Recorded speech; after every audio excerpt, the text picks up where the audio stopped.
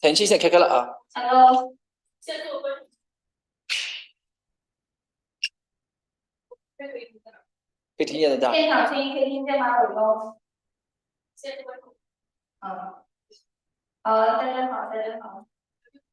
可以是吧 OK， 那就是播放那个伟东，让你看一下那个，你的屏幕上可以看到就是现场这个 PPT 画面吗？还可以看到就是我分享的那个 Zoom 的 PPT 画面吗？现在对。在这个播放屏幕会有，然后播放屏幕呢，播放屏幕就在现场播放，就在你的机器上这样播放。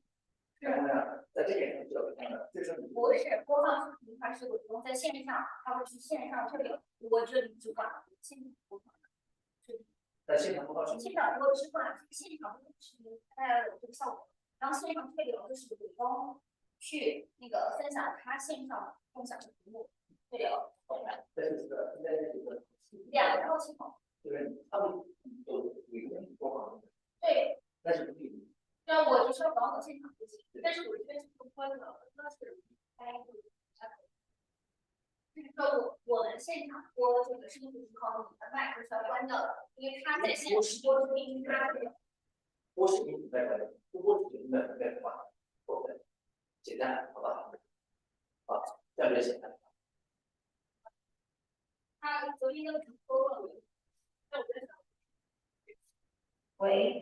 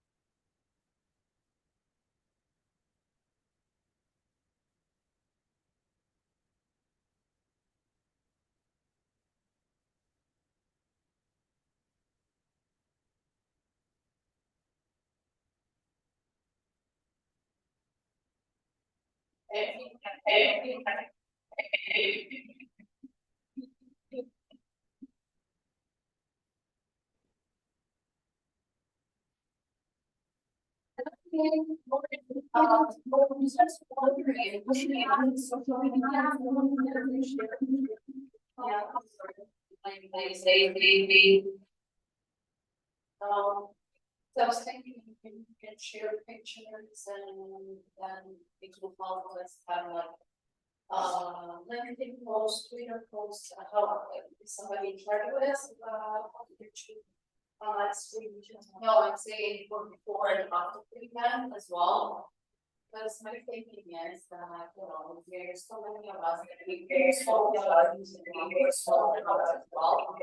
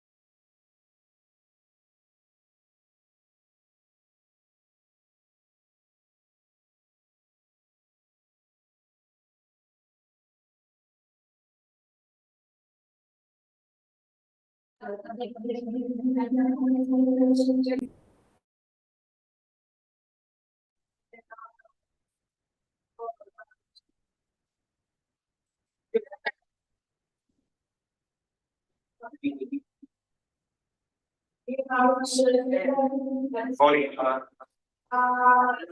okay. Yes.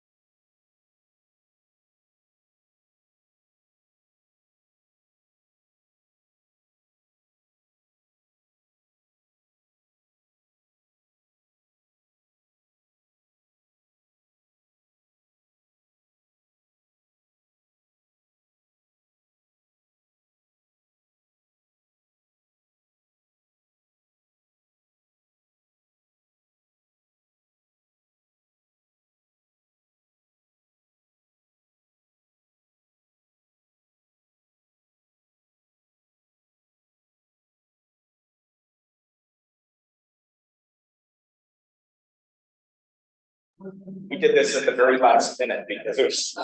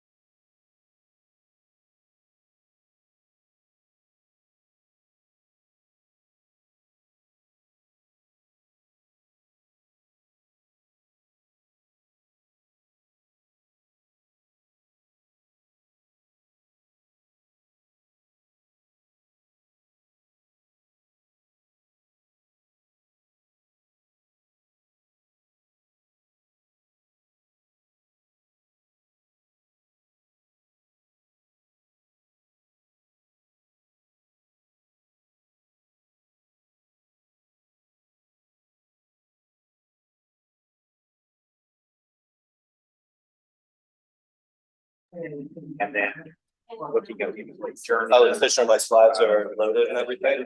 Yeah, my slides. Yeah, your slide. My team has the slide.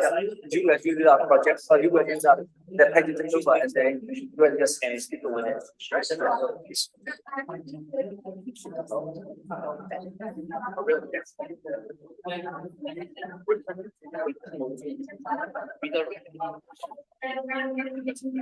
Oh. I think. Right.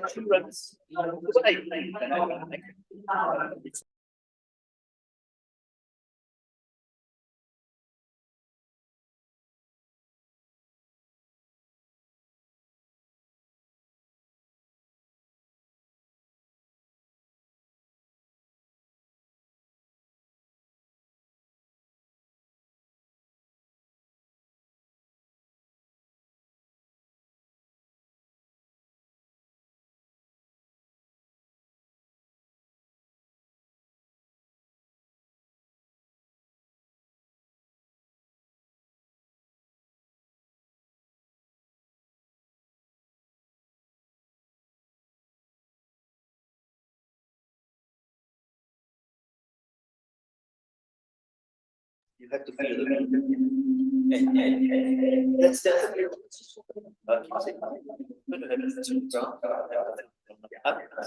It's, yeah.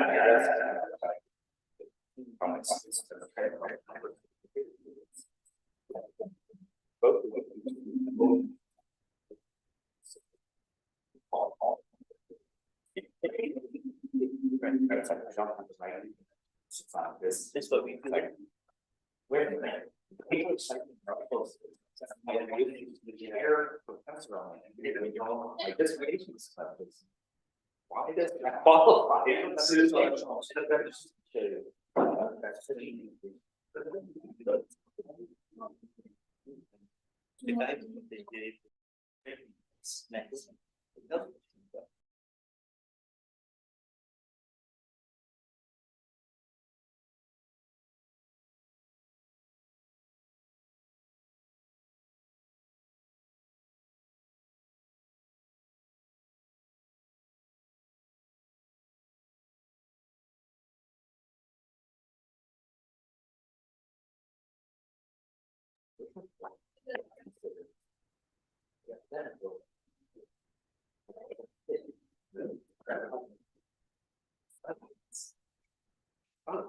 know, it's people happy of buying as much as you get to a teaching job in the US university.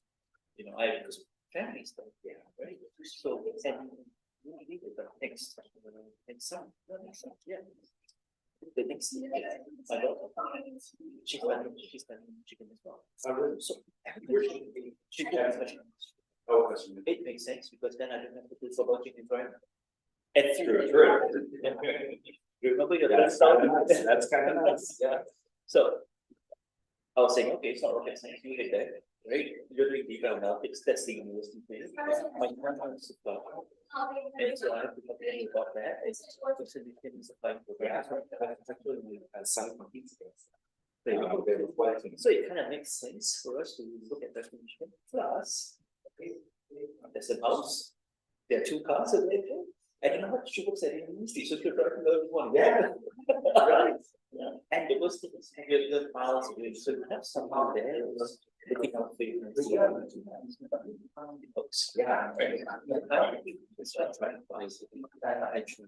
I don't speak to us at all, getting the representation. I spoke to Pfizer, they stopped hiring. Last week they just started. My brother-in-law works in there. And he was actually from so he got 3 months later he got surprised that was just with the COVID. And now he's on his 4th year and now they're trying, but they're trying to make the swap and he's been selected so to swap it. Yeah. At 56 it's hard. Well, that's what I feel because so my son is in surgery. Didn't because but yeah, thinking that something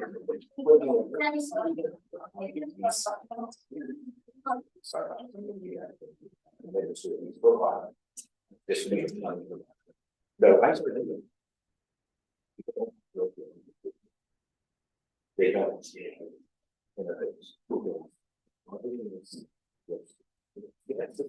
You have to go in the decision. I don't think I remember she's right. I'm going to right.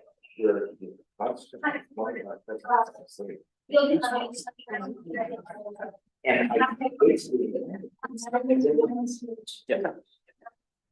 伟东，你能听清我的声音吗 ？Hello。and Hello。 So I've got a bachelor's. I was in the military.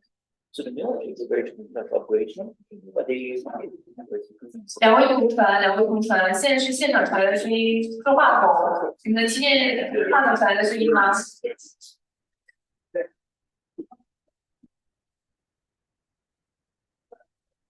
两位同传老师，你能听见现场的声音吗？声音清晰吗？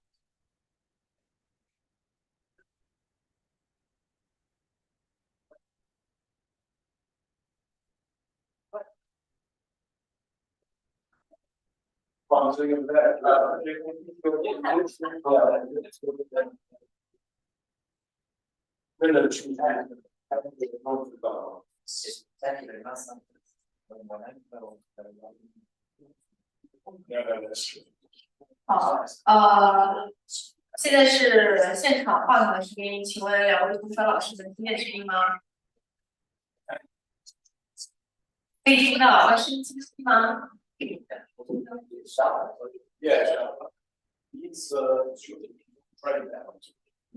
好的，好的，好，好，谢谢老师。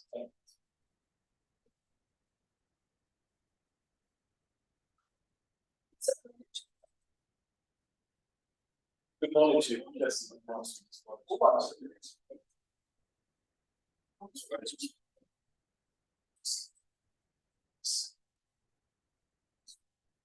We've been to the top. Yeah.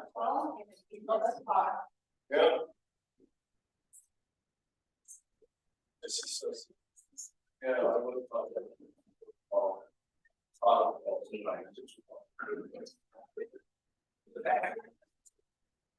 No, it wasn't checked. Just tell me. Yes. Yeah, like.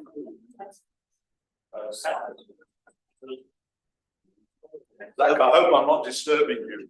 I'll introduce myself before the main session. I know and thank you. You're the keynote speaker. I'm happy to be here. I'm looking forward to learning and listening all your wisdom. Pleasure. I missed your name. My name's quite insignificant, but I'm sitting over there, and I'm the heckler. Good. All right. So my name's Arshad, and I'm the CEO for GO-TKM. That's why I'm particularly pleased. Should any other people you want? Sure. Otherwise, yes, thank you. Thank you. Yeah.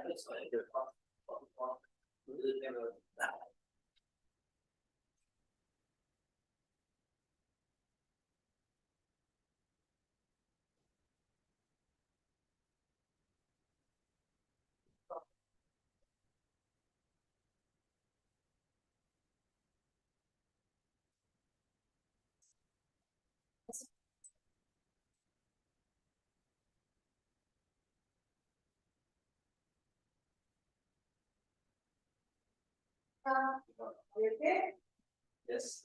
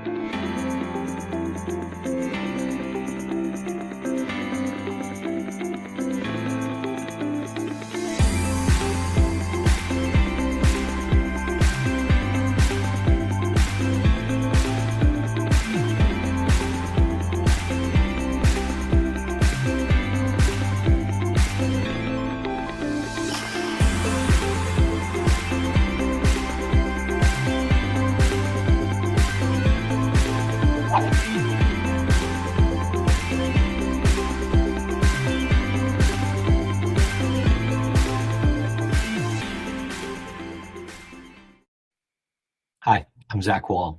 I am the CEO and co-founder of Enterprise Knowledge, the world's largest dedicated knowledge management consultancy, and I'm really happy to be part of TKM and participating in the upcoming conference.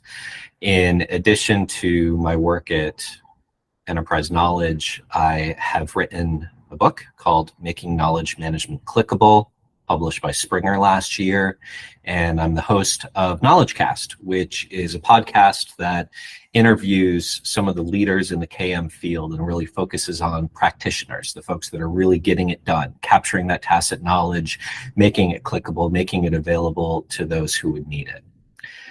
If I were to speak a little bit about what makes tacit knowledge so important, well, so many organizations discuss their people, their staff as their #1 asset, but then they fail to value the knowledge of that staff. They fail to invest in retaining it, to making it available to others, to learn from, to act upon, to innovate against. And so when I consider the value of tacit knowledge, it really comes down to, well, for any organization that values their people, they need to equally value the tacit knowledge. There's no sense in putting all this effort into developing your staff if you're not also going to ensure that the knowledge of that staff, those people, are held within the organization, is maintained, is grown, is made available to those who need it. In the learning space, we talk about this phrase of learning at the point of need, and at EK we've co-opted that to knowledge at the point of need. And the way that we deliver knowledge at the point of need, the way that we deliver those how-do-Is, I need to know how to do this, I've been given a new task, I need to be able to act on it, is to ensure that the knowledge, the experience of that individual's colleagues is made available to them. Sometimes by directly getting access to that individual, sometimes by finding a digital asset of that person's knowledge that they can read at their own pace, that they can explore, that they can act upon as a result of having found it. And that's that idea of tacit knowledge feeding knowledge at the point of need. So how do organizations do this? I talk about the knowledge management life cycle. We also call this the KM action wheel, and it consists of these words: create, capture, manage, enhance, find, and connect. And that really mirrors what I just said. One of the first critical needs of any KM initiative is to capture the appropriate knowledge, capture it, the tacit knowledge that's in somebody's head, but also capture the digital files and documents and records and data that exist all throughout an organization. Capture it so that it can be better managed, so that it can be found, that it can be made better, so that it can be connected with other pieces of knowledge, all in pursuit of having the organization act more effectively, make better decisions, learn from their mistakes, be more productive, help their new joiners and frankly all their staff develop more effectively. One of the other ways that we do this, and what all organizations should strive for, is removing the impediments to knowledge sharing.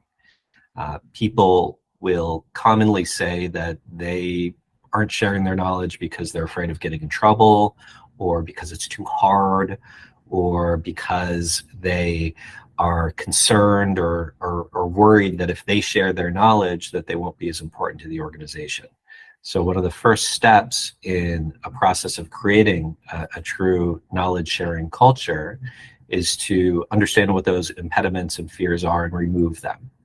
From EK's perspective, one of the ways that we're often acting upon this is by going into an organization and assessing them, looking at their people, their process, their content, culture, and even their technology, and understanding where there are those blockers to effective knowledge sharing in all of its forms.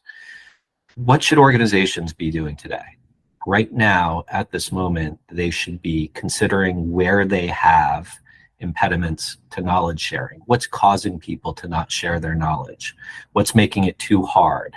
What's causing somebody to say, I'm going to hold on to this, or it's too difficult to take the time or put in the effort to share the knowledge that I have? Begin with that assessment of where they are and where they could be, and start incrementally plotting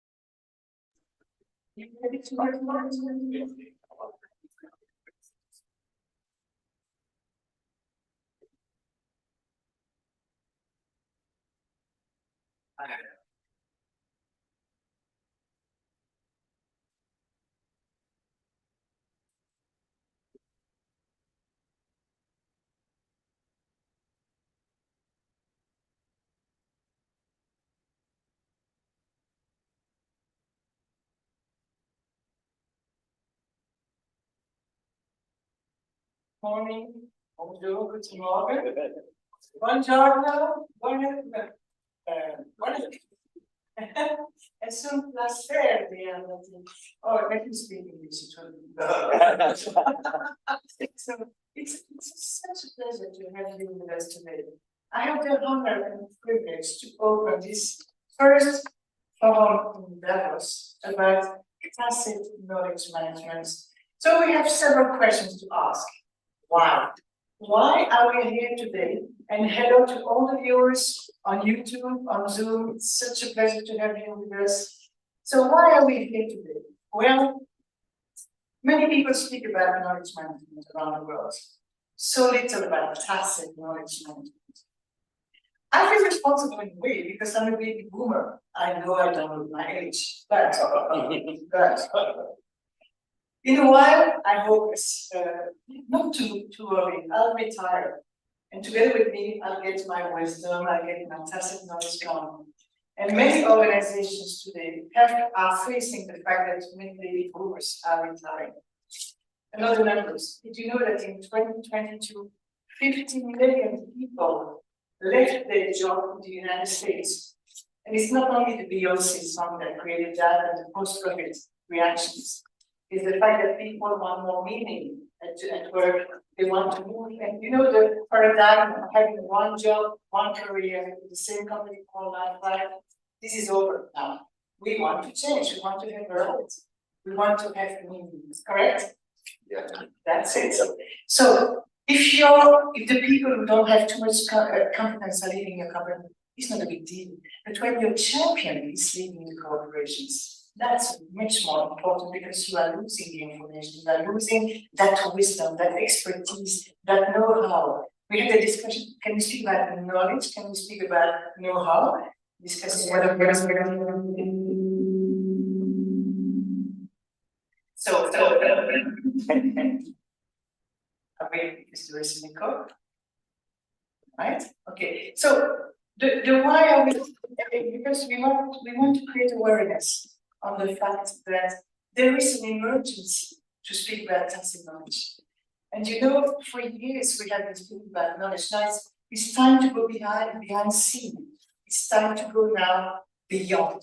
And especially, I think we have a responsibility, especially our generation, to the new generation. We leave the planet, it's not to a very good state. We're responsible for that. I mean, us and our generations. I don't want to open the debate on that, of course. But I think it's important that we help the next generation, our children, our grandchildren. And in fact, the wisdom. You know, I remember my first job. I was in an American multinational. The way of introducing, the way of formatting me was fantastic. I had to do my own stuff. I had about 6 weeks to make a promotional event. And I had fax book, and nobody would help me. And they told me you have $1.5 million. Do your stuff, you have 6 weeks to do your promotional event.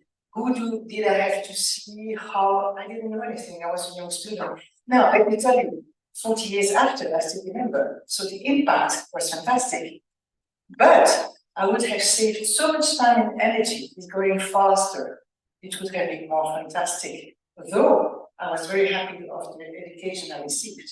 You see, so it's about us to be now feeling responsible of the fact that we can help the next generation. So why in Davos? For the ones who are here, we have the fantastic energy of the room, of this fantastic place where leaders of the world are meeting. Look, we are the same size, we are starting, we are young, for profit, we are in this year, we are ready, right? The baby will grow. And I was just in the room downstairs where the foreign Swedish hands in January. Wow. Perhaps the kids will be there, and knowing Fisher and his ability to breathe, we might be quite fast, you know? So I seem to be responsible for this. I like to visualize my objective. Now, the so many different languages to this obvious objectives. So the few practicalities. We will have some problem. I'm going to introduce you who is our keynote speaker of this morning. And then we ask every speaker to speak short, half an hour each. Except the panel. Why? Because we want stylism. We want you not to have 2 long presentations. 20 minutes each, 20 minutes with Q&A. So please prepare a question. Are you on Zoom? Are you on your own? And this is this. We are co-creating together. Now we challenge it. My dream, my personal dream, my personal duty is still a dream today. Is that we've reached a certain level of commitment by the end of tomorrow, and that we have the basis of the model. How can we create a tacit knowledge management model together? Okay, we are just sitting. It will be not even living. We are sitting for the moment, but we can put the basis of the reflection, because by the way, we are a think tank. We are here to reflect together. So that's why co-creation, co-attention, co-everything. Right? So now let me. Yes, there is one important thing. I would like to thank Mentoring Group. Mr. Chalan is there. He will have me 2 days. Thanks to Mentoring Group and Fisher's team. I would like really already to thank them. Then those people have been working 7 days on 7, you know that. Then I stop, you know, it's amazing. And I would like to thank Mentoring Group for their support, financial support, which is very important. I couldn't be able to be here. And personal thank you, Fisher, also. We all have been amazing. We are not for profit, and I think this is, we are here as well. Right? So, gratitude to all of you. Now, we had the pleasure of introducing Mr. Zach Bob. That comes from Washington. He took explain what he did today. Yes, sir. Yesterday, can you imagine? Well, you have other appointments. I'm glad that you can regroup your appointments, but I would feel a bit guilty. I know that other people in the group visualize another guest here from Argentina who made all the way through from our. Thank you so much. And for all of you who traveled so long to be here, gratitude again. So, Jack, you are the Chief Executive Officer at Enterprise Knowledge. You are the founder of this company, which is the largest dedicated knowledge management consultancy headquartered in Washington, D.C. So, for over 25 years, you have worked with TKM consultant, delivering strategy, design, and advanced implementation services for some of the world's largest and most complex organizations. So, your experience can grow and includes deep experience with a wide array of public and private organizations, including the International Monetary Fund, the World Bank, National Park Service, Walmart, and Nike.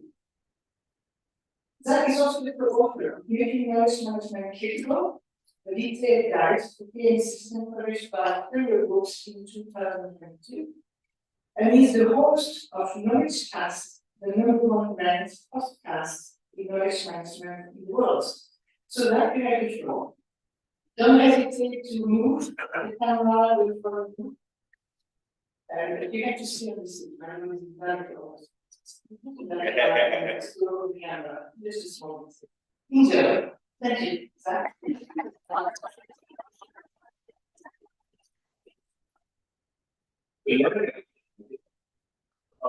So, this is actually a real milestone for me. This is the first time I've ever done a presentation on English. So I'm pretty excited about it. We'll get you well here in the so jump right into it.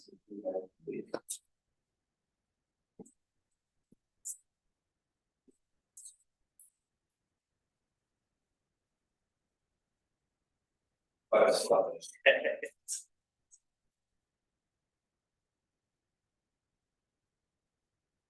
You have to sing a song, Zach, or tell a joke, or. Yeah. Yeah. I was facilitating a workshop on and the sponsors said, well, we've got a lot of people from the think let's create a penalty, the last person in front of the group. And it's worked for half a day. And so I realized it was pushing it and kind of bringing us. That's sort of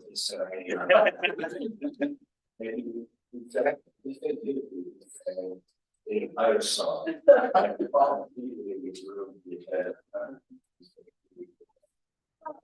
We won't do that. All right, ready to roll?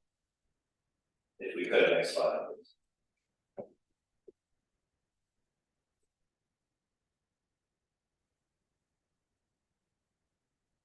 Please.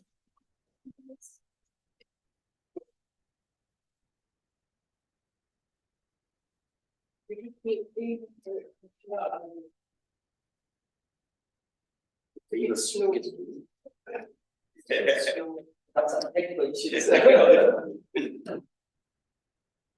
No, in the direction of the station, you have to what? To go the direction. I don't see mine. You need to listen to it. Well, let's do this a little bit backwards while we're working on the slides. Does anybody have anything they want to get out of these 2 days? Let's hear from everyone. What do you want to get out of this?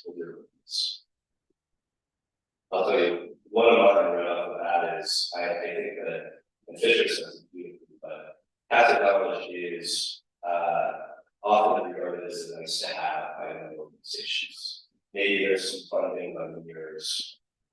Maybe there's some funding on years where the company's doing well, when the CEO takes pity on the chief funding officer and but it isn't regarded as something that must happen in the organization in order for that organization to thrive and be successful. It doesn't mean often as a competitive advantage.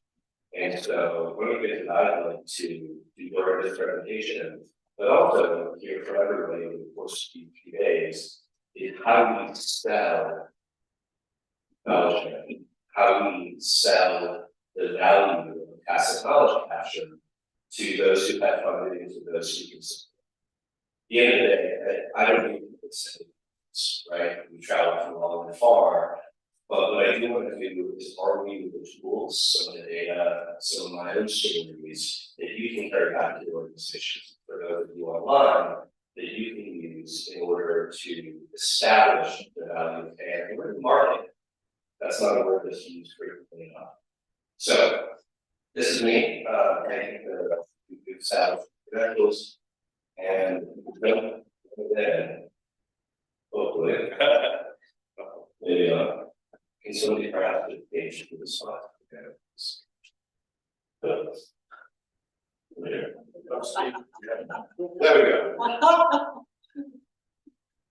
Okay. So I want to start off with a little bit of a broad definition of because in and of itself, knowledge management tends to be something used terms. There are many different definitions. Means different things to different people. Unfortunately, to many in SharePoint,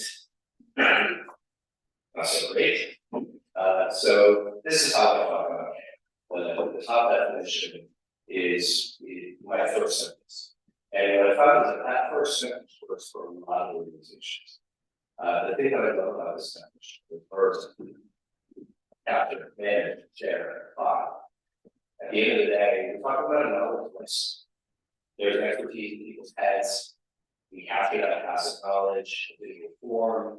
We enhance it, we tag it, we describe it, we share it. We ideally put it in a place to be findable and discoverable by those who need it. And that cycle that continues, knowledge begets knowledge, better knowledge sharing increases every time somebody finds something. Now, interestingly enough, we've been stretching the envelope here, and one of the big trends that I'm seeing in the industry has to do with the second definition. And here, we're talking about stretching the definition of AI. So for many, historically, knowledge management was really just about tacit knowledge. It was about the stuff that was in somebody's head, their expertise, their experience, and translating that into formats and forms, either analog or digital, such that others could benefit from it, learn from it, act on it. But what we're seeing today is that the lines between knowledge management and information management, and data management, and learning management are all blurred. And my argument is, of course they should. Nobody just learns from one type of information. Nobody just chooses to act or make decisions based on a vertical.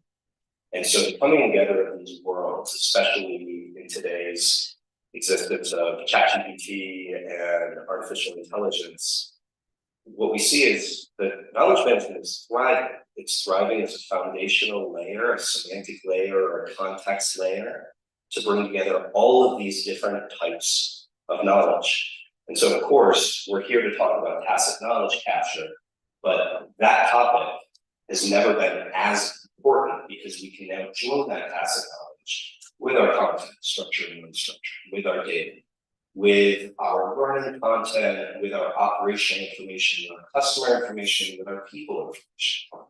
And bringing all of that together, is that true competitive advantage for an organization?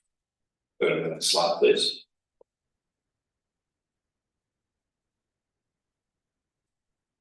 Great. So this is how we deconstruct knowledge management. People, process, content, culture, and technology. On the people side, when we get into an organization, we're trying to understand who holds the knowledge and who needs it. And then, of course, what are the blockers to that knowledge naturally flowing through the organization? In many cases, I'm thinking about that new joiner, the person on their first day who's asked to do a task, to do a thing. And they're saying, how do I do this? And especially in this world of hybrid or remote work, it's not as easy as it used to be. You used to be able to pop your head up over the cube and say, hey, I'm new here. I don't know how to do my job. Please help me. And now there's even that geographic disbursement and that difficulty in just connecting with people naturally into water. On the process side, we're saying, well, how can knowledge naturally become more structured, captured in ways that it is more actionable? How do we ensure that the knowledge that exists within the organization trends towards that? What we found is that 4 out of 5 pieces of content within an organization tend to be old, obsolete, duplicate, or near duplicate. And so knowledge that isn't shepherded, that isn't governed, is going to fall into disarray. On the content side, this is where we're looking at, and again, forgive the very technical term, we're looking at all of an organization's stuff. And this is very important. Again, the traditional concept of knowledge management would argue that not all content is knowledge. And to that I say, sure, but who cares? Because when you combine a piece of knowledge that's an experiential piece of know-how with a how-to piece of content, with a community of practice where people are discussing things, with a manual, with a data set, with information from the CRM, all of a sudden, you're able to make decisions and act on the complete ecosystem of knowledge, information, and data that exists within the organization. Next up, we've got culture. On the culture side, we know that there are natural impediments to knowledge sharing within the organization. People hold on to knowledge because they're afraid of losing their own importance in the organization. If I share what I know, I won't be as critical. Or they don't share their knowledge because they're afraid of getting in trouble. Maybe it's one of those organizations where if you say something that's contrary to what the boss thinks, you're not going to get the promotion. But more than anything else, people don't share knowledge because it's not natural to them. It's too hard. And so from the cultural perspective, how do we remove those impediments? How do we make it easy, natural to share knowledge? You stare at somebody, an expert who's been in the organization for 30 years, say, share your knowledge. They're gonna just walk out of it. They're just doing it. It's impossible when you are such an expert in something to impart it in a way that makes it actionable. So we need to make it easier for people to share that knowledge in ways that feel natural and simple to them, and we'll get to it. And then the last is technology. Technology has a place in knowledge management, especially today. In some cases, we are establishing the foundation of artificial intelligence or semantic search. In some cases, we are powering the way that the organization connects people or connects the various types of content or data that they possess. There's a lot of ways that technology plays a role. Next slide, please. Okay, so I talked about this before, going around and create, capture, manage, enhance, find, connect. This is how we like to have conversations around knowledge management. What you will notice is that the letters K and M exist nowhere in this visual. We can run entire knowledge management transformations without talking about tacit knowledge capture, without talking about knowledge management. Instead, we approach an organization and say, what's hard that should be easy? What do you wish that you could do? In terms of creating and capturing knowledge, that's really the tacit knowledge piece. But my thesis for the day, and what I want you to get out of this, is that capturing tacit knowledge is not enough.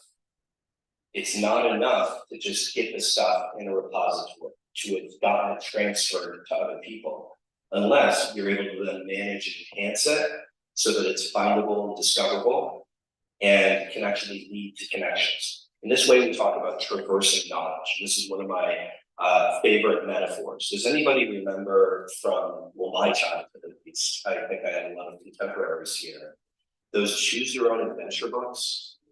You know, you're reading the book and you say, oh, there's a cave. Do you want to go in the cave? And if you say yes, you flip to page 53, and that's the continuation of the story having gone in. And if you said no, you would flip to page 63, and that's the other thing. A great knowledge experience should be like a choose your own adventure book. People learn differently. They want to have different types of knowledge to act on. Some people want the very short, simple answer. Some want to become expert in the topic. Some want to discuss the topic with experts. Some just want the digital format so that they can go and do their job and get it done. Some want to be able to, later on, learn more about the topic. Others want to be able to learn everything there is to know at that point before they make a decision. People are different. And so part of this is about ensuring that we're capturing and managing our knowledge so that people can choose their own adventure. They can choose the way that they want to act on that knowledge and information. Next slide, please. Right, so we've already gotten into this a little bit, but let's talk more about the value of knowledge management, and specifically the value of tacit knowledge management. Right. By the end of this presentation, I want you to test this. This is a bold statement, but it's why we're here. Effective tacit knowledge management can save lives. It can save lives in a million different ways. It might be the thing that allows us to come together and address some of the biggest issues facing the world today. But even at the organizational level, I'm going to give you some stories of how effective tacit knowledge management capture, translated into actionable knowledge, can save lives. The next slide, this and the next, are really some data points. And again, I promised you that one of the things I do is give you those data points. So this is the world we're living in, right? People are more spread out because of the great resignation. People are staying at their jobs less and less. The economy might be changing that a little bit now. We have folks that are adapting to and very attached to this hybrid or remote workspace. So all of those hours spent hanging out with colleagues after their job, learning about each other, developing relationships, learning through osmosis. All of those proverbial chats at the water cooler are falling away. At EK, we grew pretty significantly during COVID. So we onboarded and hired a number of people that had never been in our office. And we did pretty well. We had a strong culture. We found a lot of different ways. We had some good systems and wonderful processes in place so that those people could be onboarded effectively, so that they could grow within the organization, so that they had a cohort of folks all the way from little scheduled coffee chats up to opportunities to interact with the entire company. We used some cool tools to allow people to mingle and randomize different meetings online.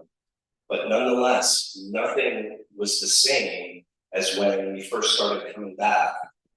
Never forget, one of our more tenured employees pre-COVID and a new joiner had been running a digital workshop online at one of our breakout rooms. And they come out and say, oh, that went really well, that was interesting. But the new joiner said, I did have one question. Can you explain to me again why you said this and this? It's about taxonomy, does that? And the more tenured employees said, absolutely, let's come into we've got this white room, kind of a mingle room in the middle of the office. So they went in there, the two of them, and I'm sitting in my office, just gleefully listening to this, because this is what I missed during COVID. Just employees sharing their knowledge and more tenured supporting those who are newer to the organization. And within a minute or two, somebody else said, hey, I overheard your conversation. I'm not in your group, but can I join? I've got some thoughts on this. So now there are three. And then two of the other new joiners said, oh, our client, this other project, we're doing something similar for them. Can we sit in on this? So then there were five. And then one of our most senior solution architects popped his head in and said, I like this conversation, but I think you're missing this one thing. Do you mind if I break it? This is how we historically relied upon knowledge sharing through shared office space, through geography, through social connections, through heroism. But it's not sufficient anymore. We can no longer rely on that exclusively for many reasons, but not least of which because we're just not all together. And bigger organizations never were, but enough people were so that we could kind of cover up for these issues. We go to the next slide, please. So here are your data points. We've already covered a bunch of these. I'm happy to share these slides. We'll leave these here in the interest of time, and we'll go to the next slide. Instead, next slide, please. There it is. Instead, I want to linger here for. I think those of us in the knowledge management field too frequently focus on knowledge management value. We talk in terms of, oh, people are sharing their knowledge. We've captured knowledge. The expertise of our most tenured employees is being transferred. All of these are wonderful things. Every CEO in the world would say, yes, I want those things to happen in my company. But not a single one of them is directly translatable to return on investment. And this is why, this is one of the reasons why knowledge management, tacit knowledge management in particular, is often considered a nice to have and not a necessity within the organization. If instead we start talking about the right, we get to start talking about additional productivity, time saved, which translates to dollars, euro saving for an organization. We get to talk about increased collaboration, increased innovation, which can lead to development of new products and new solutions, innovation for an organization. We get to talk about onboarding and learning. From this perspective, what we're saying is that we're saving the organization money in a couple of ways. One, an employee that has a wonderful onboarding experience, has knowledge sharing, and connection to experts is a huge part of Somebody who has a positive onboarding experience is twice as likely to stay in the organization for the individual. That alone is likely to be able to pay for any knowledge management program. The deferred costs of replacing and retraining those employees that would otherwise be lost, that's enough, and yet there's so much more. So I encourage you all to look at these things on the right. Now, in today's world, we've got a really easy, it's slightly less hard ROI, but the idea that successful knowledge management is the foundation for AI, is the thing that is most likely to get an organization's CEO saying, okay, yeah, I'm listening. Taxonomies and ontologies, cleaner, more structured content, all becomes actionable for a knowledge graph, for a large language model, for any sort of automated solution to act on. And I'll give you some examples of that in a few slides. Next slide, please. Right. So in the interest of time, I'll move past this, but again, this gives you some very clear data. And one of the things that we've done over the years, and one of the things that you can find in my book, if you find, are formulas that basically say, here's how you can translate the concepts of passive knowledge, the concepts of knowledge into actual savings that can be part of a business case. The most effective knowledge management professionals are those that are able to speak in business terms. It's wonderful that you've got a skill set that allows you to extract tacit knowledge from an expert's head. It's great that you know how to design systems and structures to be able to get that shared or enhanced in the right ways. But at the end of the day, and let's not forget this, the most effective knowledge management professionals are those that can translate the concepts of KM into business and can actually market this stuff and sell it to their colleagues, the business stakeholders, and to the executives within the organization. Okay, next slide, please.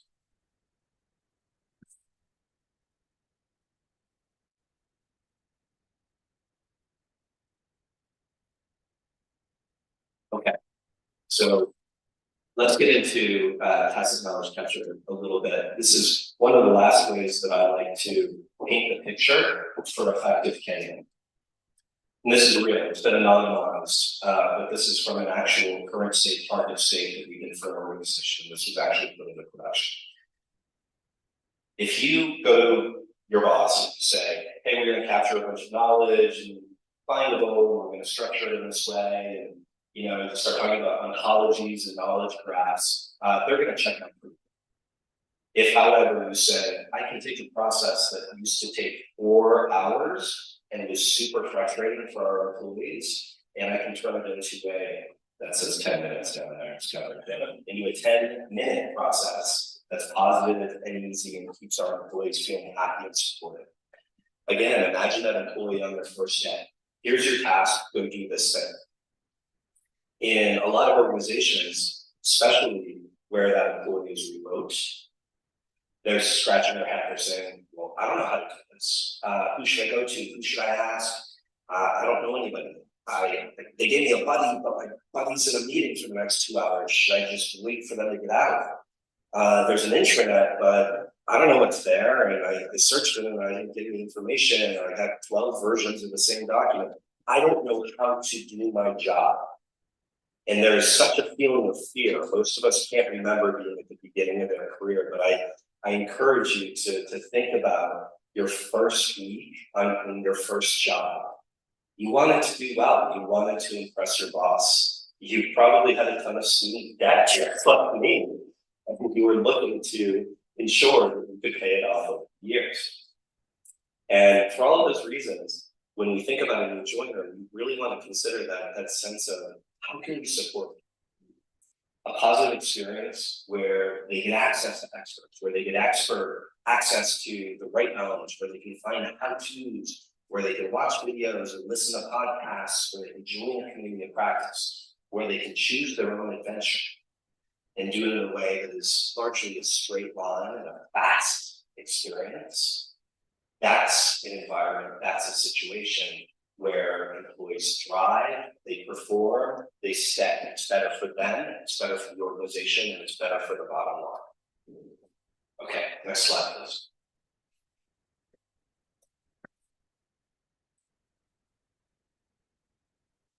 And the next.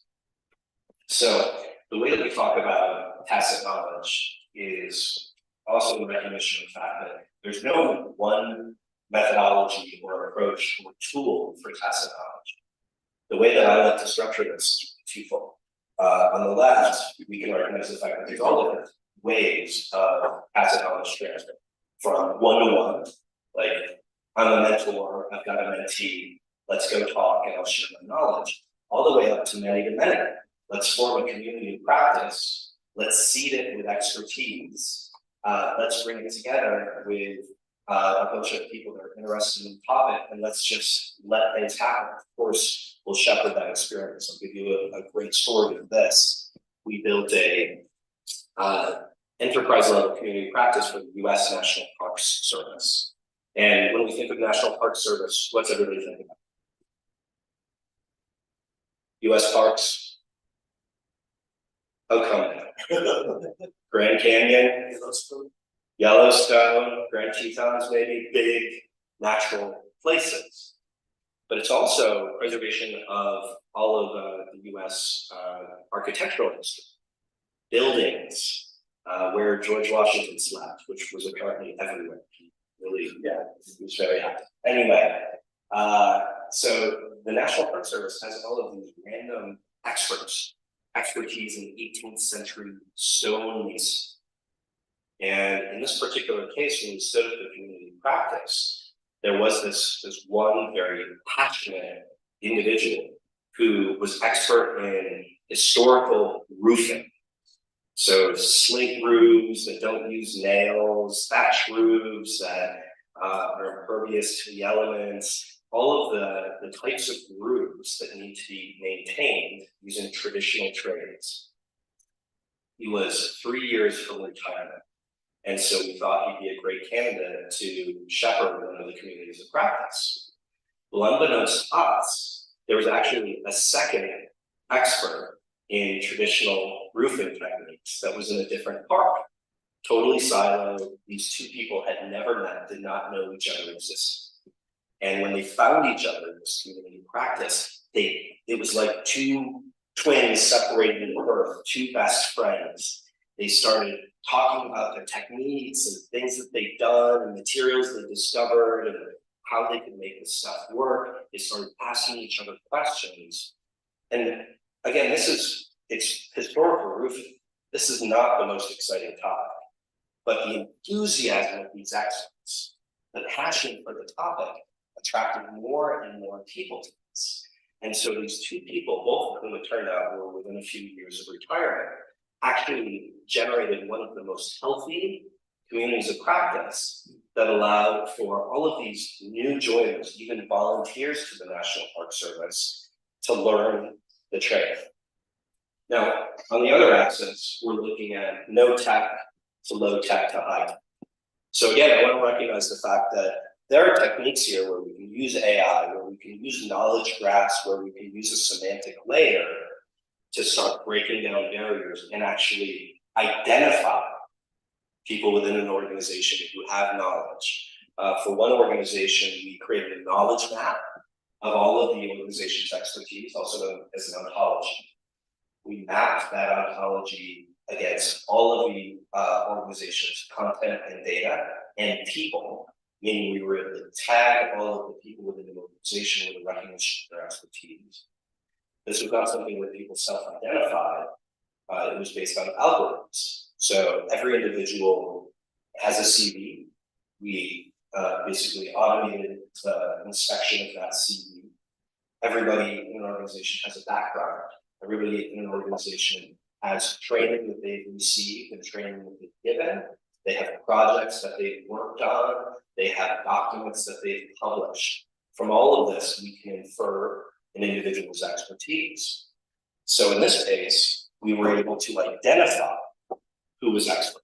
Because if you just ask people to self-select, I'm sure you've seen this, it's not generally the truest experts within the organization. It's the people that regard themselves as the experts in the organization. That is not the same thing. So by automating that process, we were able to create a view where we knew who had the expertise.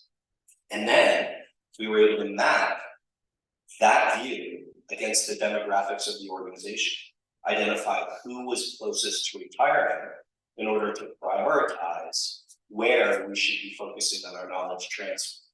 So again, this is where we're combining traditional knowledge management and tacit knowledge capture techniques with machine learning and AI, with the data of the organization to create actionable plans and processes to move the organization forward.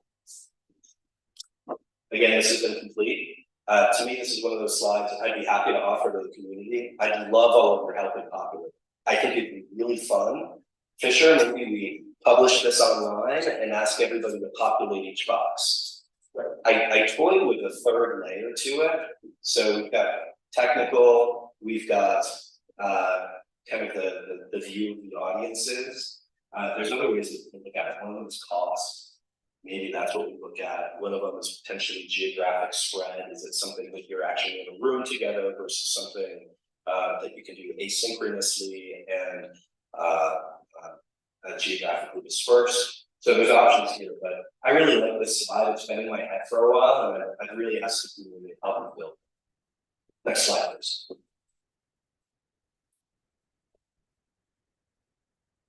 Right. So let's talk about high value moments of knowledge capture. Remember a little while ago I said, if you just stare at an expert and you say, hey, share your knowledge, they are pretty unlikely to do anything about it. If you were to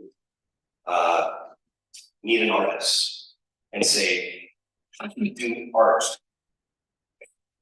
They might give you some theoretical view of what inspires them, but they're not actually going to tell you what their process is because it's so natural and innate to them.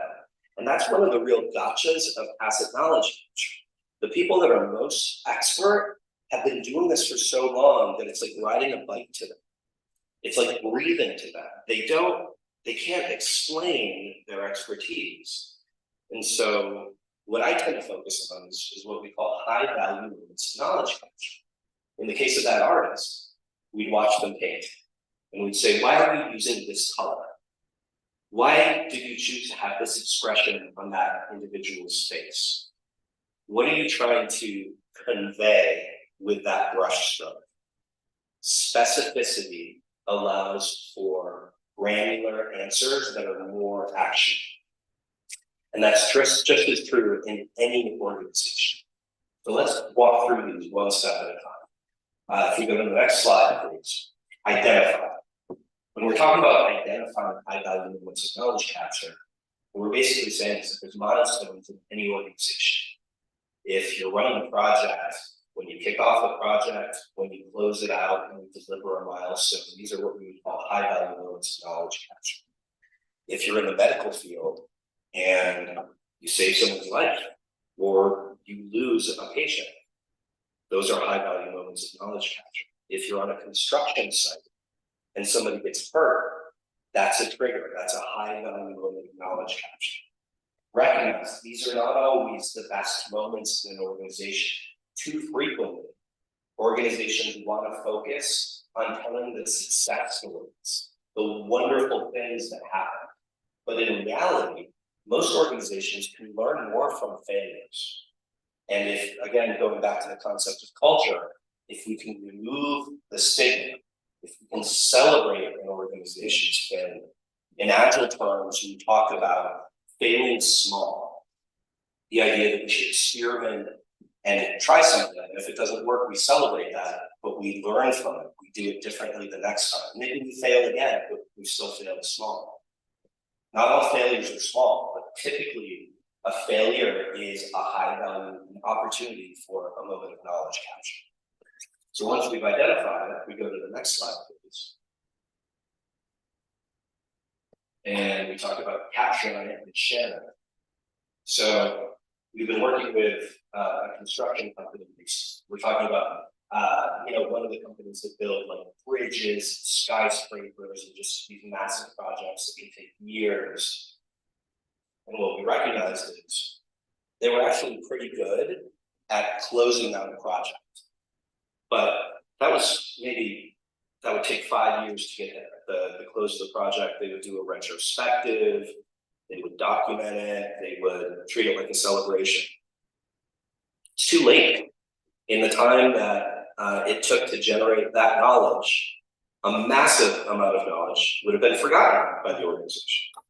They'd be 3 PMs in with the job turnover. Most of the people that had made the mistakes that, if avoided, could have saved the schedule and the budget of the project had moved on. Maybe moved to another project, maybe moved to another company. If instead we identify high value moments of knowledge capture throughout, we are capturing knowledge at the point of learning. And so again, I go back to the idea of getting hurt on the job. So this organization, again, was pretty mature. They had a very standard process where if anybody was hurt, from a little scrape on their hand all the way to a mortality event, that they would document. But the documentation was largely for legal purposes. There wasn't a lot of opportunity for learning, and it certainly didn't say how could we avoid this. But it was a trigger because it was a digital capture of this form that said there was an injury. Because there was this moment, we were able to build in a trigger, digital trigger, no human involved. Anytime a form was created, an email got generated that was sent to the people involved in the injury, the person who documented the report, the person who was injured, and the PM of the job. And it asked them, in this case, 3 questions. How could we have avoided this injury? How could this injury have been worse? And what would you pass on to the next project in order to keep this from happening? 3 very simple, plain English questions that could be answered in a couple sentences or longer if somebody chose. But here's where it gets cool. Because we were asking the question in the context of that moment, all of a sudden, the flow of information is increased. People were responding to this and they were answering these questions. Because we were capturing it in a digital form, we were able to start mapping different injuries from different types of projects all over the world and start identifying themes. Again, themes using graphs and AI to pinpoint where there were recurring lessons learned or issues. So if the same type of words were used to describe how an injury could be avoided, it would then automatically trigger the safety office to look at that and to consider rewriting a policy or better documenting a piece of machinery. Every step of this process, except for the tacit knowledge capture itself, was automated. And it became part of the job of this organization. Nobody ever said, I'm doing knowledge management. Nobody ever said, I'm capturing tacit knowledge. It was just part of their day, their week, their month. They were just doing their work. Over the course of the next year, total on-the-job injuries went down 18%. That's saved lives. And that is the value of knowledge capture and sharing in the real world. We can do this. This is all today. None of that was particularly highly technical. None of that needed super expensive software or any sort of implementation of ChatGPT. We can do this right now. And that to me is very, very exciting. Next slide, please. And there, right. So go to the next, please, acting on knowledge. Next slide. And the next. And now we just get to summarize here. And I know I'm running low on time, so I'll do this really quickly. It's interesting to get to stand up here at the beginning of the Tacit Knowledge Conference and talk about technology. But I do want to summarize because we are at this point of inflection, this moment in time. The stuff that we in the field have been talking about is potentially possible for my entire career, 25 years, is all of a sudden technically feasible.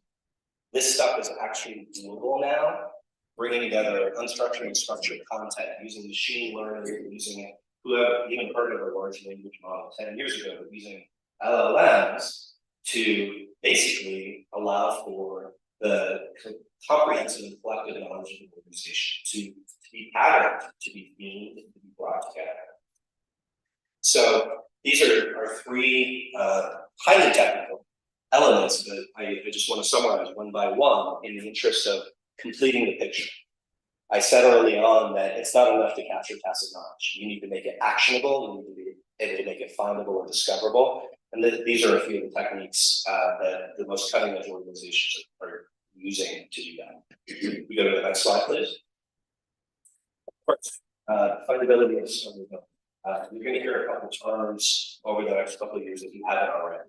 One is a semantic layer, and we're toying with the terms of either a knowledge integration layer or a context layer to express this.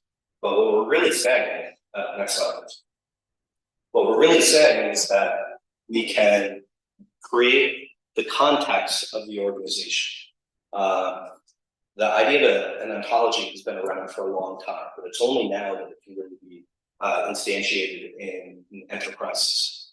So ontology, Zach works at enterprise knowledge. Enterprise knowledge is expert in knowledge management.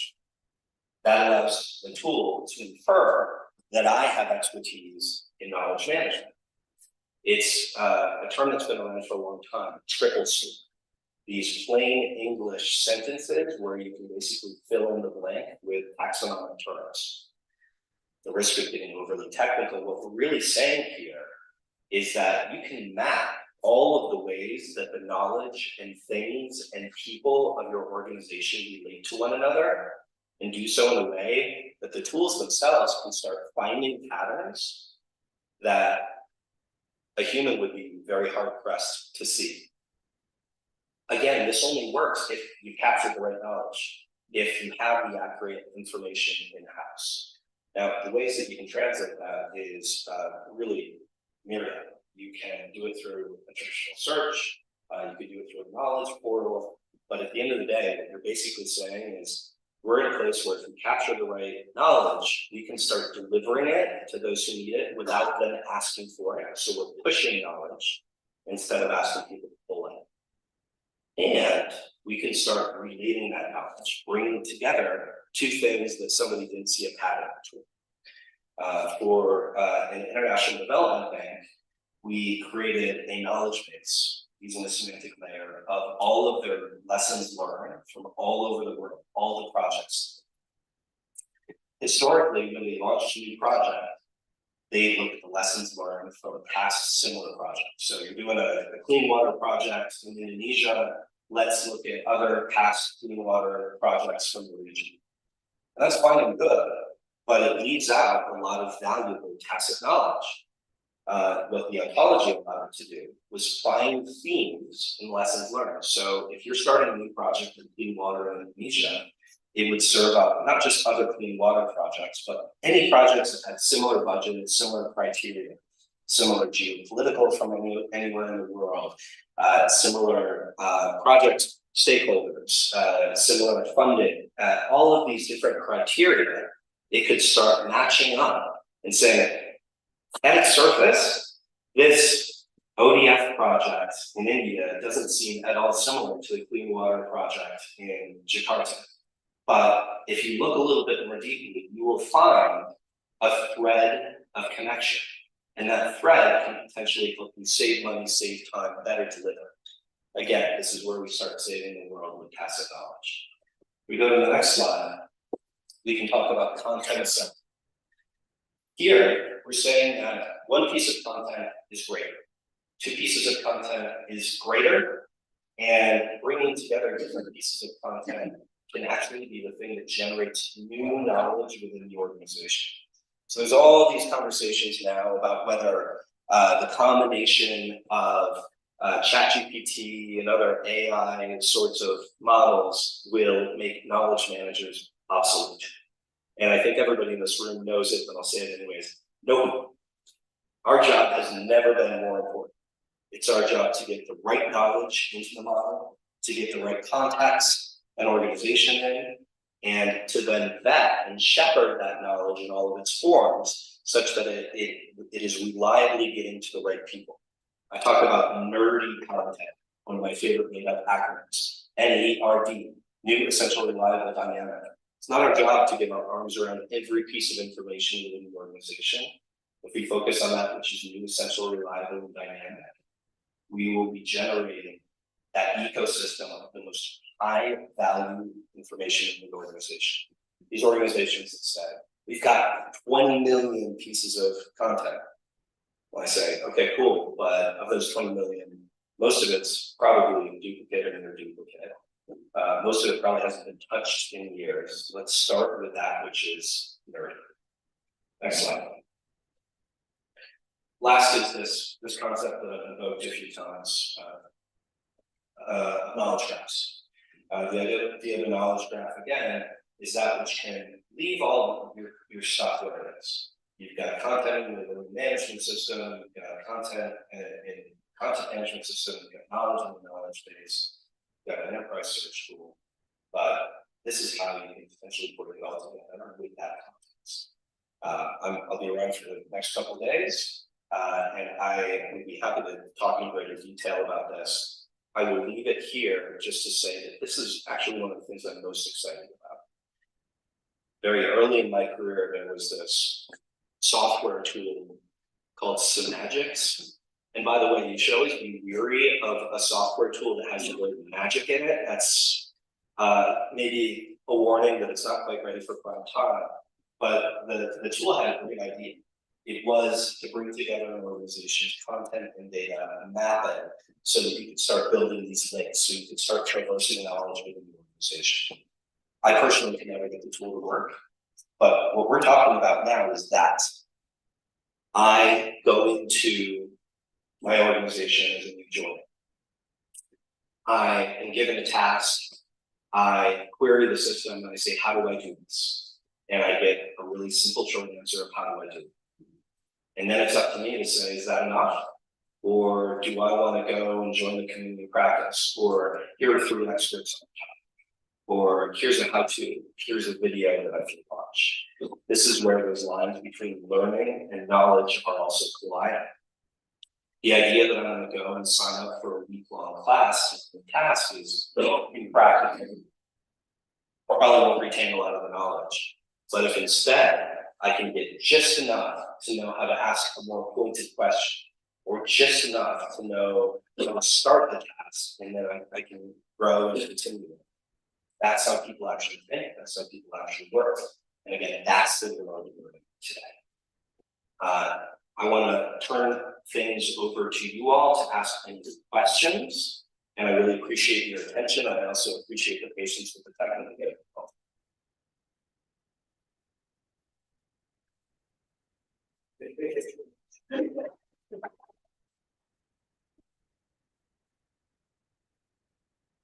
Question, Are there any questions?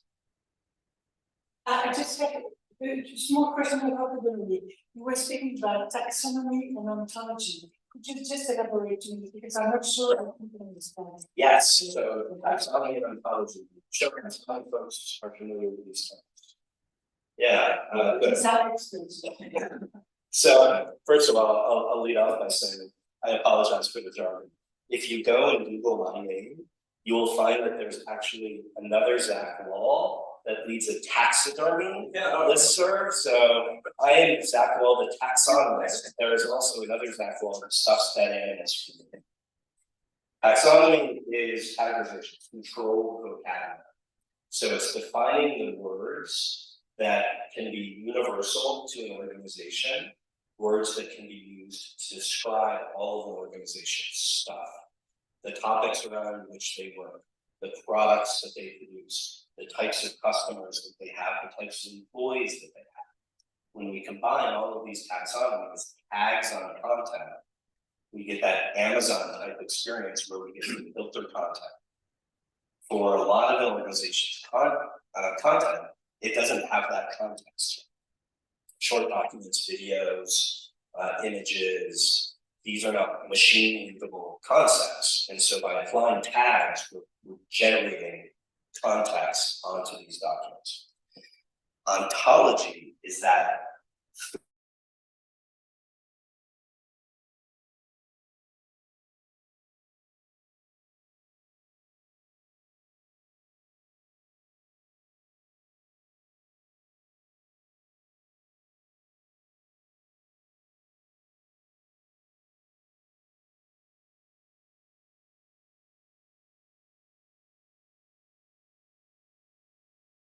the inference. You basically get AI.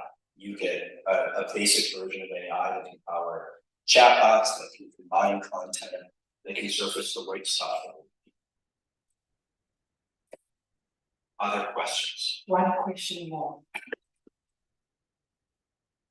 Thank you very much, sir, for brilliant presentation. I was wondering about exactly this topic.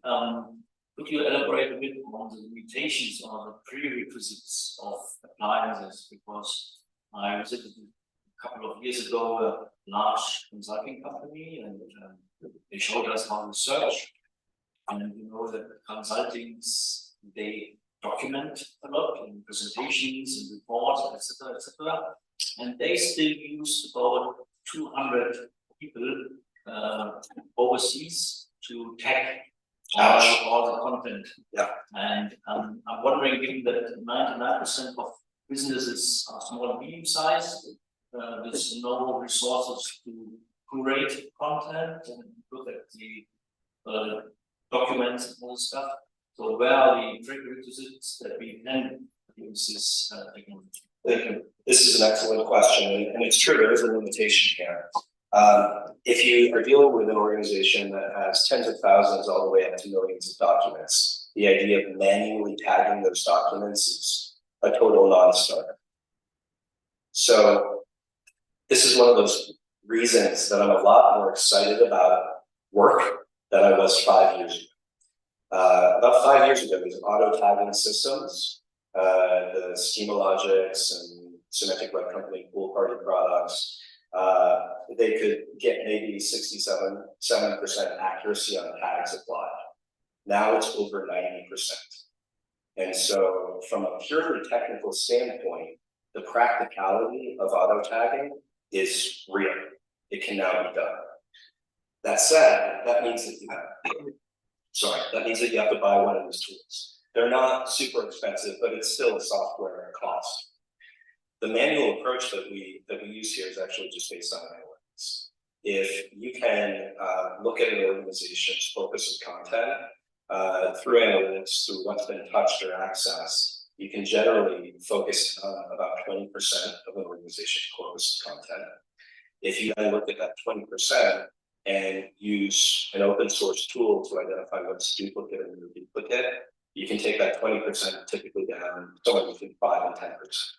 You might still be dealing with thousands of documents, but it is achievable with a much lower lift to then manually tag those documents. And again, that's the highest value stuff.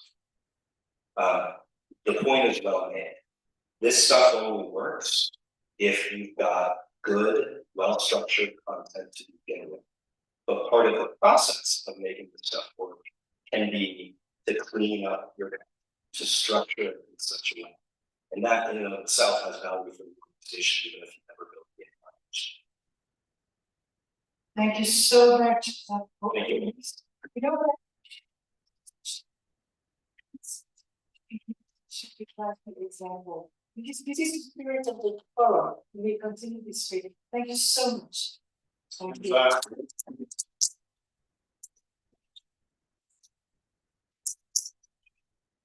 I would like to introduce Dr. Moria Levy from Israel, Shalom. Moria, I will share with us. And Moria is the CEO of our own knowledge layer. She is the chairman of ISO TKM Experts Committee and former chairperson of the Board of Knowledge Management Global Network. So Moria is served as CEO and owner of Knowledge Square, the leading KM solution from Israel. She has 35 years of experience and nearly 25 years in knowledge management. She is the chairman of the Global Expert Committee of ISO, and leads the team of qualified experts in writing the international language management ISO standard, the 30401. She initiated knowledge management studies taught in high school in Israel as part of the Ministry of Education, Israel's official digital knowledge and information program. This is the first program of its kind in the world. She has published several books in the discipline of KM. She is the author of the books, A Holistic Approach to Lessons Learned, how organizations can benefit from their own knowledge, and many other books. She serves as the chair of KMGM, that is KM Global Network, and leads the KMGM mission of bringing a better KM future. She is known to be the most active researcher of KM in Israel. She has over 1,000 citations for research publication and was recognized as a KM classic research and indexed by Thomson Reuters Journal Impact Factor as to her achievement. He is the chairman of the Israeli Knowledge Management Forum, which unites all KM projects in Israel. So, Mona, are you with us today? I know it has been a challenge, and by the way, I wish you peace in your region with all my heart. You have a very wonderful thing that you do.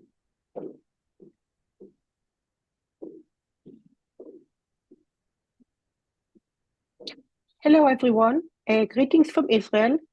Again, wonderful summit. It's a wonderful idea to start. We need to clear the sound and make sure everybody can understand. Do you hear me? Can you hear me? 1 second, please. We are setting the sound in the room.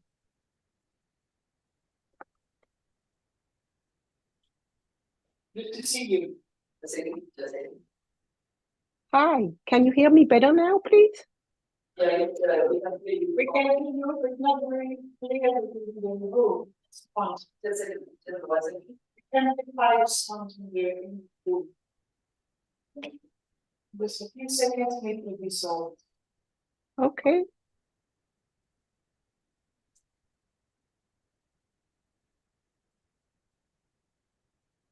And we are in total half an hour, as we know, and if you want some minutes for Q&A, so that we can interact with you. Thank you. Hi, can you hear me all, please?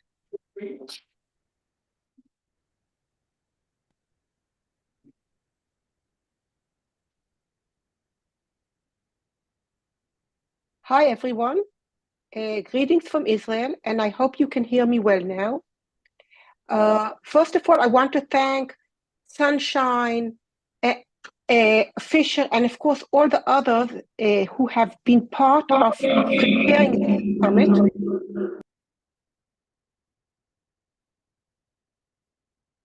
Take two.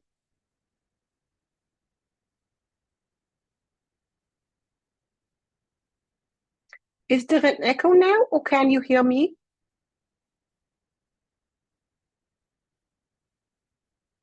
Hello, 1, 2, 3, 1, 2, 3.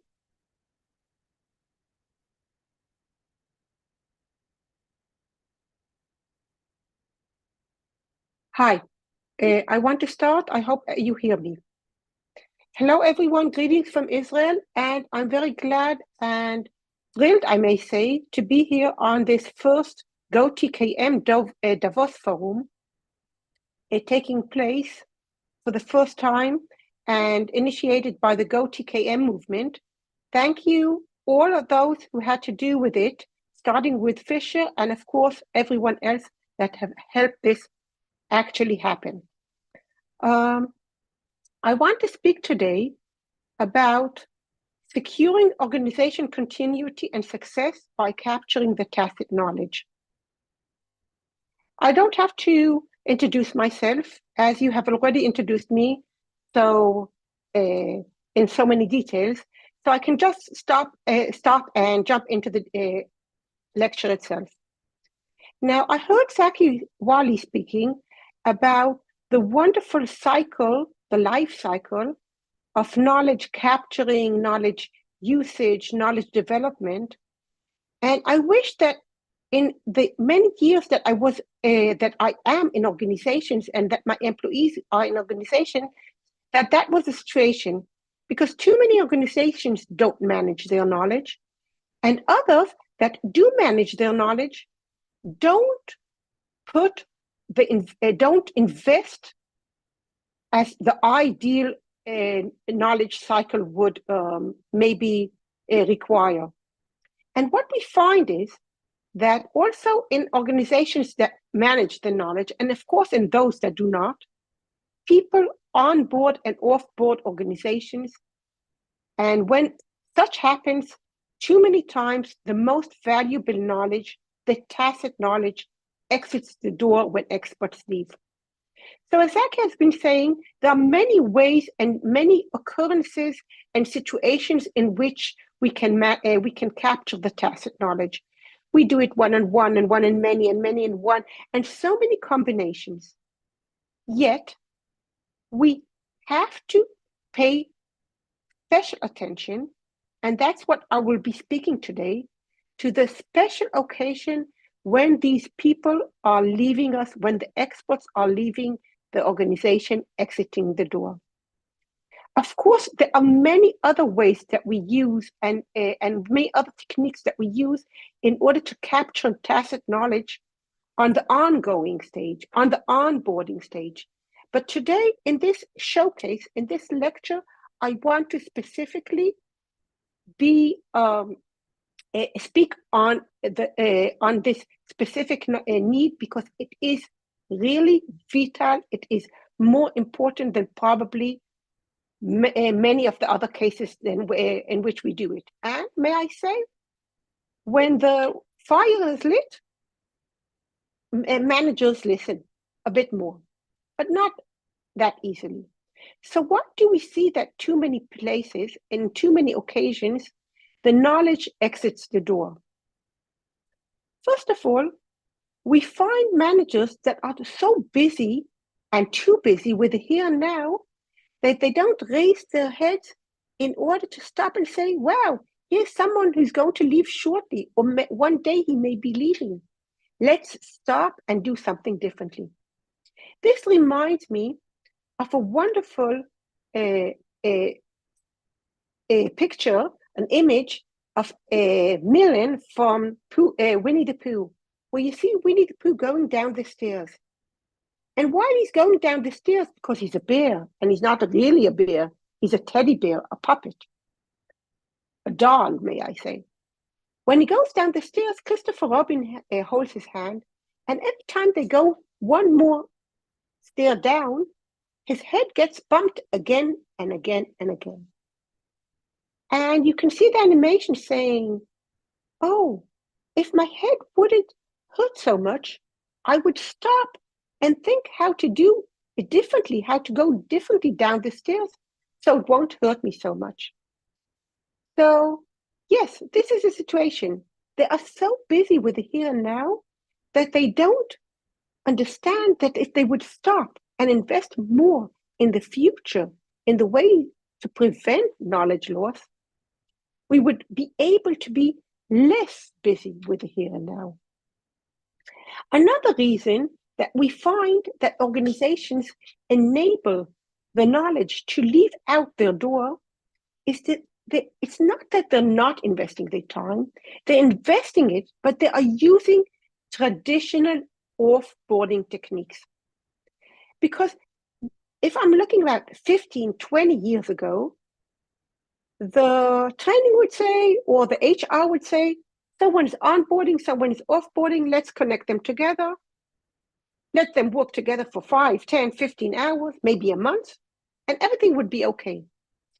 But those years were different, because in those years, the knowledge portion of our work was much smaller. And what happens is that using traditional offboarding techniques is great. You invest, you get some, but too many times you don't get the important knowledge and the knowledge again exits the door. Some do it and even try using knowledge-oriented techniques, but they are overwhelmed with the endless information, and may I say in some cases with the endless knowledge. And therefore, again, the bottom line is that the knowledge exits the door.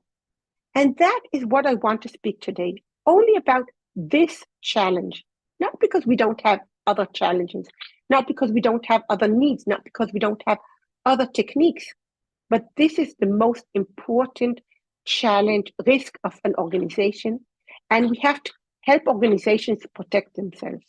We need a solution that prioritizes the most valuable knowledge, addressing the tacit layers and not only the explicit ones.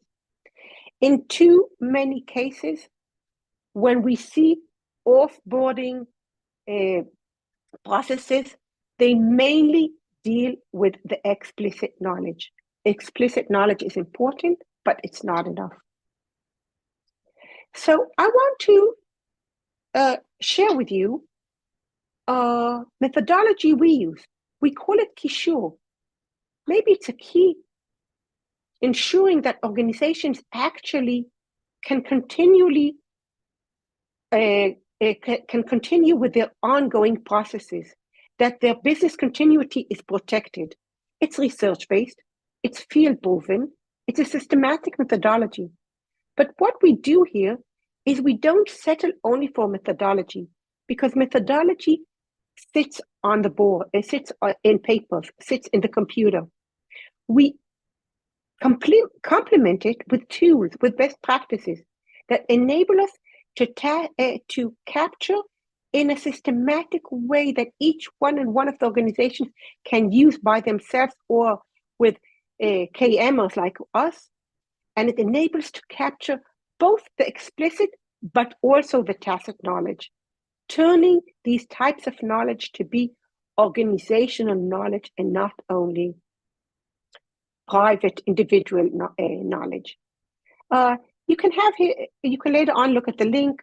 It can also be found on our website, giving a short overview of the idea, but here I'll go a bit into some more details, as much as I can within these 30 minutes. So I want to speak about the methodology pillars, and I may say that in the first glance, they look a bit similar to what Zaki was speaking about. Because first of all, we don't start with mapping all employees in the organization, trying to understand who has the knowledge. We never have the privilege of doing so. Organizations that try doing it invested so much money in the mapping, and at the end, or they were too exhausted to start and doing the job itself of capturing the knowledge, or even if they did, they invested so much time and money that were really unnecessary. So usually, before step one, we have step 0, choosing the experts. And start even with the experts that are leaving. I can give you some more tips how to how to choose the experts, but you don't need a full mapping process in order to find them. So we have this expert that's maybe leaving tomorrow, or maybe within a year or two, and we want to prevent the knowledge loss priorly and not to wait for the last minute. And the most important thing, or the first stage, is prioritizing, determining which topics are most crucial to cover from the perspectives of the organizational future. I want to emphasize here, Zaki spoke about looking for the precious moments. I look a bit differently. Precious moments are nice, they're romantic, but I think that we have to be more clear, because we are looking for knowledge that A, is really unique and not he, she, and them have it. We are looking at knowledge that is actually non-document nowhere, that is actually tacit or explicit, but sits on the surface, sits very close to the tacit knowledge. And C, we are looking for the knowledge that is important, that is critical for the future of the organization. I had so many cases that I can't even share with you all of them, but I'll give one example. Working with an organization that ended now reorganizing the full structure of the organization, but not only changing roles of people, taking 6 factories that were each working on a local phase, on a local orientation, and rebuilding them 20 years ago in order to have each one specializing on a different technology. And ending this process, they had 130 engineers with endless knowledge. And they said, okay, we finished all the planning. Now these 130 engineers can leave. And the question was, where do we start prioritizing the most important knowledge? And we used these 2 parameters that I spoke about, being unique and undocumented. And yet I remember someone coming and saying, choosing the filling machines, what technology to use, is critical. And it was hard for him to understand that this knowledge was precious, it was unique, it was undocumented, but it was important for the current situation.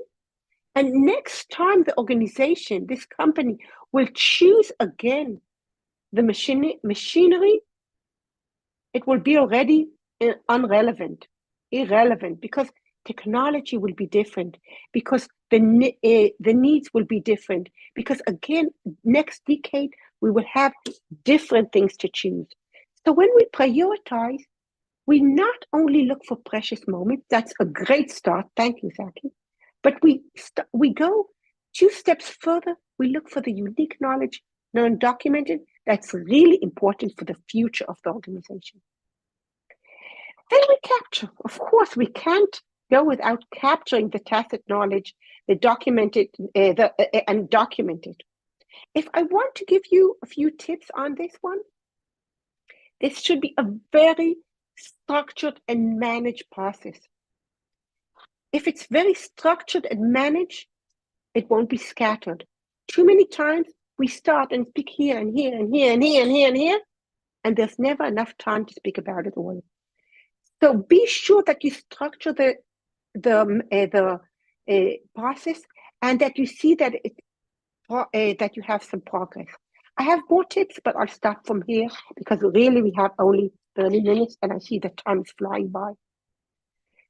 Be sure to put enough energy in the delivery of the knowledge assets. Zaki, thank you for mentioning it. We embed the knowledge in the organization, in its routines, in its processes, it's in its organizational environment, it's in computing system. There are so many ways to do it, but this is a separate stage, because if we don't give enough emphasis to the delivery of the knowledge asset, if we don't make it easy enough to use, again, we find in too many cases that people prepared a wonderful structuring and capturing documenting the knowledge, but it stays in some drawer, in some computer, and no one reuses the knowledge in the practical life. But saying that, as I mentioned 10 minutes ago, we can't only stay with the methodology, we need tools. So we use rule-based templates. We use, or for example, here you can see a template that helps troubleshooting, and it has the right questions that enables the expert to think about all aspects of the problem that he solved, not only what tips over his mind. We use database samples, having a database with all examples of previous knowledge retention projects, and we have over 300 of them. And we use an application that enables the KMers that go from organization and organization and help them actually share their knowledge capture the tacit knowledge and the explicit one to solve problems and also use the shared knowledge among a network, a knowledge network between these people. And some of these key best practices are faced as a challenge or as a best practice, and some of them are structured as a challenge and how to prevent it and how to handle it if it occurs.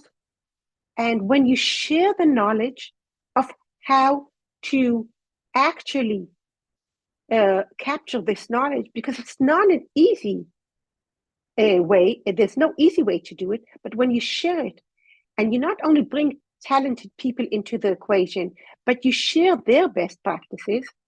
So we're not the shoemaker that goes barefoot.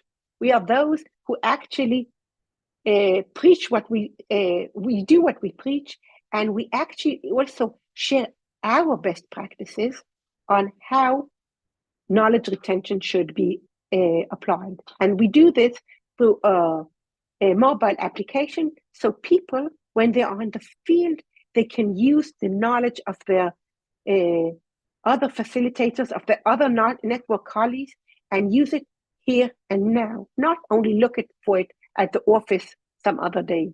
Of course, feedback is always important. So this knowledge base is a live one. It's not one that was only built one time and that's it. So I gave you several layers of methodology and best practices and tools. And these are 3 layers that, together with the concept, enable us to give a better solution for a so important challenge of knowledge retention. What's important is that it's really not only an idea, it's something that we have 20 years of practice doing. We have over 300 based projects that really went to one or more experts, sitting with them, speaking with them, listening to them, enabling them to step by step take off their preventage, the ways that they defended themselves, and step by step, like an onion, reveal step by step the tacit knowledge. What's important is that this is a short duration, low priced knowledge retention process, because I can put someone for 500 hours with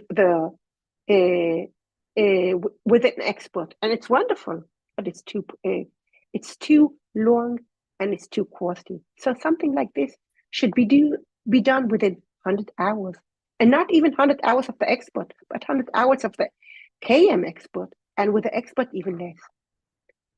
What's important is that when you run a systematic professional process of knowledge retention, you get to the tacit knowledge. And then you have one more thing. You not only minimize your risks of the organization, the business risks, but you also maximize new opportunities to grow. Because think about it, when people leave and new people come in, or new people grow into the job, if we have this bridge, and if we capture the tacit knowledge, and if we enable it to flow to the new person, I'm not saying that we take it all, we never take it all, but even if we take the 20-80%, we have an opportunity for fresh eyes, for a new perspective, and new opportunities to grow. So we must all provide a key to secure the organizational continuity and success by smartly capturing the tacit knowledge. You know, this could be the end of the lecture, but every end is means to a new start. And I want to ensure you that the next lecture that I would be giving, not here, not in Davos, but in some other opportunity, will be about tacit knowledge and large language models, how we take AI and how AI helps us, specifically generative AI and LLMs, to capture the tacit knowledge. So this lecture is already prepared, and I hope that you all have an opportunity, and I have an opportunity to share and to learn also, not only from protecting the organization, but utilizing it and leveraging it, using the tacit knowledge for new needs. Thank you. See you all next time in Davos, Switzerland 2024. I hope that next time it will be physically and not virtually, and I will be happy to take some questions.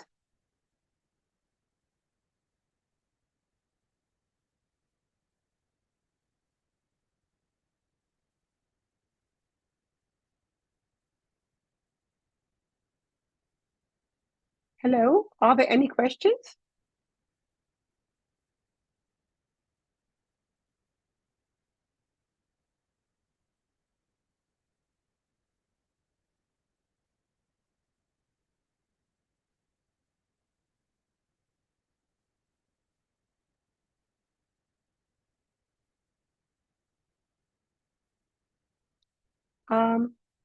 I hear no one, so I hope that there are no questions. So I want to say thank you.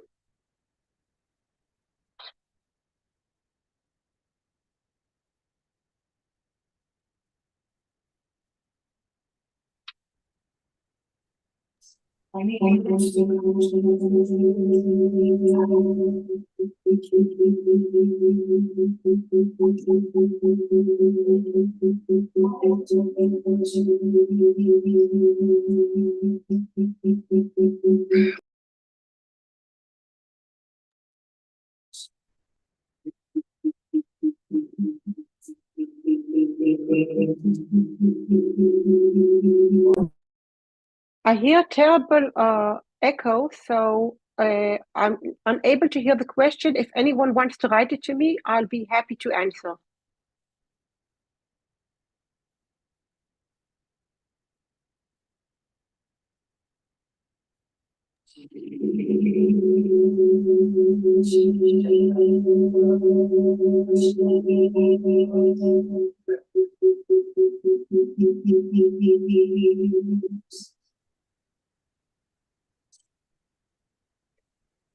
Probably I will be getting questions offline because I don't hear anything. So thank you and have a great conference, and I will be listening to you offline. Thank you and bye-bye.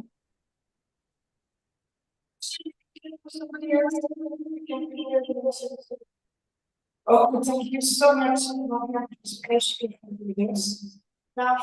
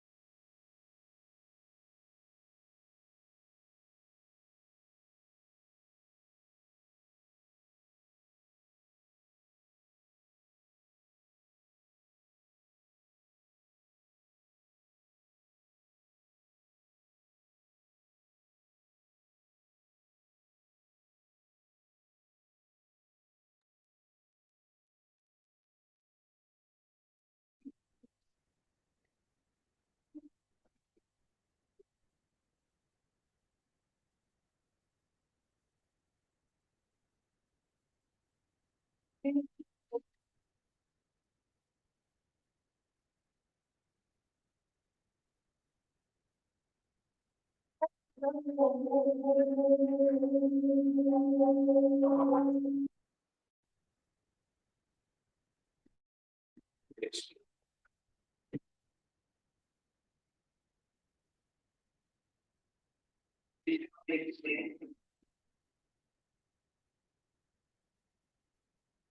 have been so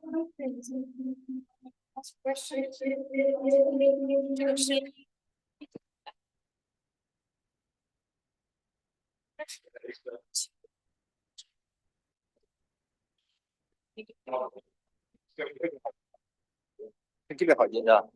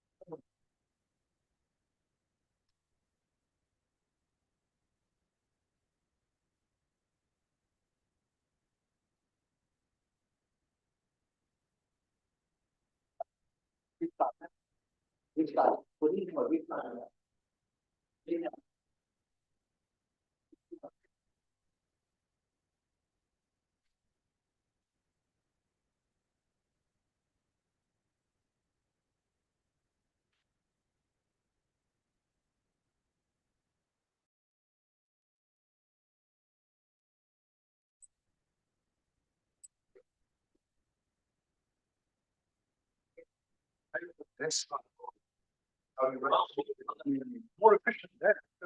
I mean, I've been to about 100 people now.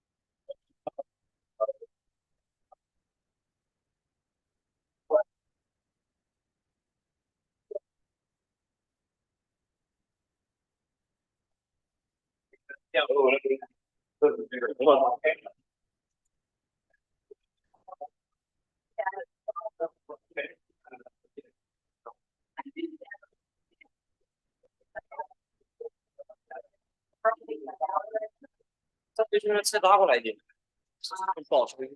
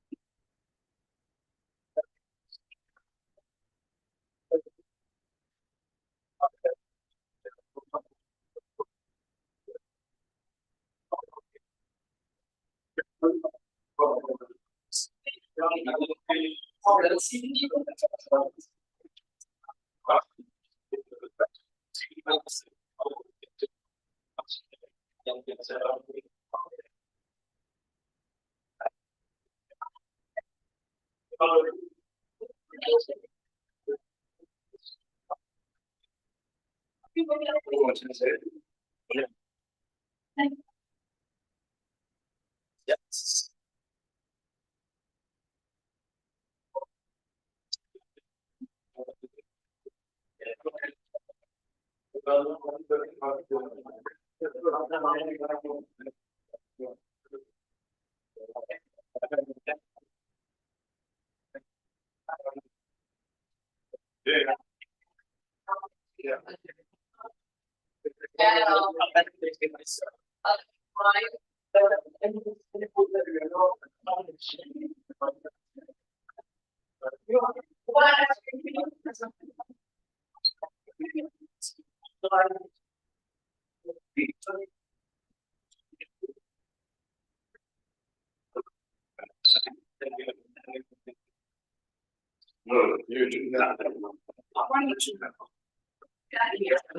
It's balanced if it's two, yeah, one of them.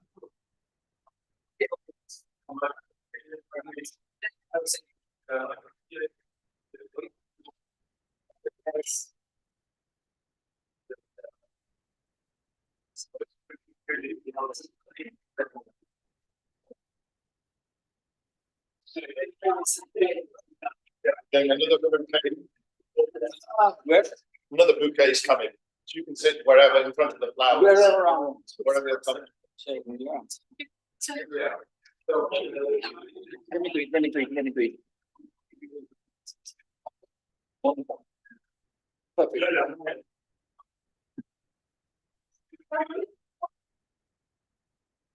Yeah.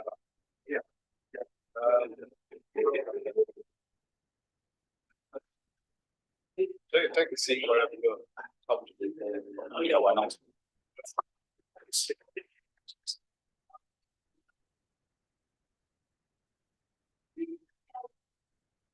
I was thinking of being experience. Also for my head. It's all about passive. How much are you to find a passive? I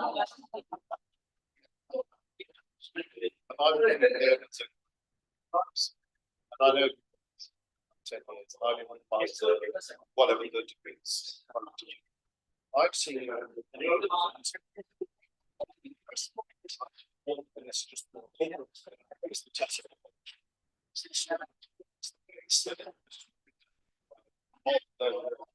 Basic definitions. You have your own. Exactly how they're very good definition. I think it's more around the task. That's the underlying thing of the task.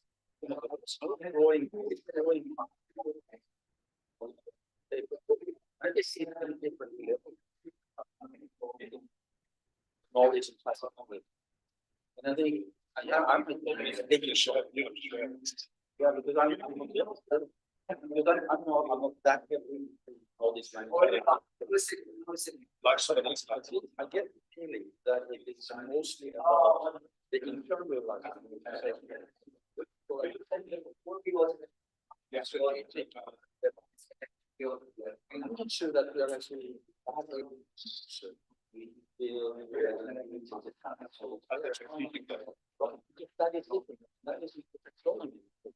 Which is lower down in the organization. And then for the innovation. Because structure to the. That's correct. So, yeah, so I'm very interested in the work.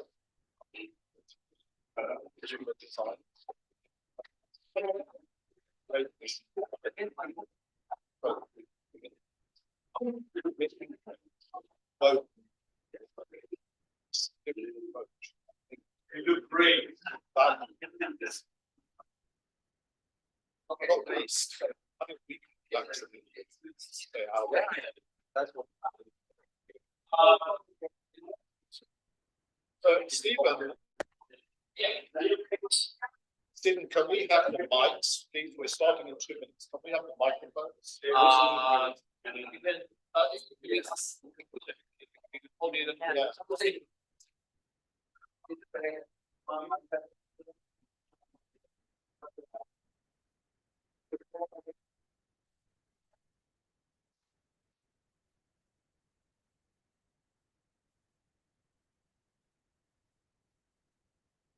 Filing. Yeah. Let's say we did a dry run on this. It's too full. Every individual makes it rather it is.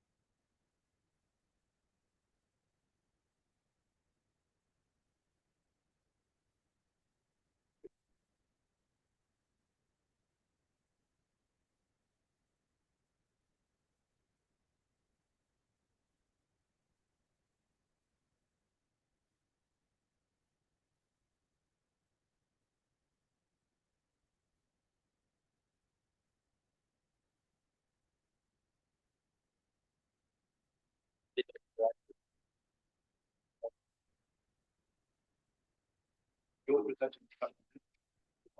Same. So that's I will do the. Okay. Yeah, well, let us know when we need a small space.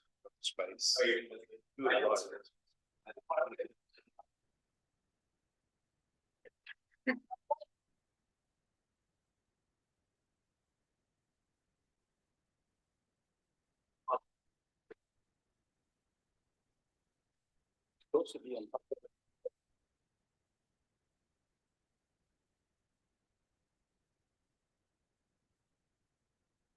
it. Did we have any? Yeah, British. Thank you.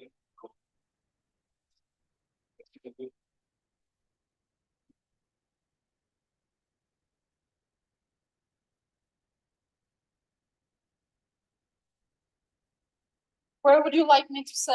Wherever you'll come. Or next to Paul, right here and in the middle. And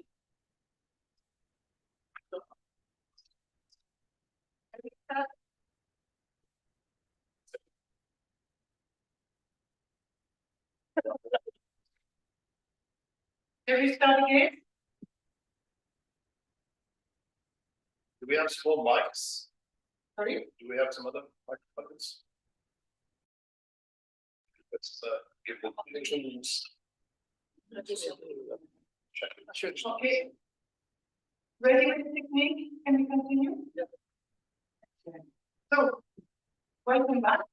So now we are starting our panel, first panel discussion.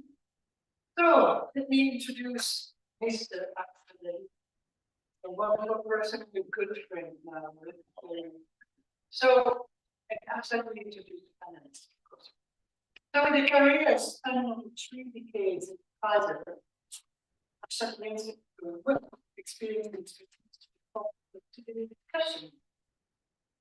His tenure is one of the most foremost pharmaceuticals has qualitated a deep understanding of the intricate interplay between mentoring and organizational success. As CAO of Mexico, our celebrates with a keen understanding of the power of mentorship in the context of the corporate world. A chartered member of the Chartered Institute of Personal Development and CIPD for over 2 decades, Arshad's commitment to professional development and expertise in the field is truly commendable. Absolutely. His designation as a senior practitioner in coaching and mentoring accredited by the Europe's Mentoring and Coaching Council, EMCC, that many of us know already, underscores his dedication to empowering individuals and teams. Furthermore, Arshad is a business mentor accredited by the Association of Business Mentors in the UK, a testament of his ability to guide and nurture budding entrepreneurs and professionals. Tomorrow we'll speak about how mentoring programs will help in the transition of passive knowledge. But today, you know, when we have discussions with Arshad, what always tells me is ability to go in deep thinking and strategy. His keywords is strategic strategy. But now we wanted to have Arshad here because we want to have the side of the business. We are experts, there are many academics, also experts, consultants, we will shift to the side of the corporation. And I'll challenge you with one question. If I retire, am I really sure that I want to translate my passive knowledge? Over to you. That's a great question, Sylvia, and thank you so much for that lovely introduction. Good morning, ladies and gentlemen, everybody in the room, and everybody that's online as well. I'm really honoured to be invited to moderate this particular session with thought leaders and experts in the space, which I'll introduce in a minute. I'm actually very relieved, and thanks to your presentation, Moira's presentation as well, that this is a very low-tech session. And the low-tech is we have a microphone and we have my iPad. So hopefully, the technology challenges we've experienced, we won't get any more in this session. So please bear with us. What I want to do is just introduce you to this particular session. It's entitled How to Establish an Effective Knowledge-Driven Organization. So the slant is very different from knowledge management. We're now moving to knowledge-driven organization. And my appeal to the panelists will be very much talking about their experiences, sharing their tacit knowledge, storytelling in terms of case studies, where they've seen a knowledge-driven organization, where they've helped organizations establish such kind of strategies within their organization to move their organization to growth and success. So without further ado, I want to introduce, first of all, and it's just by the nature of the way my iPad is showing me, I want to introduce Dr. Bebeke Kasandi. Dr. Bebeke Kasandi is a thought leader and knowledge management strategist focusing on organizational development and leadership strategy. She has an extensive scientific, business, technology background with experience in healthcare, pharmaceutical background, same as myself, and academia.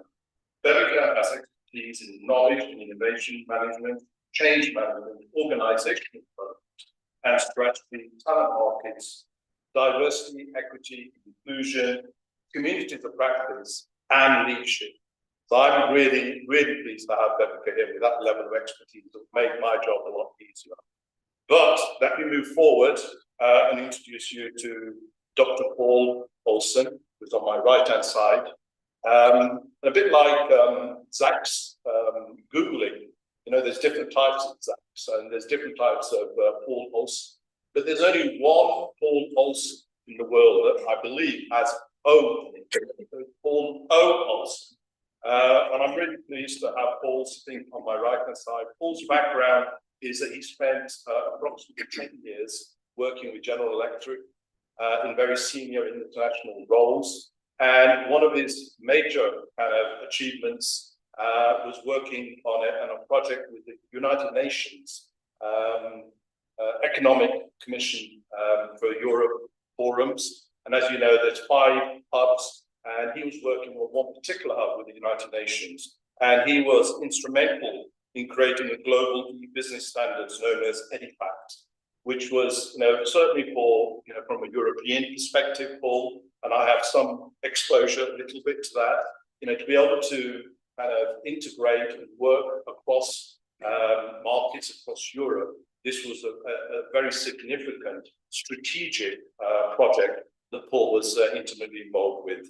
But that wasn't enough. After leaving General Electric, Paul set up a headhunter organization, co-founded the International Executive Search Federation.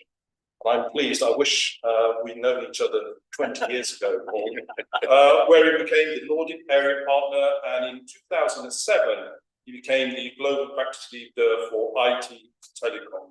There he authored a white paper about the new cultural psychology, a more coherent way of understanding cross-cultural experiences. We know this kind of global organization of global citizens, this cross-cultural experience is really pivotal to how we work together, not least around tacit knowledge transfer as well, which I'm sure he's going to share some case studies with us. And you know, he became so impressed in particular with an icon in the form of Jack Welch, who reinvented, as we know, GE, into a global corporation applying social psychology in addition to his headhunting. And as a result of that, he moved into studying, he did his master's in organizational psychology in Stockholm, and then he did his doctorate at Middlesex University in the UK. Paul is an accredited master coach and supervisor, so I'm definitely his junior as a senior practitioner. He's my senior. Worked as an executive coach since 1997 and has presented at over 13 major international conferences. He's certified with the Institute of Directors in London in 2002, and he's trained more than 400 Norwegian directors in psychological topics and international corporate governance. And 400 Norwegian directors is awesome, because yesterday Paul was telling me that the whole of the population of Norway is just under 6 million. So this guy has actually over 400 organizations. So respects to you, Paul, and it's a pleasure to have you sitting next to me. And I'm going to move on to somebody extraordinary who's sitting opposite me right now. He had the misfortune of sitting next to the moderator last night at the orientation dinner. And during that orientation dinner, it suddenly became apparent that we needed more expertise, because one of our panelists, unfortunately, can't be with us for many logistical reasons. And I spoke very briefly with Rajesh Dhillon, who's from Singapore, and he's kindly stepped up at very last minute, short notice. So I want to welcome Rajesh Dhillon. A couple of things I want to share about Rajesh. Rajesh has had a very illustrious career in the Navy, 21 years. That isn't insignificant. He's held commander type roles, project leadership roles, and he's also done some fantastic, very close to my heart, humanitarian missions as well. Away from the Navy side, I'm looking at Rajesh, because Rajesh just told me literally 2 minutes ago that as a result of his professional journey, he's damaged his ears. and he's operated on. So he does a lot of lip reading as well. So when I look like this to Rajesh, he's looking at my lips as well. So Rajesh is the co-founder and he's the knowledge architect at ACES Innovations, a kind of a global organization that really their game is around putting together efficient and effective organizations. I'm not going to go as far as saying future-proof, because as a corporate man, if anybody comes to me and says it's future-proof, I'm a bit concerned. But he has a passion around sustainability of knowledge, and I know, he's going to share a lot of his expertise. In addition to that, he is a significant figurehead in Singapore. He's an adjunct professor at the local university. But significantly, he's been the president of the Knowledge Management Society in Singapore for 6 years. And I think that's awesome. So we're really privileged. I'm privileged, Rajesh, to have him amongst the panel. So with that said, I'm going to now open the conversation in terms of our discussion. And please, what I'd ask the panelists is to consider as you're responding, first of all, not respond to me, actually respond to the audience in front of you, but also think of all of them as chief executives of big corporates with big P&Ls, with big money. And it goes back to something Zach said, that, this game, tacit knowledge and knowledge management, I've been in the corporate world for many years, and frankly speaking, nobody came and spoke to me about knowledge management. So I think today is an opportunity, so consider them as chief executives. We will get opportunity towards the end for any questions from the room, and also it'd be great to get some questions from the online audience as well. So my first question, just to start off, and I'd welcome anybody to take the lead, is, we talked about knowledge management a lot for the last hour and a half, but now we're talking about knowledge-driven organization. Could you share with us your thoughts and your understanding of what knowledge-driven organization is? Who would like to start us off on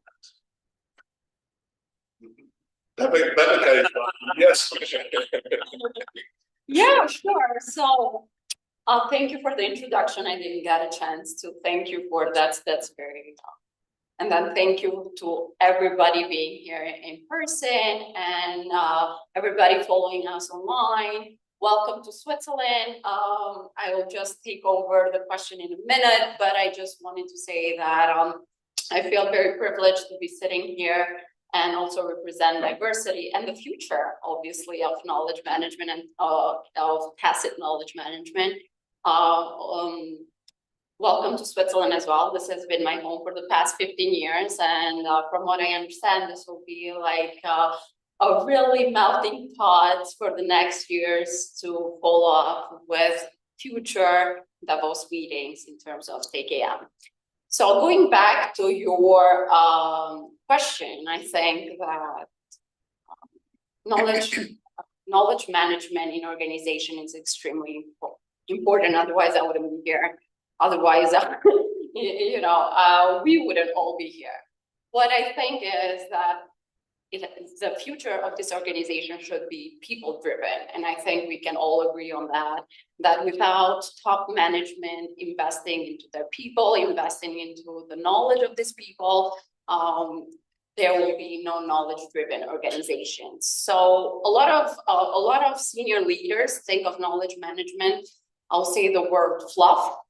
So especially in challenging situations or economic recessions like we are living right now, when the hiring freezes, when a lot of budgets are cut, normally knowledge management teams or that one person that is usually the leader of knowledge management, it's made redundant or whatever project it's going because it's not considered essential for business. And I would say that that's the biggest mistake that usually it's made within the organizations. And what knowledge-driven organizations should do, it's actually invest on their knowledge culture. So I think Zach earlier touched on this, that it's really hard to get somebody working within the company for 30, 40, 50 years, to be like, I'm the leader, I'm the expert on this subject matter, and now all of a sudden I'm asked to share my knowledge. So I think that organizational culture is extremely important for the future of knowledge management, but also for future ready organizations in general.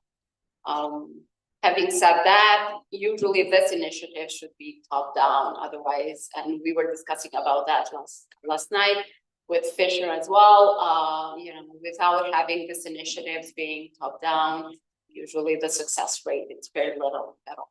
Sure, thank you very much indeed, and I think we're touching on the what. First of all, is what is the organisation, and I think we would like to kind of circle in on the why as well, and then the how. So if I can just kind of move to Paul in terms of the knowledge-driven organisation to a layperson, what is that in your context, Paul? That's a difficult question. To a layperson, what it is. I think that the different senses, the different types of knowledge, and so whenever you have the need to go to a help desk, right, that process can be knowledge driven. That what is behind, and that is where we can see AI coming big these days. So getting that kind of knowledge that you want out of your organization, structure that and give it or make it accessible or shareable, accessible to people inside and outside of the organization. That is one thing. The other level is to say we want the knowledge to be available at the management level. Now, I have the impression that when we're talking about tacit knowledge management, we're talking about processes. We're talking about looking at the stable, the quality system of an organization and making that better. So improving at that layer. So what I'm missing from the knowledge is the upper level, what I call strategic programs and strategic focus, which is harder to capture and it's harder to share. And many organizations are then driving for numbers. So that is another kind of knowledge. You have the corporate dashboards and that kind of stuff. But the tacit piece, and I've been a headhunter for many years. So, and what we are looking for is not the CV of somebody. So I mean, the CV doesn't say anything about your tacit knowledge. Are you able to lead an organization? Are you able to lead a function? So that is the tacit knowledge that we are paid, and can be paid handsomely to get the right person into that management team into the mix. And I would say that when you go to an executive search company, you get a headhunter. It is because you want somebody to fill a role, and you fill that role not by the CV or by the education, but you fill that because you have a tacit knowledge that the company needs. So that's the second level, and I'm not sure that we are addressing that properly. Knowledge management systems can be too operational, too much middle management. The third level that I think is also important and which we are better at is the innovative processes. However, if we mix that with taxonomies and ontology and structure, we might be killing the whole purpose of innovation, which is creativity. So it would have to balance between structure and creativity in those processes. And I come back to my experiences from GE later on, which was a very, very knowledge-driven organization. So thank you. It was a difficult question, so I needed to do that. And frankly, Paul, I think from an audience perspective, I think this conversation is going to go left and right and meander a little bit, and I think there's more fun of that for all of us, rather than we just kind of keeping it structured in a one particular lane, so to speak. On that note, Regis, I'll come over to yourself. In terms of you're a kind of a knowledge architect, and we're established in this space. What's your take on knowledge-driven organization as opposed to knowledge management? And how does that fit in strategically, as Paul is suggesting, which I think is a very important conversation for our audience today? Well, I want to give the ground field first. So in an organization, especially today's, where you're looking at data-driven decisions being made, many organizations understand that there's a need for us to understand our suppliers. And in the logistics world, that is called SRM, Supplier Relationship Management. And on the other side, you have customer relationship. Today, what we've seen is the introduction of something within CRM, the customer relationship management, called customer knowledge management. And that is, right? And that is actually understanding how our customers think, understanding the data behind what decisions they make. And when we are able to do that, we are able then to give them targeted information.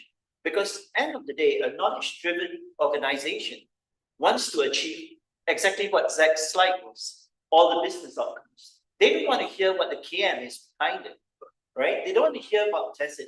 What the bosses want to hear up there is, how much more am I going to make? What the people on the ground want to hear is, how much faster can I close a sale? And what the customer wants to feel is, hey, I'm treated like an individual. I'm not like a mass, it's not a mass sale. They're catering to my need. So today's concept of knowledge-driven organization actually is very strategically thought of.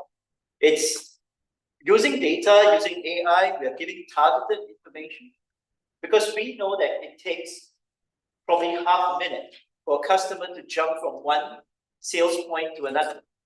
And I want to be able to capture him so that I can close my sales and he stays, well, the word may be faithful to me as a company. So I think a knowledge-driven organization is one that's able to, hit home runs with every strike, and that'll be the best thing to do. Yeah, so that's very interesting, Rajesh, because what I particularly liked about what Rajesh said there is starting with the customer. And I think reflecting back on what Zach was saying earlier on in his keynote, is trying to really influence the senior stakeholder in terms of getting interest. When you say knowledge management, I think we need to think about what language we use. And I think, most, CEOs of any nature, as soon as you start talking about the customer first, and then you're kind of working into the organization, I think that's kind of a low-hanging fruit. There's less resistance rather than going in there with a new methodology, a new transformation. And the CEOs, they start rolling their eyes very quickly. So I think for me, and just a quick insight there, Rajesh, is starting with the customer in mind may really kind of facilitate a more productive conversation with the key decision makers. So just kind of working through that, why in this current climate is a knowledge-driven organization in the current business landscape, why is it so important? Now, I know it's been commented on earlier on in the previous presentation, but what we're interested in is your own personal experiences, your tacit knowledge. Why are KDOs really important? Why now? Could you comment on that? Rajesh, if you can start off with... we are in the world of big data. And if we ask our audience right now, do you just scan? If you go to an online shopping website, and let's say you're looking for a laptop, right? Do you just look at the first one and then go, hey, all right, I've decided I'm going to buy, let's say, a MacBook. Now, are you going to just purchase it from the first site that you see, or are you going to go look at a couple of sites that are all selling it? Today's, I'll say today's audience has a wide array of options to make. So when we are able to have an organization that is targeted in their business processes, and while we think of customers, like you said, it's very simple. Now, that's because we're thinking the end in mind. The end is we need to make the sales. We need to bring in the money, right? Now, the process of getting there, that's where it starts with leadership, the leadership buy-in, the commitment, and the people at the end of the row, the people at the bottom who are building it. I think the difference in today's world of how knowledge-driven organizations are being made is putting attention to the man in the middle managers. Because the middle managers are what in the military forces we call the strategic corporal. Yes. Now, the strategic corporal is the guy who's out there in the field, and he has enough of information to make a decision instead of relying on the people back then. In the Navy, we call them rear admirals, right? Yes. The reason is because they're always back end, right? Yeah. Instead of relying on that guy to make the decision for the guy on the ground, data-driven organizations allow the guy on the ground to make that decision. Now he has the ability to look at the big picture, and he knows, okay, this is what we have, this is where we have to go, right? I've been trained with the how, right? Now let me look at all the data I have. So strategic corporals carry a little iPad, a little tablet on their arm, where HQ information comes in. Looking at that, able to see ahead, they make the decisions. They make the decisions on the ground, and that's where we have to think of it. Using that military example in a corporate room, empowerment of our people, the middle managers especially, to make the decisions. That's what I think. Excellent. If I can turn to yourself and something closer to my heart instead of the pharmaceutical side, I'm just wondering what experiences you can share in terms of the importance of being a knowledge-driven organization in the context of the pharmaceutical industry. So as a scientist myself, as working in pharma for so many years, I think that at least in this industry, big data was, it has always been, the business practically. In pharma, we always look at data, big data, or clinical trials, or also as a scientist in academia, doing research, I think, and also sharing data. I mean, the system is already in place, I think, for many years in pharma and in metrics organization like that, because it's very well regulated, as we all know as well. So I think knowledge-driven organizations, were the thing in pharma. Even nowadays, it's even more so regulated with the ICH guidelines and so on. Quality by design, which are actually recommended for many years, but now they are mandatory for a lot of the new products that are being brought in the market. So what I wanted to say by that was that for many companies, they are or they have been knowledge-driven organizations without that term being used. Yes. And I think that now it has extended to practically all the fields or all the industries out there. However, quality by design, I think, inserted with knowledge-driven organizations, it's something that we need to invest more in. Sharing, for me, what that means is not only sharing best practices, for example, but also sharing lessons learned. So what that means is actually sharing your failures rather than only your wins. And I think those is key in knowledge-driven organizations. Not everybody wants to share their failures, but I'm a strong believer that we learn more from the projects that didn't work out rather than. Absolutely. Absolutely. But Gar, I'm going to come back to you in a moment around the different industries, because I've got some questions in my mind. Yeah. But if I just kind of move to Paul. Paul, you did this fantastic, the EDIFACT project. And the impact of that has been strategic, obviously, at the European economic level. Could you share with us your kind of insights of, the strategic thinking around a knowledge-driven type approach to make sure or help harmonize in the way the different markets in Europe could integrate and work with each other more efficiently? So with it was a global project, but we were working in Europe and we were working in Asia, and there was an American contingent, and I was one or two guys from GE, from the corporate GE, who had that role in the EDIFACT work. Now the thing was about standards. I mean, we were exchanging facts at that time, faxes with business information, and the big idea was to do that electronically. And this is a few years ago, 1987 to 1992. That was the core of this project. So our task was to simply create the standards for electronic data interchange or electronic document interchange. Now that gives another opportunity than on paper. So we were able to structure processes in a very different way. This is what created the just-in-time environment, for instance. Just-in-time is not possible without a strong control over the data. Now, so that was a big thing. Now, the interesting thing is that it was only a tacit knowledge project, because people were coming from the synthetic industry, which was the chemical industry, from the electronics industry, from automotive, from fast-moving consumer goods, and everybody came together in those, and we worked on the standards. Now, what these experts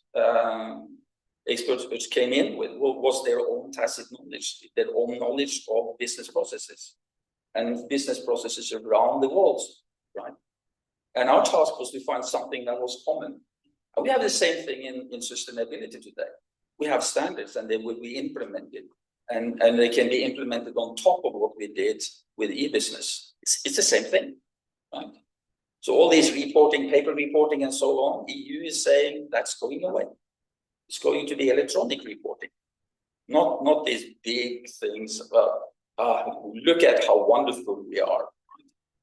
It's not going to be marketing reporting; it's going to be actual reporting.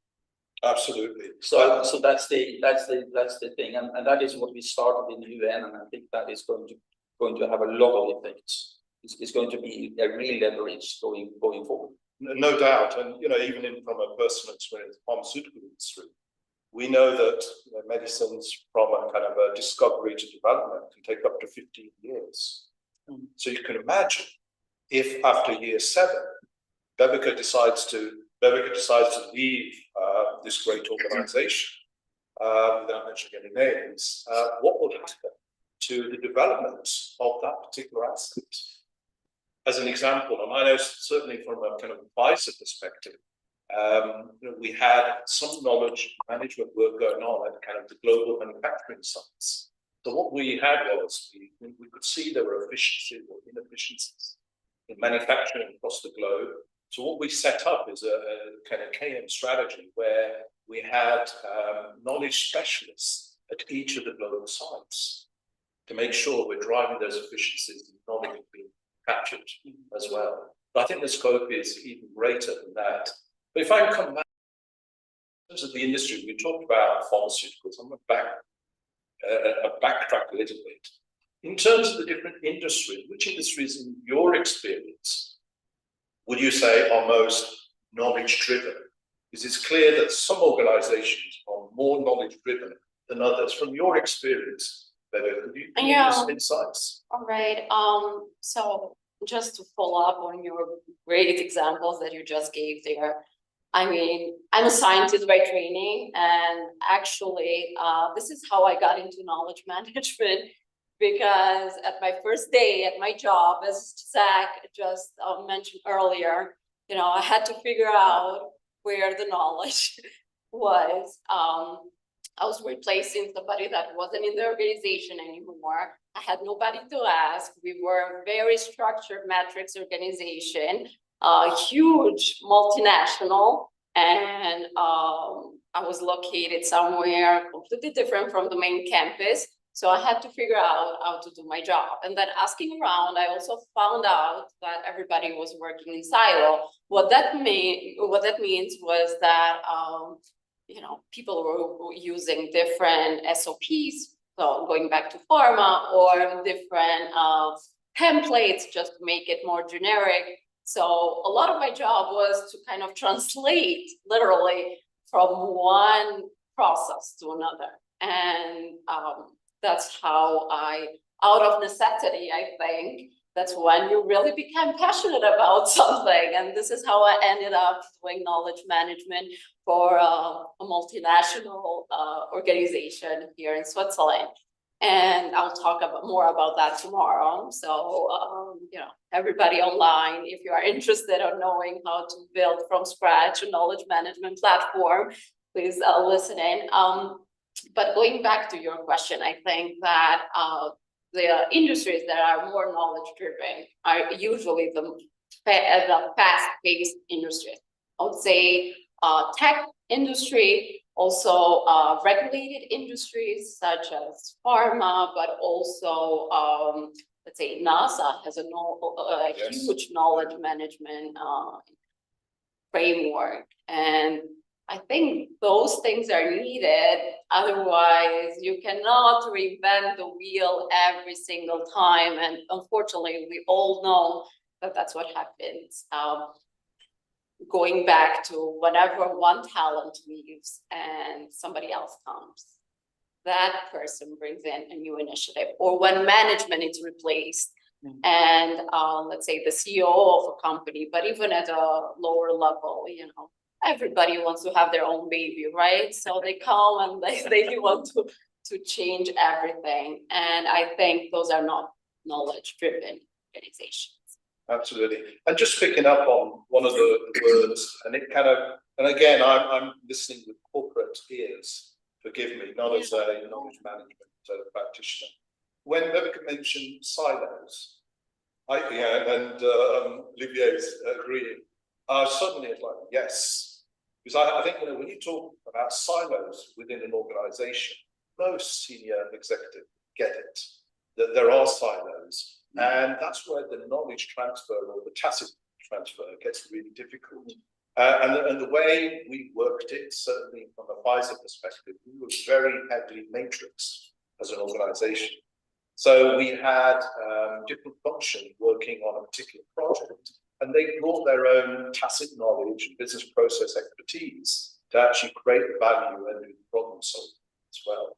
So I just want to kind of reflect over to Rajesh, you know, from your experience of silo busting, or, you know, those organizations that, in your opinion, are very knowledge driven. Can you give us some insights? I want to walk away from the corporate side, and I want to talk about an industry that has started to be aware that knowledge driven is the way to go, are actually the NGOs. So working with non-profits and working with the non-governmental organizations where they deal with volunteers, and therefore it's a lot of distributed kind of knowledge, but they know that there's a heart-driven goal. So it's not monetary driven, it's driven by their heart, by purpose.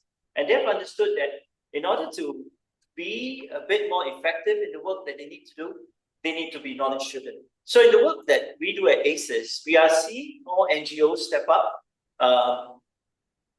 starting to be aware that they need to do this. And I think this is one industry that has seen that awareness, has seen the light, and they know that while whatever objective they have has the purpose for the NGO, they need to be able to codify the knowledge, use it, and put it into practice. And they need this in a very short amount of time, in the least amount of money, right? And that is one place that I think we see really picking up and coming up. Now, if we look on the opposite spectrum, money-driven, then the legal profession has really seen that in order to win a case and therefore bring in the bucks, we need to be knowledge-driven. We need to know who has used certain articles or certain concepts to win a case, and we need to replicate that or mention this so that decisions can be made. Of course, on the other hand, it's about life. Now, for the NGOs, it could be about life as well. For the legal, it's about saving the guy's life or whoever they are representing. You know, so I think these are two organizations or professions that I see knowledge-driven has become more of a yes, we need it. We need to make decisions faster, and we need to use these decisions to maybe the word would be to influence other decisions. Yes. Right. So I think that's my take. Great insights, though, Rajesh. Paul, just talking a bit about, you know, your headhunting organization.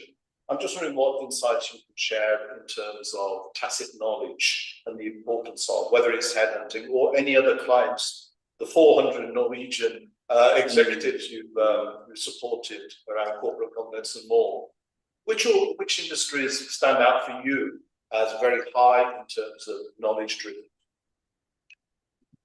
Yeah, back to my three levels, you know, the strategic and the operational and the innovative.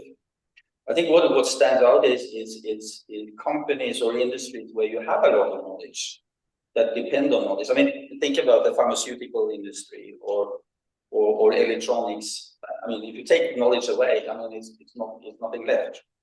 So there's something in there that has to be maintained in order to make quality and good services and stuff. What we lacked a bit for the Norwegian for the directors, what we lacked a bit is the understanding of how organizations actually work. And we're getting back to this silo thing, which we saw a lot of in executive search. So I mean, there were a few companies who actually manage metrics, and I think it was the head of Intel or Cisco who said that we don't know how we managed to become a matrix. It's something that just grows. You can't decide to be a matrix, because what goes on in a matrix is collaboration. It is dialogue, and we are so used to competition, and that is one of the drivers for a silo.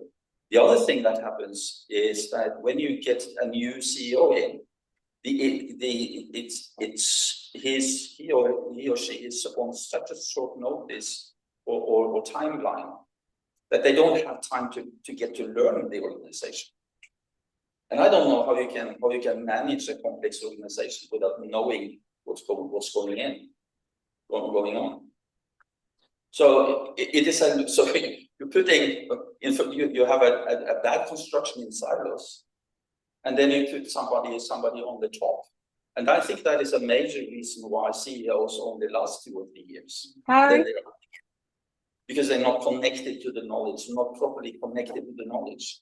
And if we listen to Peter Drucker, who was famous for saying that culture eats strategy for breakfast, right? I mean, yeah, that's true. And it's not because people are resisting change. That's a myth. People are not resisting change if the change makes sense. But very often we are so bad at explaining and also connecting it to culture. When I was teaching these directives, I would stand up in the middle of the room and like this, and I say, you tell me that I'm walking in the wrong direction. What is the only logical action that I can take? It's to stop. Right? I stop. You have to tell me in which direction, and you have to give me a mission and a vision to go in that direction. And the silos kind of are very effective in terms of their hierarchy, which can be good, but it can also be destructive. So when we're teaching these directors, we try to get them into the sense of, because when you're sitting on a board, you have only a partial view of the organization, and particularly if you're a non-executive director. So you need to have some tools to analyze what's going on inside the organization and make sense of the processes and what is your role at the senior level. I call it psychology in the boardroom. Absolutely. Yeah. Paul, can I just pick up? Because I know you've done good research and work on the cultural side, and I know this is a passion of Vivica as well. Thinking about our audience, our international, could you talk us through share some of your insights regarding tacit knowledge transfer across different cultures, and what sort of challenges do you experience, and how do you circumnavigate those? And then I'll hand over to Vivica for her comments from the Jewish. Yeah. When I wrote my white paper as a global practice leader in National Executive Search Federation, I had discovered the concept of cultural psychology. Now, what we normally do as humans, and this is perfectly normal, it's perfectly human, we see other things with our own perspective. Right? So we're using our concepts, our categories, our knowledge as the anchor for understanding the world. Now, cultural psychology builds upon the research or the ideas from Clifford Geertz, who was a social anthropologist, and he said that we have, in order to understand the culture, we need thick descriptions. And that is opposite to what we normally do. We compare our own world with something else, and we say, okay, yeah, because it works here, you should probably do the same. Which is absolutely wrong, because everybody of us is embedded in different cultures. Right? So we have to transfer into another culture, and I think this is particularly interesting and important when you're dealing with organizations, inside organizations and across countries, and in many countries you have subcultures as well. So you need to understand others from the inside, not from your own perspective, and that is and it takes a special interest, I think, for a manager to actually improve. And I'm not seeing that perspective in leadership development, actually, to be honest. I think it's much missing. Okay, so can I just hand the same question to Ben? Yeah. And you can share your insights regarding, the dynamic of culture and the tacit knowledge transfer. So I'll have a little bit of a different take on organizational culture. What I often see is culture is often linked to communication, right? I think one of the major gaps that a lot of organizations have is internal communications in terms of goals, in terms of leadership, in terms of strategy. There is a real gap between high management strategy and then what is communicated. Reality, yeah. And I think that kind of creates like a very broken culture, organization culture, because people that don't feel included, engaged, they don't feel a sense of belonging, those cultures, those organizational cultures cannot really maintain a knowledge based and collaborative culture because they are so detached from one another. Right?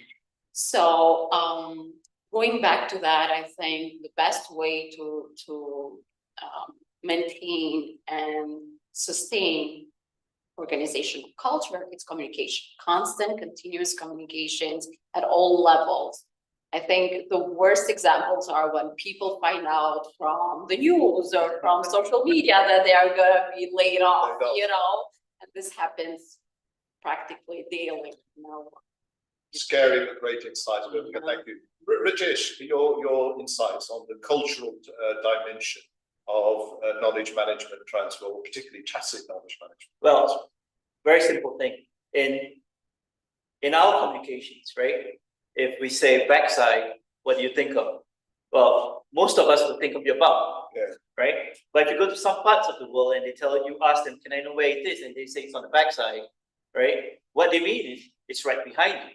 Yes. So understanding that culture in a diverse world, especially today, where your workforce is globally distributed, being able to communicate exactly how it's meant to be.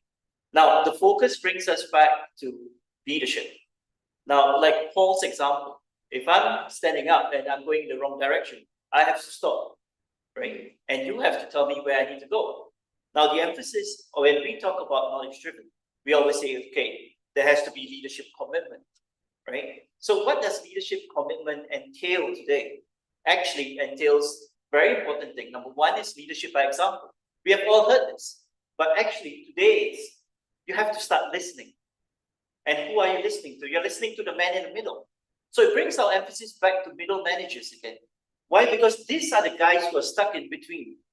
We have the senior management above us, and we have the ground who's doing the execution. So I think culturally today, the best people that we can learn about culture in leadership position is starting to listen to middle management. And for middle management, of course, is to feel the ground. So it's very, I'll say practical, right? But culturally, we are distributed. Look at us in this room, right? Let me just give you an example. If we were in Indonesia, I spend a lot of time in Indonesia right now. If we were in Indonesia and you were sitting up here, right? And you crossed your leg, and our leg, if my leg was pointing to that person, it's considered rude. Now, the other thing, and many of us don't know, is if you wear sunglasses, and if you wore sunglasses in a conversation, it was considered disrespect. Right. Now, if you put us here with the current condition, wearing sunglasses is part of life, right? I mean, some of our glasses just change, right? So we have to understand that and to create details sometimes. And the leadership change. The brightness of the snow watch. Exactly, yeah. Leadership changes in every 2 years, but the man in the middle, that's his career. His career goal is to stay for the next 20 years. Great and insight. Hopefully he can grow up. Great insights. I'm conscious of the time. The clock is ticking. We've got about 10 minutes. I want to say maybe 5 minutes worth of questions from the audience online and in person as well. But I want to kind of say now, the gloves are on. The gloves are off now, guys. And what I'd like you to do is share your insights, your nuggets of how, if I was a potential client of yours, which I could be in the future, at Mentoring Co, we want to kind of have a knowledge-driven organization. Can you talk me through your nuggets? What are the top 2-3 things each of you would say to me and say, Arsha, this is what you need to do as next steps, the how. Who would like I'll to? take over. There we go. Go for it. I love it. So I'm speaking to all the CEOs, CFOs out there. Put your money where your mouth is, first of all, like budget and knowledge management in all your, or tacit knowledge management as well, or knowledge-driven organization, whatever you want to call it.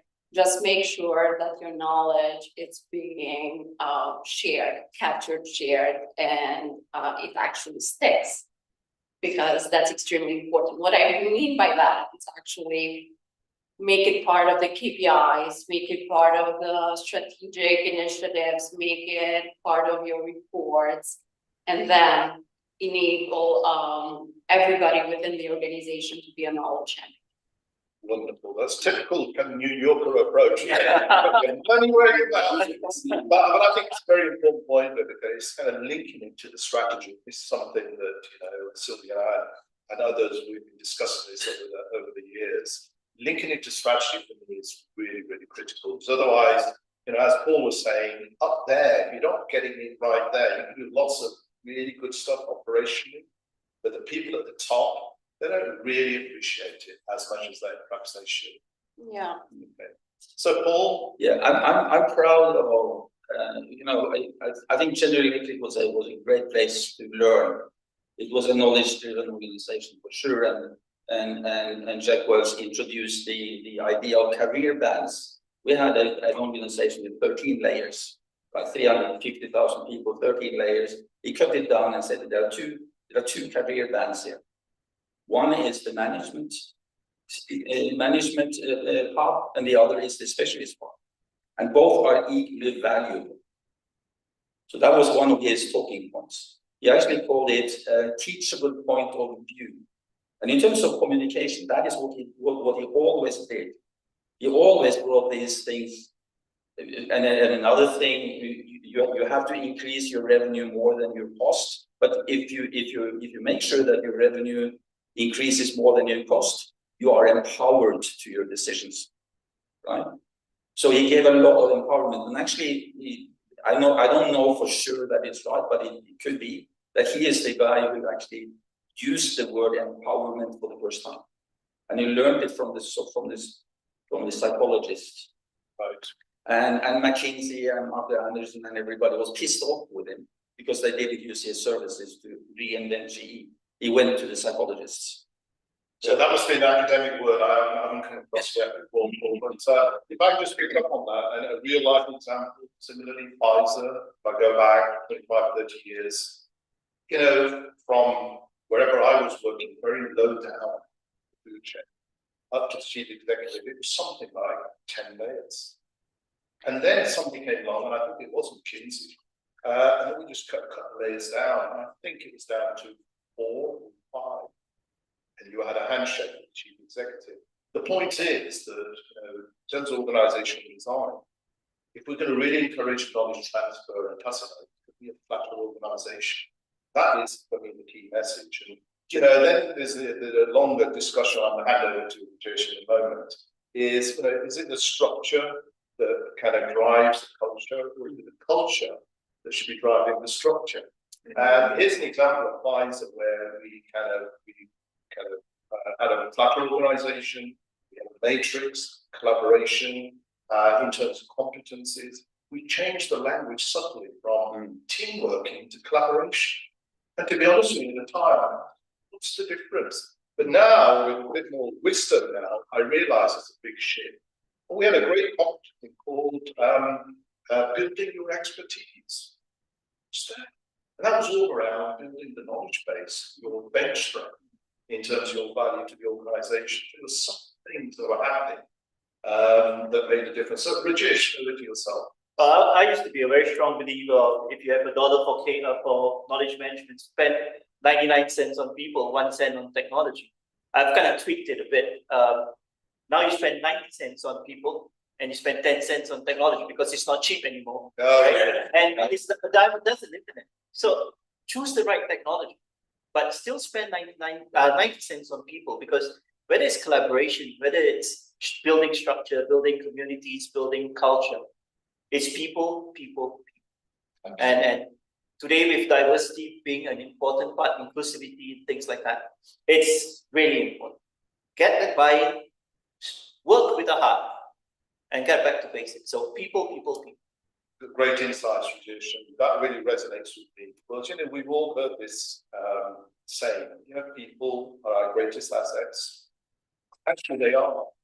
And it's actually the knowledge they have and the know-how they have. That is the real gem in the organization, or the hidden reservoir, the knowledge that exists that really is driving the success of great organizations. I'm conscious we've got a couple of minutes left, but we as a team here on stage owe it to the audience in the room and online for any questions that you may have regarding knowledge-driven organizations and any insights that you would like to share, or any questions you want to put to the panelists. Thank you. Josh. Josh.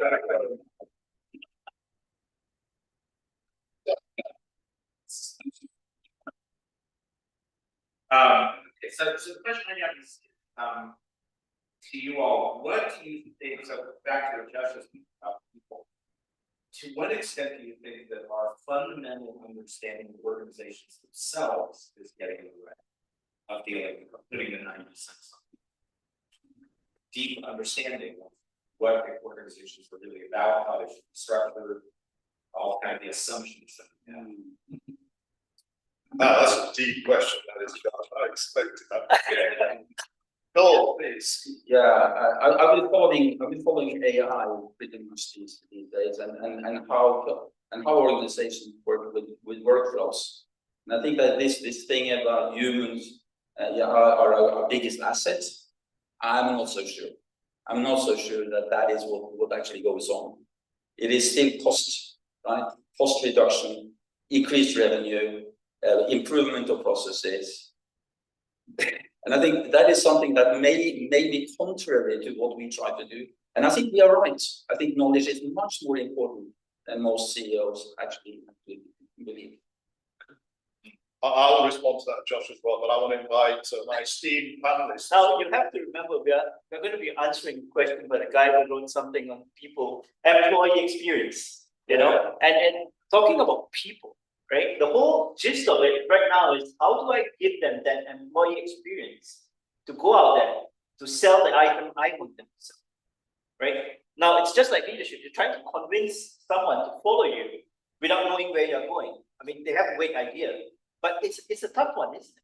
So today, we use communication as a tool to send a message, right? Or to drive a culture. It's like what Paul said, are humans the aspect of the most important part of it? I still think it's it, because they played a different role now.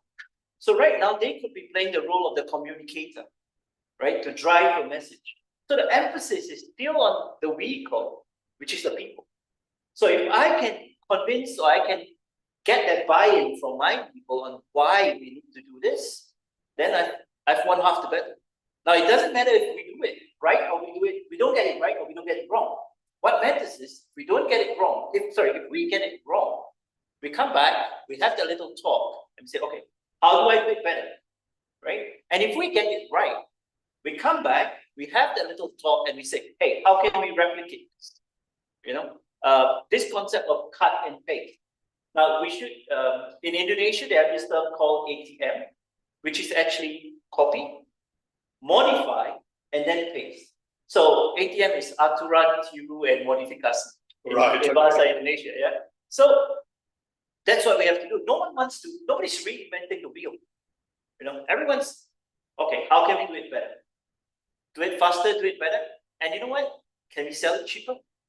There you go. Make more money. If I can just come back, and there may be another question online, Josh, be a tough question. Yeah, my perspective on this is more around, you know, organizations we know are, you know, getting to the strategic drift. And for me, I think not least the COVID era as well, post-COVID era, the way things are changing AI. I think there's an opportunity now for organizations to revisit their mission, vision, which I see as strategy, and work back through from that. And then we start looking at, so, okay, how do we enable all that with the knowledge and the know-how we have in the organization? But I think, you know, from something I picked up from referring a lot to Zach's presentation, thanks Zach, great presentation, getting me a great lot of collateral there. You know, this information is getting obsolete, redundant. We need to keep it alive and contextual to what the real world or the real organization is moving forward. So thanks for that great question. Fisher, any further questions online? Or... Maybe I have one question for our audience.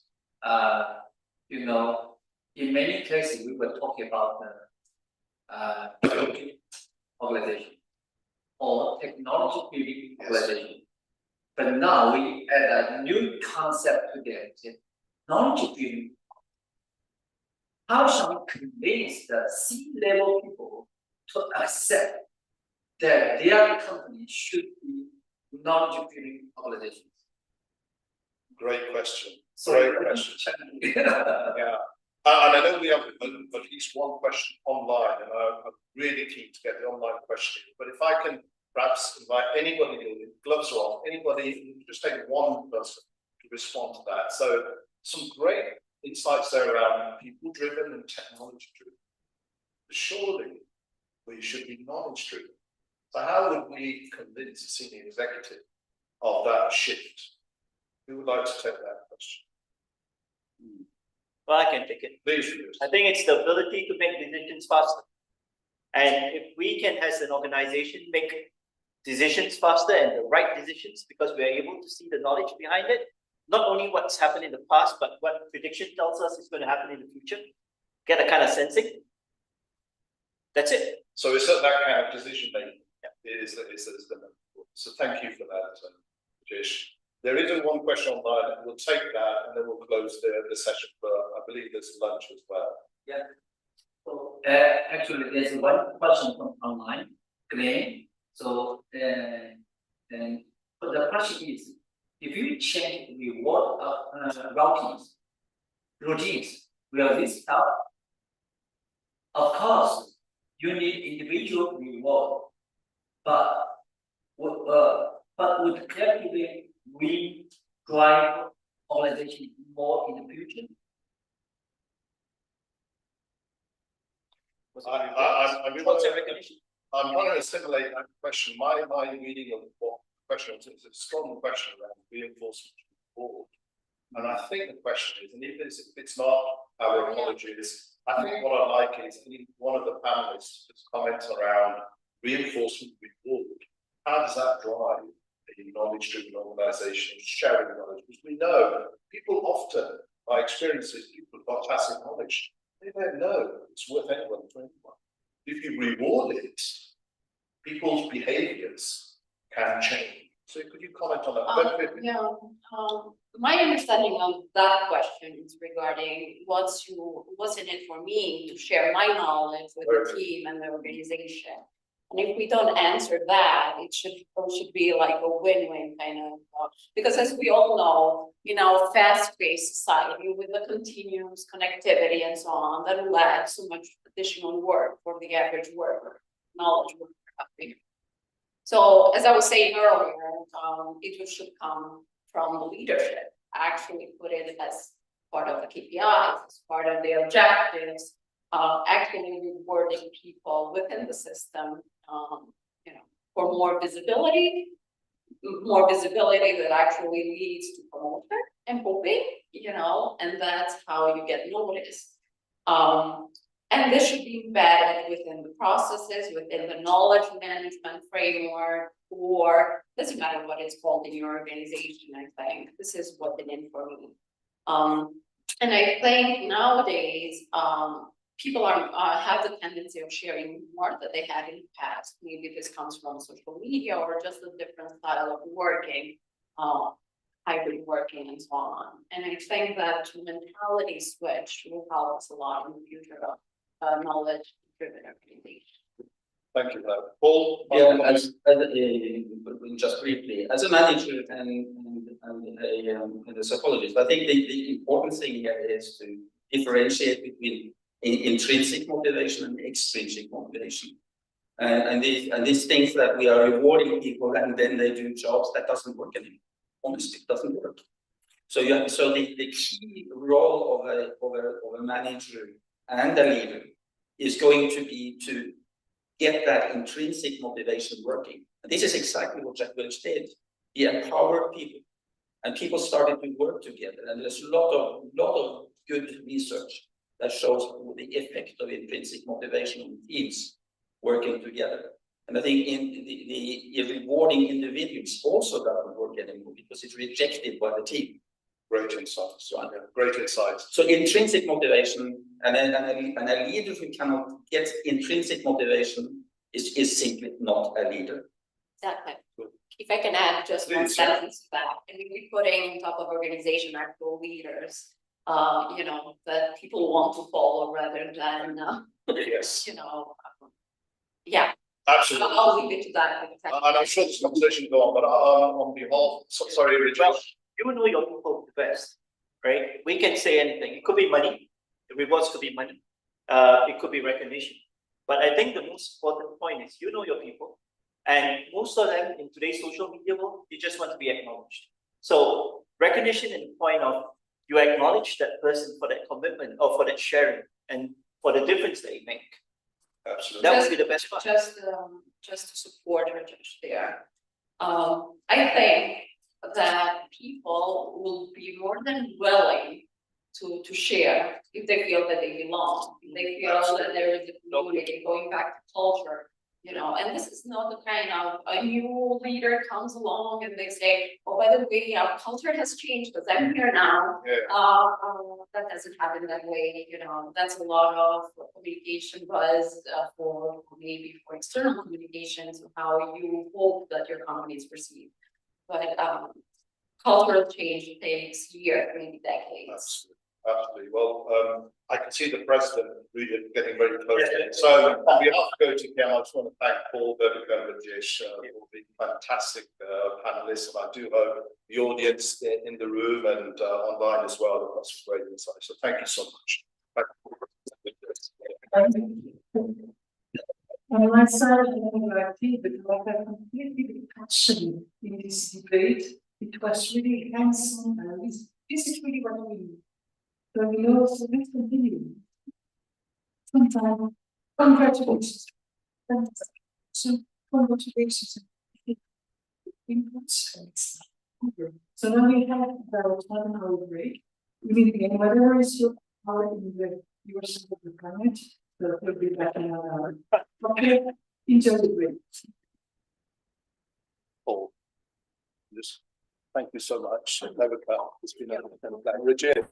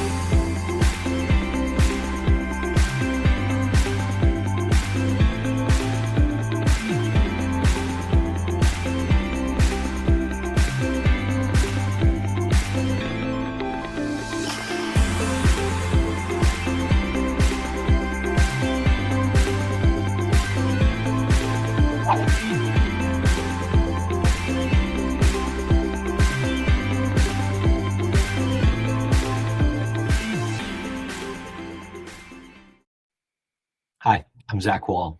I am the CEO and co-founder of Enterprise Knowledge, the world's largest dedicated knowledge management consultancy. And I'm really happy to be part of TKM and participating in the upcoming conference. In addition to my work at Enterprise Knowledge, I have written a book called Making Knowledge Management Clickable, published by Springer last year. And I'm the host of KnowledgeCast, which is a podcast that interviews some of the leaders in the KM field and really focuses on practitioners, the folks that are really getting it done, capturing that tacit knowledge, making it clickable, making it available to those who would need it. If I were to speak a little bit about what makes tacit knowledge so important, well, so many organizations discuss their people, their staff as their number one asset, but then they fail to value the knowledge of that staff. They fail to invest in retaining it, to making it available to others, to learn from, to act upon, to innovate against. And so when I consider the value of tacit knowledge, it really comes down to, well, for any organization that values their people, they need to equally value the tacit knowledge. There's no sense in putting all this effort into developing your staff if you're not also going to ensure that the knowledge of that staff, those people, are held within the organization, is maintained, is grown, is made available to those who need it. In the learning space, we talk about this phrase of learning at the point of need. And at EK, we've co-opted that to knowledge at the point of need. And the way that we deliver knowledge at the point of need, the way that we deliver those how-do-Is, I need to know how to do this, I've been given a new task, I need to be able to act on it, is to ensure that the knowledge, the experience of that individual's colleagues is made available to them. Sometimes by directly getting access to that individual, sometimes by finding a digital asset of that person's knowledge that they can read at their own pace, that they can explore, that they can act upon as a result of having found it. And that's that idea of tacit knowledge, feeding knowledge at the point of need. So how do organizations do this? I talk about the knowledge management life cycle. We also call this the KM action wheel. And it consists of these words: create, capture, manage, enhance, find, and connect. And that really mirrors what I just said. One of the first critical needs of any KM initiative is to capture the appropriate knowledge, capture it, the tacit knowledge that's in somebody's head, but also capture the digital files and documents and records and data that exist all throughout an organization. Capture it so that it can be better managed, so that it can be found, that it can be made better, so that it can be connected with other pieces of knowledge, all in pursuit of having the organization act more effectively, make better decisions, learn from their mistakes, be more productive, help their new joiners and frankly all their staff develop more effectively. One of the other ways that we do this, and what all organizations should strive for, is removing the impediments to knowledge sharing. People will commonly say that they aren't sharing their knowledge because they're afraid of getting in trouble, or because it's too hard, or because they are concerned or worried that if they share their knowledge that they won't be as important to the organization. So one of the first steps in a process of creating a true knowledge sharing culture is to understand what those impediments and fears are and remove them. From EK's perspective, one of the ways that we're often acting upon this is by going into an organization and assessing them, looking at their people, their process, their content, culture, and even their technology, and understanding where there are those blockers to effective knowledge sharing in all of its forms. What should organizations be doing today? Right now, at this moment, they should be considering where they have impediments to knowledge sharing. What's causing people to not share their knowledge? What's making it too hard? What's causing somebody to say, I'm going to hold on to this, or it's too difficult to take the time or put in the effort to share the knowledge that I have? begin with that assessment of where they are and where they could be, and start incrementally plotting a roadmap of change. If you want to hear more about this, please join me at the upcoming conference in Davos on the 13th and 14th of November. I'll be there, and I will look forward to meeting you and learning from you, as I hope I'll be able to offer some knowledge at the point of need. Thanks.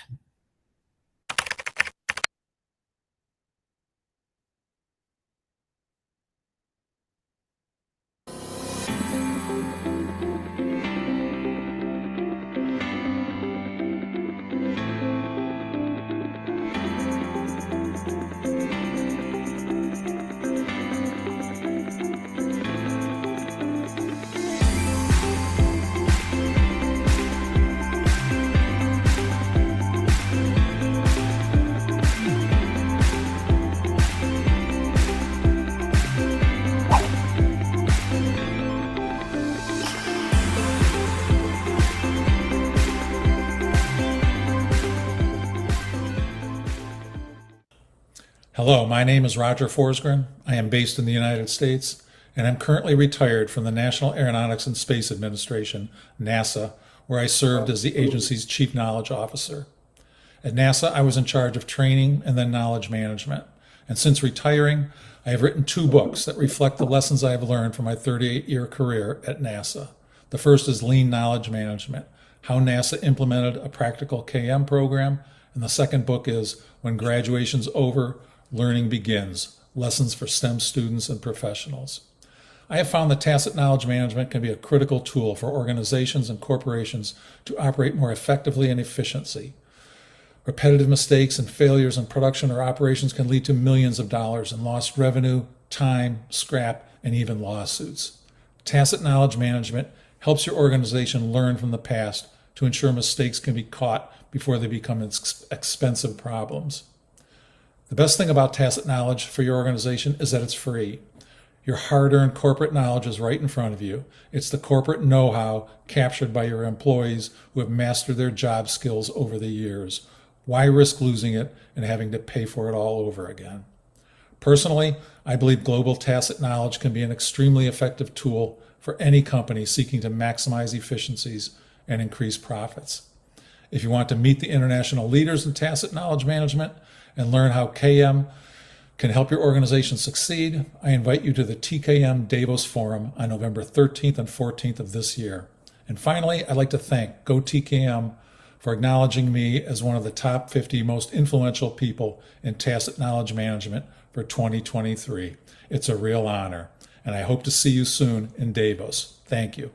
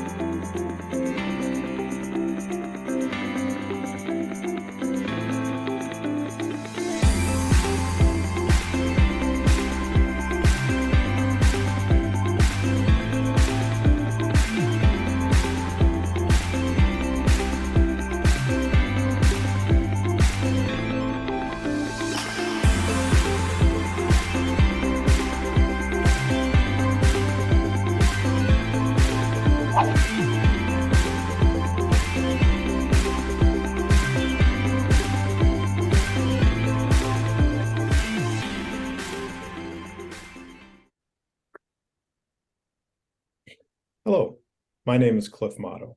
I'm from the United States. I wanted to congratulate Fisher U and the staff at GO-TKM in their participation at Davos this year. A little background on me. I have 23 years of experience in the financial services industry. During that time, I was responsible for leading groups and developing groups of various different types. One of the things I noticed during this my career journey was that when individuals would leave the role or retire, they would take the nuanced and specialized knowledge that only they knew with them. This caused a disruption in service and a loss of competitive advantage within operations teams that I managed. This led me to study this phenomenon professionally as well as academically. I wrote my doctoral dissertation on tacit knowledge management transfer within financial services operations team, which was to understand what practitioners could do to increase the amount of tacit knowledge transfer within their operations teams, both through their formal management programs and other means. I would like to once again congratulate Fisher, you and the GO-TKM staff for their success in the Davos forums, as well as to thank them for nominating me to be one of the 50 most influential people in tacit knowledge management. I look forward to working with you in the future, as well as celebrating your continued successes. Thank you.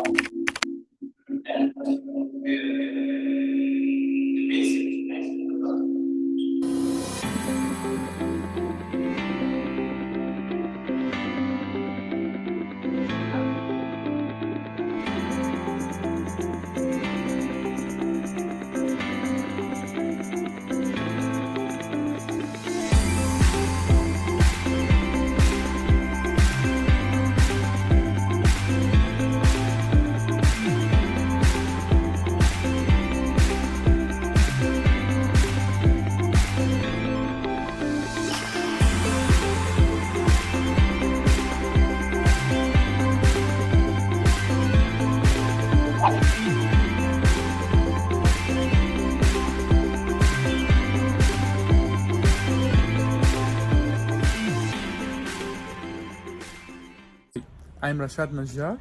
I'm Organizational Learning Leader and Knowledge Sharing for Global Companies. And I'm located in Grenoble, France. It's a very interesting city where it is situated on the Alps mountains. In fact, those snow that are on the top of the mountains and these chain act as reservoir for water to produce energy. The interesting feature about water, it holds and possesses gravitational potential energy. And this energy depends on the mass, on the altitude, and the acceleration of the gravity forces. And when water is released or when water flows downhill, the potential energy is transformed into kinetic energy. And when this water is connected or passes through a turbine, the turbine is connected to a generator, and the generator starts to rotate within a magnetic field and induce current in the grid.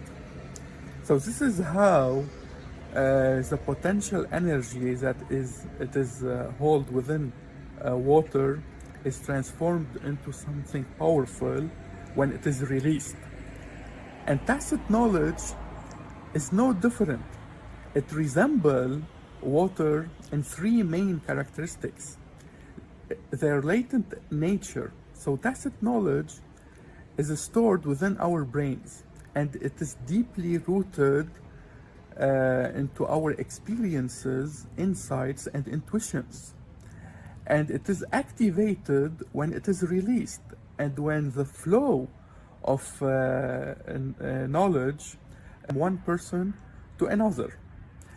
And then this transformative ability of tacit knowledge to transform into explicit knowledge, then it is captured, formalized, and reused, or even further elaborated and evolved, make tacit knowledge very powerful. So join me in the first global Tacit Knowledge Management Forum in Davos, Switzerland, either virtually or in person. Let us discuss more about how we can tap into the power of tacit knowledge, release it, let it flow within our community or within the company and the organization. And for that, I'm going to have a case study. I'm going to present a case study on November 14th So you're welcome to join me, have a conversation, and share our experiences. Don't forget, let's together release the power of tacit knowledge management, November 13th and November 14th, Davos, Switzerland. Thank you.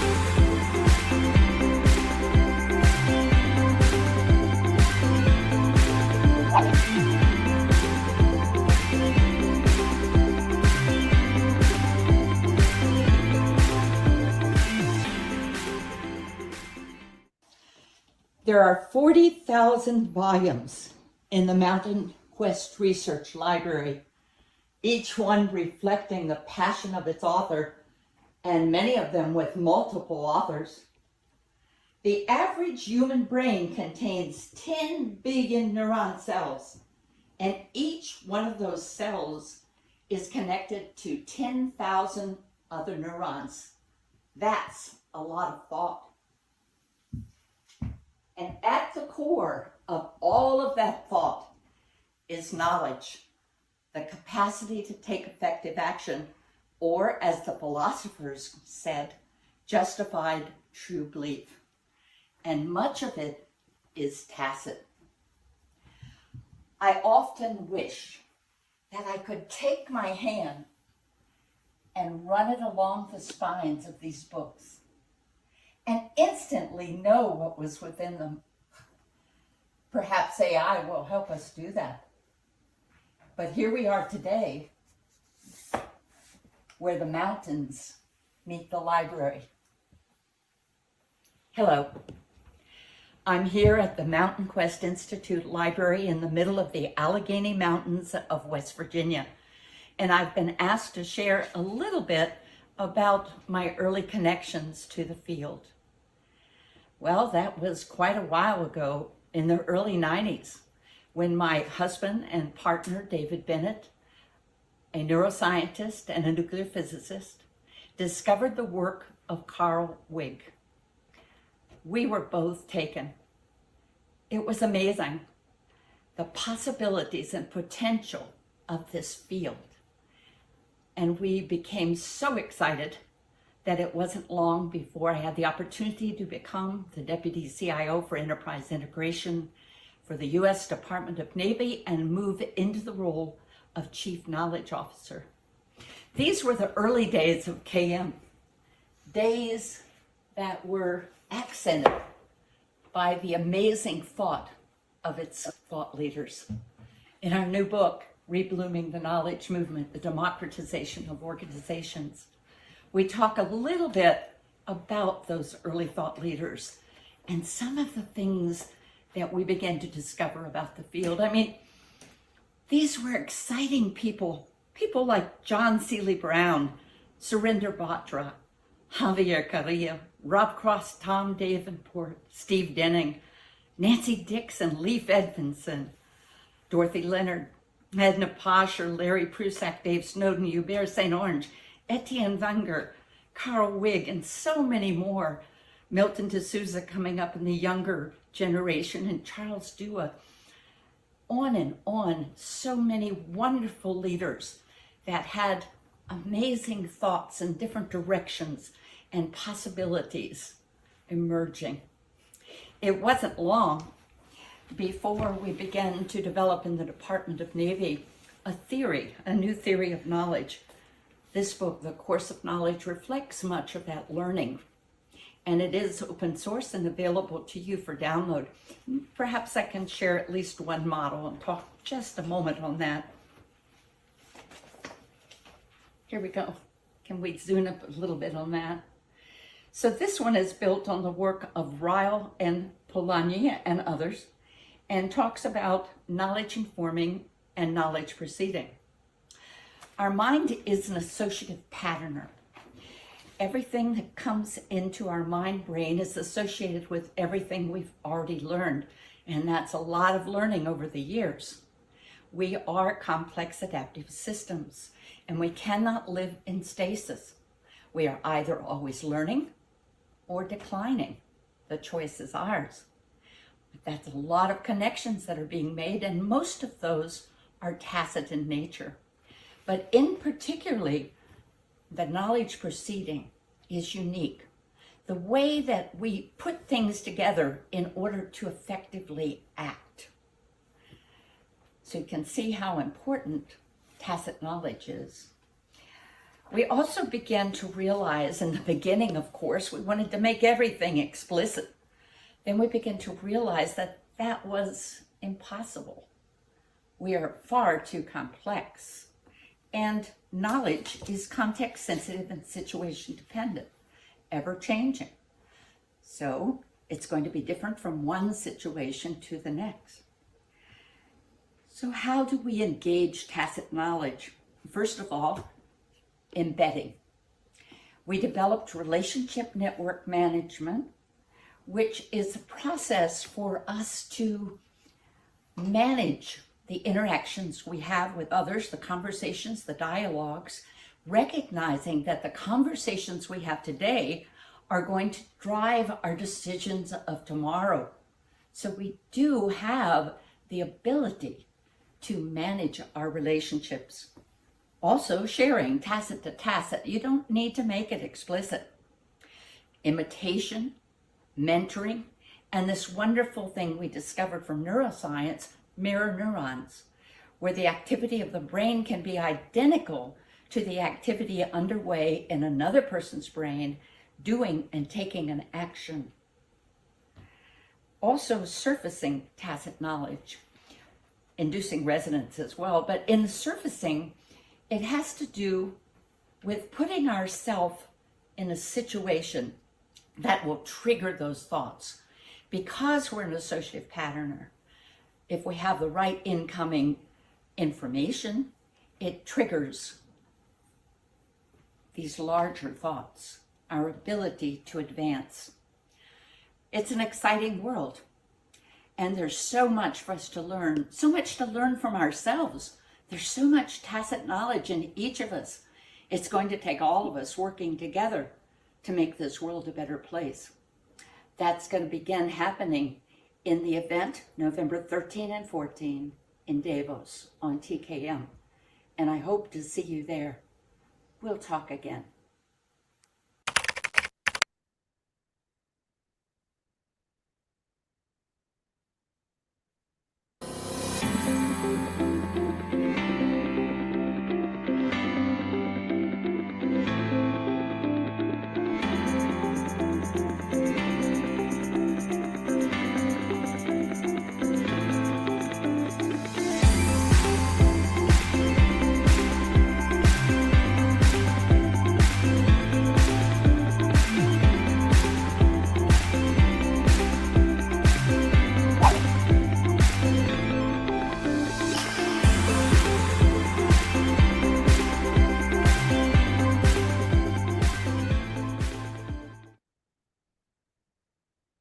Hello, my name is Peter Heisig. I'm based in Potsdam, Germany, UNESCO World Heritage Site and Science Hub, just a short train ride outside Berlin, the capital of Germany. I'm professor for information and knowledge management and currently hold the position of Vice President for Research and Transfer at the University of Applied Science, Potsdam, Germany. Tacit knowledge stood at the beginning of my research career, when we investigated the tacit knowledge of highly skilled shop floor workers in the metal industry in Germany. Those companies produce complex, custom-made products, and those components, those metal components, amount up to 50 to 100,000 euros in value and have a lead time of several weeks to months to produce. The investigation took place at the turn from the manual operated machine drilling and milling machines to the CNC, computer numerical controlled machinery. And we investigated how this tested knowledge could be transferred from the one generation to the newer generation of machinery. Still today, I remember how we identified and how we tried to investigate the tested skills, the tested knowledge of those highly experienced shop floor workers. We called our research computer-supported experience-guided work, and how we detected, how we identified the tested knowledge, how we described it, and what were our recommendations to industry. This is what I like to share at the Davos event in a couple of weeks.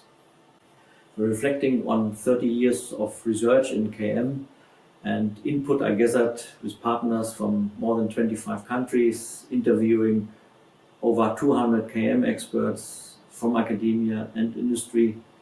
I think two elements are motivating me most.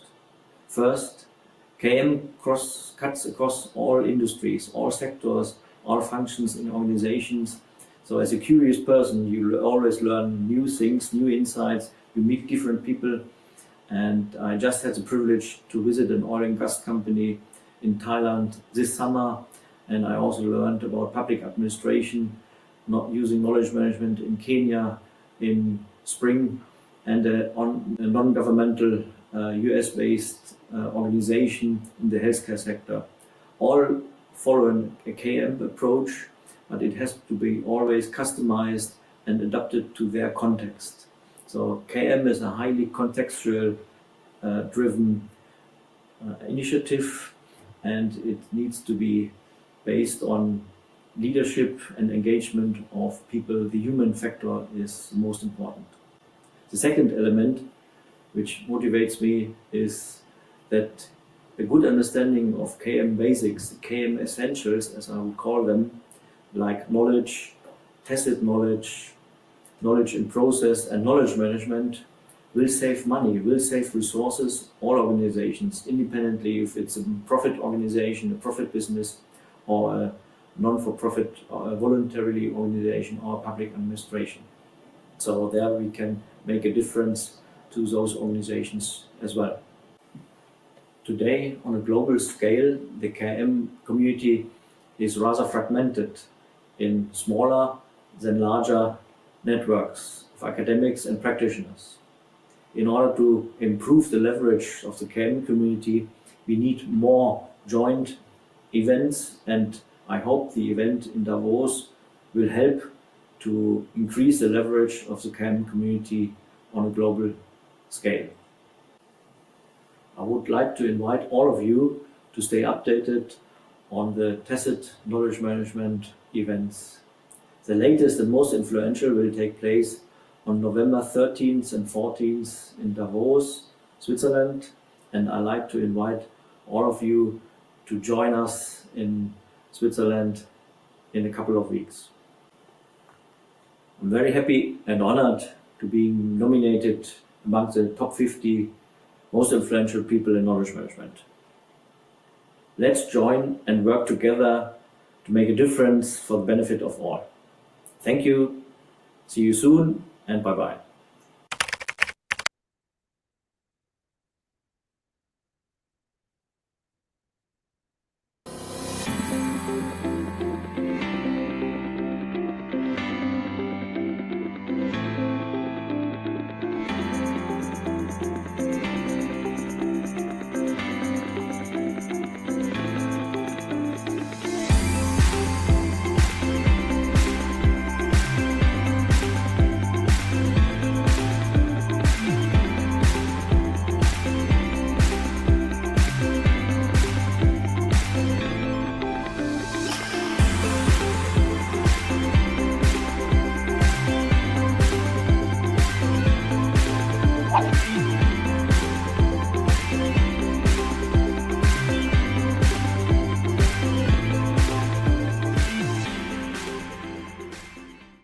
My dear colleagues and fellow knowledge seekers from around the world, and a very special greeting to those of you participating in the upcoming GO-TKM Forum in Davos, Switzerland on 13 and 14 November. My name is Dr. Art Murray, CEO of Applied Knowledge Sciences, an international consultancy headquartered in the USA. Since the early days of KM, starting over 30 years ago, we have been assisting organizations of all types, government, nonprofit, commercial, from all around the world, helping them to capture, apply, share, and grow their critical knowledge so they can make better choices and become more greatly enriched in all aspects of living, working, innovating, and learning. For a moment, please think of the following number: 8.1 billion. 8.1 billion. That's right. Next year, in 2024, that will be the total number of human minds inhabiting our planet. That's 8.1 billion sources of valuable, priceless, tacit knowledge. Our world has many problems, many challenges, but also many opportunities. Imagine the breakthroughs that are possible if only we could tap into those 8.1 billion minds. You see, every person on this planet has something to offer, but that knowledge is of no use if it stays inside their heads. It needs to come out and be combined with the knowledge of others so we can all move in the right direction. So I hope to see all of you at the GO-TKM Forum in Davos on 13 and 14 November 2023, where we will also be recognizing the world's leaders in tacit knowledge management, and I am both humbled and honored to be included among those awardees. So please join us for this one-of-a-kind event and help us tap into the infinite supply of knowledge that's only possible when the great minds of the world come together. There is no doubt that by working together in this way, we can help create a better future for everyone.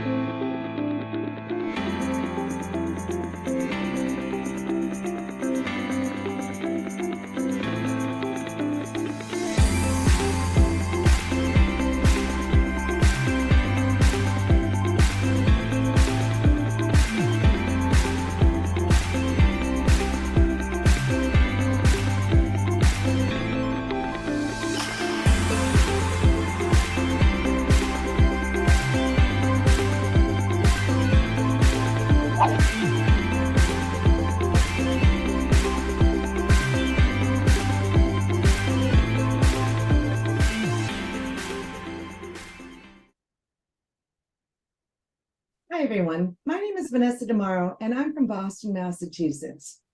And I'm the head of community at Georgian, a growth equity firm located in Toronto. I hope you're enjoying the event and that you're making valuable connections to each other and with the thoughtful content being shared. I really wish I could have been there with you. To tell you a little bit about myself, I've been working in the field of knowledge management since 1991. And over the course of 30 years, I've experienced most phases of our generative profession with a special focus on communities of practice. I started my career as a researcher studying the use of communities to further decision-making in online environments. I've been a management consultant. I've helped more than 150 organizations build their online community strategy and operations, including the World Bank, the CIA, Cisco, SAP, and a whole bunch others. I've also founded and ran a KM company for more than 15 years. I taught knowledge management at Columbia University, and I'm now happily running a large executive community for Georgian. It's a lot of fun to put all that research and experience to practice. The common theme of my work within tacit knowledge management is finding ways to use communities to advance practical knowledge transfer among professionals. From teachers to executives to knowledge workers, we all struggle with the same challenges. How can I learn faster, be better, and avoid common pitfalls? The art and science of finding the right information at the right time from the right people is an evergreen skill. And when armed with this skill, we can improve the speed and quality of our outcomes and effectively do better in less time. There's a great saying that says, if you want to go fast, go alone. If you want to go far, go with others. Figuring out ways to help people go faster together and farther together is what motivated me to focus on tacit knowledge management for 3 decades. And the solutions continue to be nuanced, interesting, and important. In my view, recent innovations in generative AI and machine learning have brought us to a compelling and complex place in the world of tacit knowledge management. What feels like all of a sudden, Gen AI is now at the forefront of the popular and academic discussions, and we're all experimenting again with computer-mediated communications. Not dissimilar from when the World Wide Web started in its early beginnings, many leaders and organizations are looking at technology as the solution to knowledge management. In fact, everyone seems to be getting drunk at the bar of tools as we run the risk of forgetting the human side of knowledge transfer. Trust building, accountability, agency, and responsible integration of Gen AI tools are critical parts of the knowledge management landscape that need to be built into the new systems that we're currently designing. The human plus machine partnership is and has always been the most powerful solution at our fingertips. As we increase tech utilization, we must also invest in people and mind the ethical implications of the work that we're doing in knowledge management. As our field is evolving at a breakneck speed, the mandate to keep current on new trends and innovations is very important. Please remember to invest in your own knowledge by learning with and teaching your colleagues. Take time to follow the TKM events such as the Davos Forum, which is an incredibly influential tacit knowledge management event that be held in Davos on November 13th and 14th, 2023. In closing, I'd like to thank TKM for this award. It's an honor to be named one of the top 50 most influential people in tacit knowledge management, and it's a privilege to share this award with my esteemed peers. Please accept my heartfelt congratulations. I'm thrilled to be in your company and to continue to learn from you all. And thank you, Fisher Yu, Secretary General at Global Think Tank for Organizational Tacit Knowledge Management, for being the tie that binds us together and for your exceptional work bringing tacit knowledge management to the forefront of research and practice. Have a great evening.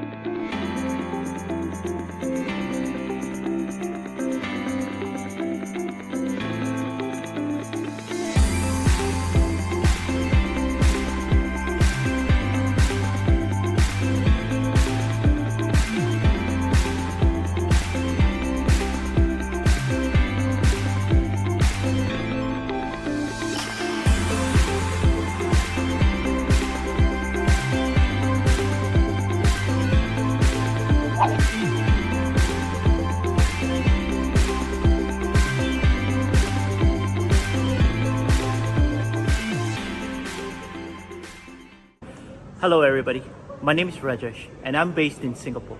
I'm currently a knowledge architect with ACES Innovations, and additionally I'm the president of the Singapore Knowledge Management Society. Now, in addition to both of this, I also teach KM at the Nanyang Technological University, where I teach KM strategy, and at the Singapore University of Social Science, where I teach information management to the School of Business. Now, tacit knowledge has been something that's been very passionate for me throughout my career. Prior to this, where I was in the Navy for 20 years, I dedicated myself to the advancement of tacit knowledge through various initiatives. Now, my work includes the development of KM strategies that have been instrumental in aiding organizations, both governmental and private, as well as non-profit organizations. Yeah. And this has been how they want to capture tacit knowledge and transfer this into actionable items. Now, while I have contributed to several articles, majority of my work involves in bringing my students' work out there and exposing them, the newer future generation, into the world of tacit knowledge. Now, my focus has been on the practical application of tacit knowledge, and that is in improving business processes and innovations. My passion is rooted in the belief of knowledge sustainability, and that really is the idea of how knowledge should be preserved, it should be nurtured, and it should be allowed to grow within an organization. This motivation stems from witnessing the tangible benefits that a robust KM strategy can bring, such as enhanced innovation, efficiency, productivity, and most importantly, the competitive advantage. Now, in my view, global tacit knowledge management is an underpinning factor in the success of any knowledge-driven endeavor. It is a complex issue that can't be achieved by an individual or by a small group. It involves all hands on deck. Yeah? And this collective effort and ongoing support from everyone is an instrumental event, right, to harness the full potential of knowledge management. Now, today I'm very happy that me and my partner Faiz, both of us are from ACES Innovations, have been recognized as the top 50 contributors to tacit knowledge. And therefore, I'd like to extend an invitation to all of you to stay engaged with tacit knowledge events.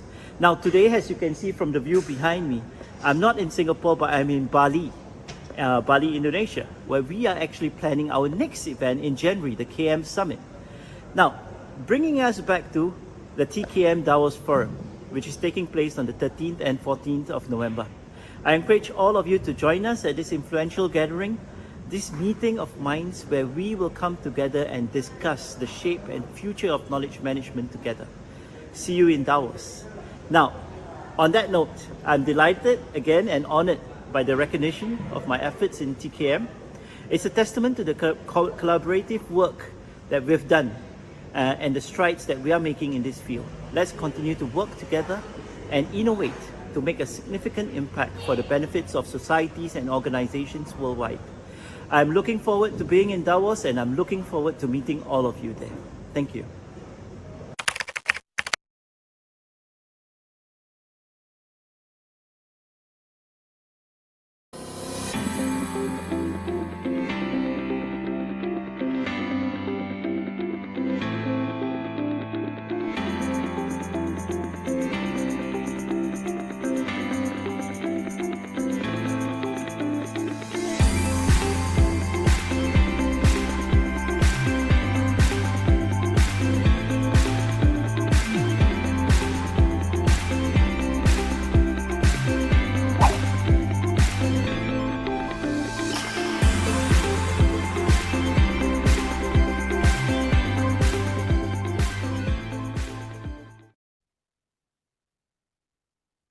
Hi, my name is Dr. Josh Plaskoff from Carmel, Indiana in the United States.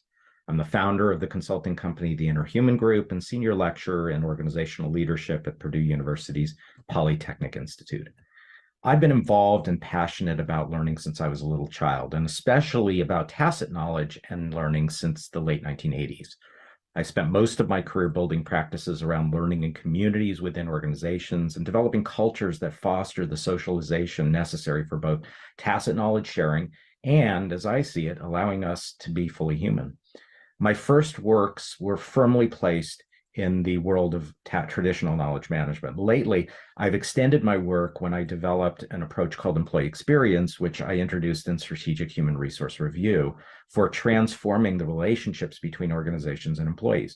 I'm currently working on a follow-up article to be published at the beginning of next year, which addresses how this approach can be used to address the coming back to work issues associated with the COVID pandemic. My recognition of the importance of tacit knowledge came in 1989 when I was in charge of the design of service training for several large high-volume laser printers at Xerox Corporation. The participants disliked the class. It was filled and rife with explicit knowledge, and they loved the informal conversations they had in the bar of the training center, socializing tacit knowledge. I realized that a shift in thinking about learning was critical at that time. At the same time, I felt that the work environments didn't foster what existentially makes us human, much which is tacit, unmeasurable, and non-rational. And that's often set aside for that which is rational and measurable and simple and obvious.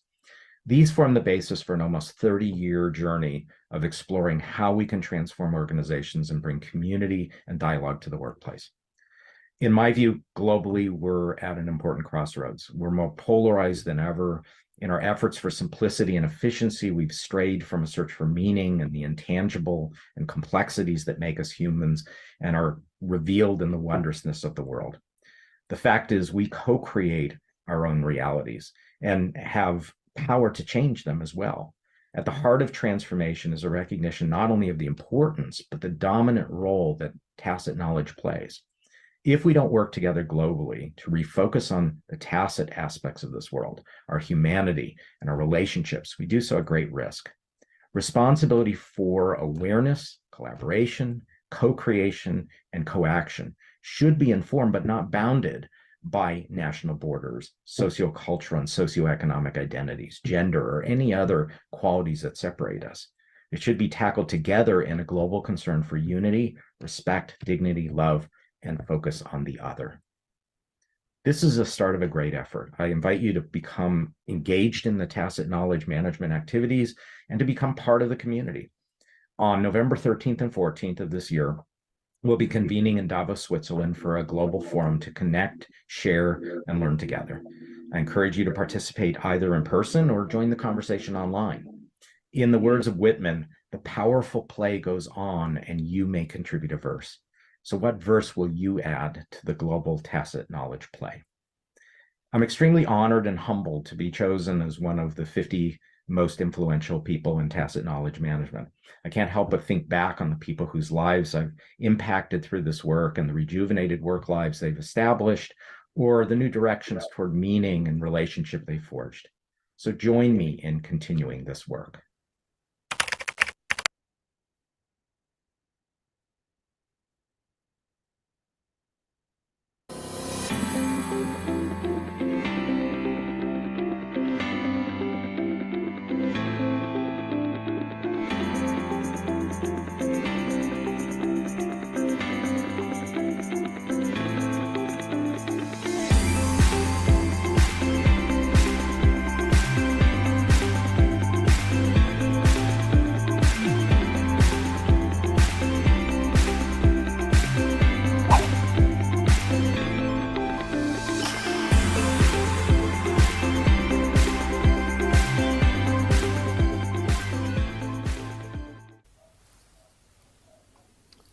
Hello, friends of tacit knowledge.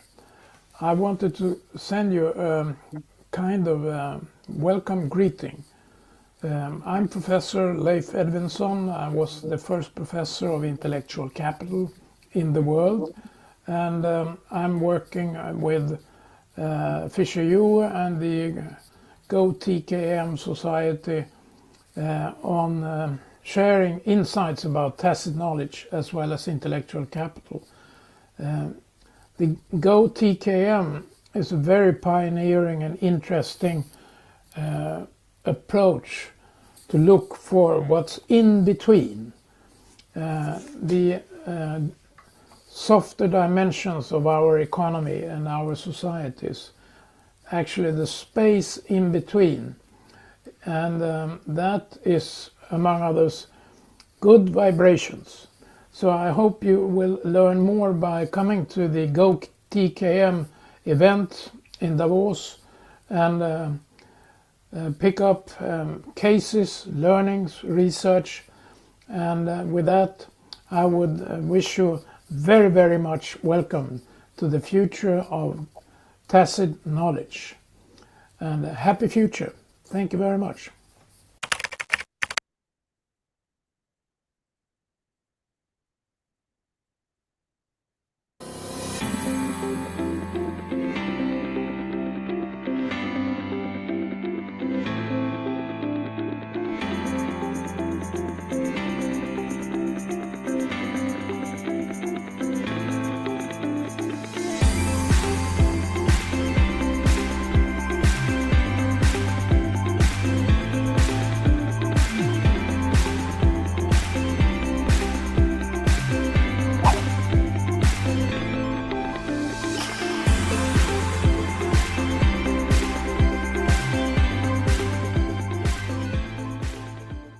Hello, my name is Derek Choi. I'm based in Hong Kong, and I'm the Associate Director of the Behavioral and Knowledge Engineering Research Center at the Hong Kong Polytechnic University. Well, I conduct research into knowledge management, including tacit knowledge management, organizational performance. Some of my past publications include the retention and elicitation of tacit knowledge, in the oil and gas industries, among others. You can look it up in the various KM journals. I also help organizations to embark on KM journey, and again, covering tacit knowledge sharing and elicitation in Hong Kong, in Southeast Asia. Now, tacit knowledge, it's a very difficult entity to identify. As I recall from one of my students, that we cannot put a finger around it. That is right, because it's so volatile and fluid, and it's very difficult to quantify and put a specified location for it. As we know, tacit knowledge, we have so much tacit knowledge, we know more that we can say, and we can say a lot more than we can write. So just from the head to our hands, there's already gaps and leakages. Well, I suppose with the latest AI generative tools, there is some help in identifying tacit knowledge and codifying them automatically and summarizing them as well. That may help considerably, but the tacit knowledge requires a context in order to substantiate it, and that, I believe, only an environment, a conducive environment that actually promote trust, that helps to elicit easy sharing of tacit knowledge, and that is the only way to go. And we're still working on creating such environments so that the knowledge workers feel natural, easy, and willing and trustworthy to share their tacit knowledge. Let's work towards that. I strongly encourage you to keep up to date with this particular topic, because it's increasingly important in the age of digitalization and the fourth industrial revolution. Speed and automation can very much be performed by robots and software, but creativity and new knowledge generation can only be done with good sharing and cultivation of knowledge, especially tacit knowledge.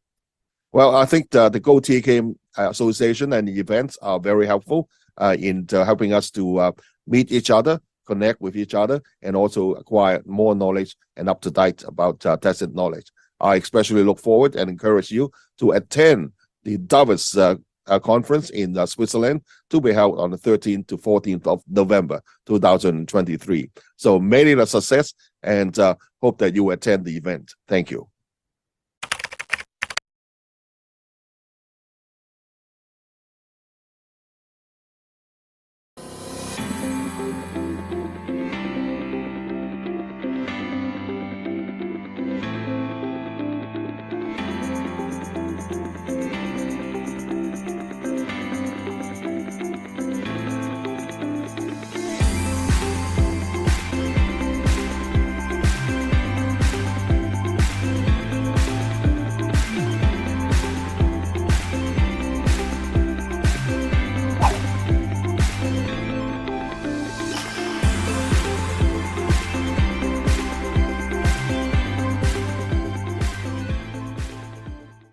Hello, everyone. My name is Chen Gong, a faculty at Yunnan University of Finance and Economics and the founder of Infinite Knowledge based in China. I've been privileged to receive the award in terms of my tacit knowledge onion model, which explains what tacit knowledge is and the essence of it, as well as the TKM core competencies framework that not only can help you become a professional TKMer who excels, but also be able to assess the depth of skills and knowledge across organization, paving the way for targeted development. What keeps me passionately engaged in the field of tacit knowledge management is the belief that untapped tacit knowledge is like a puzzle waiting to be solved, and unlocking this hidden knowledge can transform our lives. It's an incredibly elusive journey that fuels my curiosity. It's a journey that's not just professional, but deeply personal. It's a journey of discovery, connection, continuous improvement, and lifelong learning that I'm truly honored to be a part of. What motivates me is the incredible power of tacit knowledge. It's in those aha moments when one shared their insights, or when I learned from one's unspoken wisdom. It's in the sharing of everyone's unique set of experiences that we find our common ground. Tacit knowledge management is not just a concept, it's a world of untapped wisdom waiting to be explored. It's about making the invisible insights visible, the unspoken knowledge shareable, the hidden stories heard, and the unseen seen. As we move forward, we don't want to lose the silent wisdom that resides within us, but rather capture and preserve it for our future, ensuring that each voice is heard and valued and striving to harness the full potential of this invaluable resource. For sure, this is a complex endeavor that can't be achieved by individuals or small groups. It requires ongoing support from everyone on a global scale. I'd like to invite all of you to stay updated on tacit knowledge management events, the latest and most influential.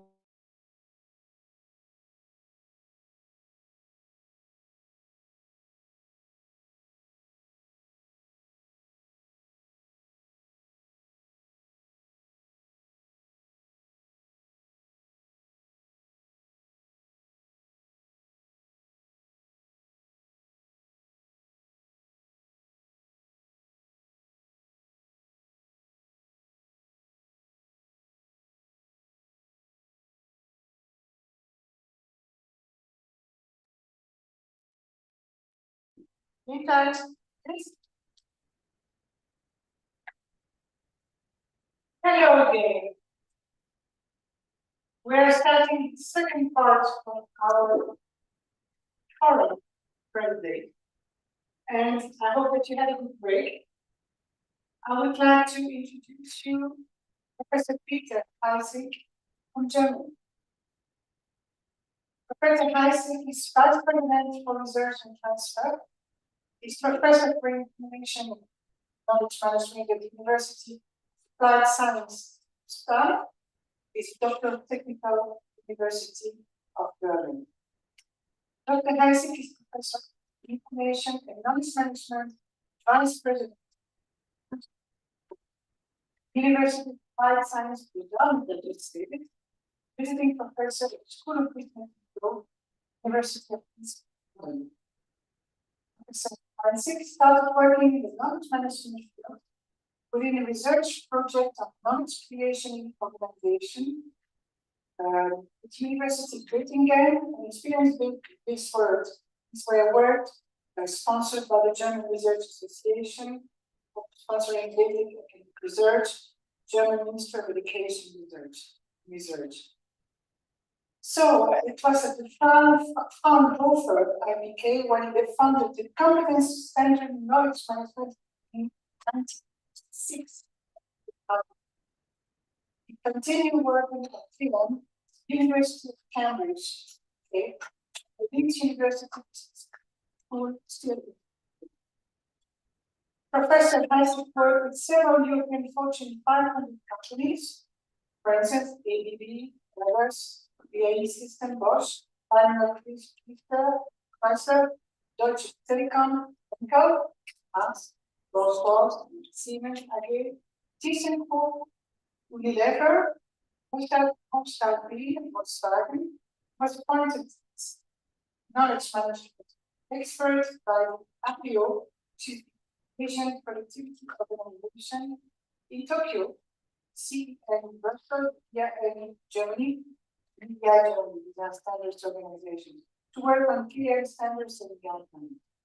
He conducted several global research projects about the future of knowledge management partners from 30 countries involving more than 220 TKM. He belongs to the top 20 most productive management. Slightly positive from 55 each year from the University of Berlin. Professor, the floor is yours. And we know that we're going to be touching everything by your people. Thank you.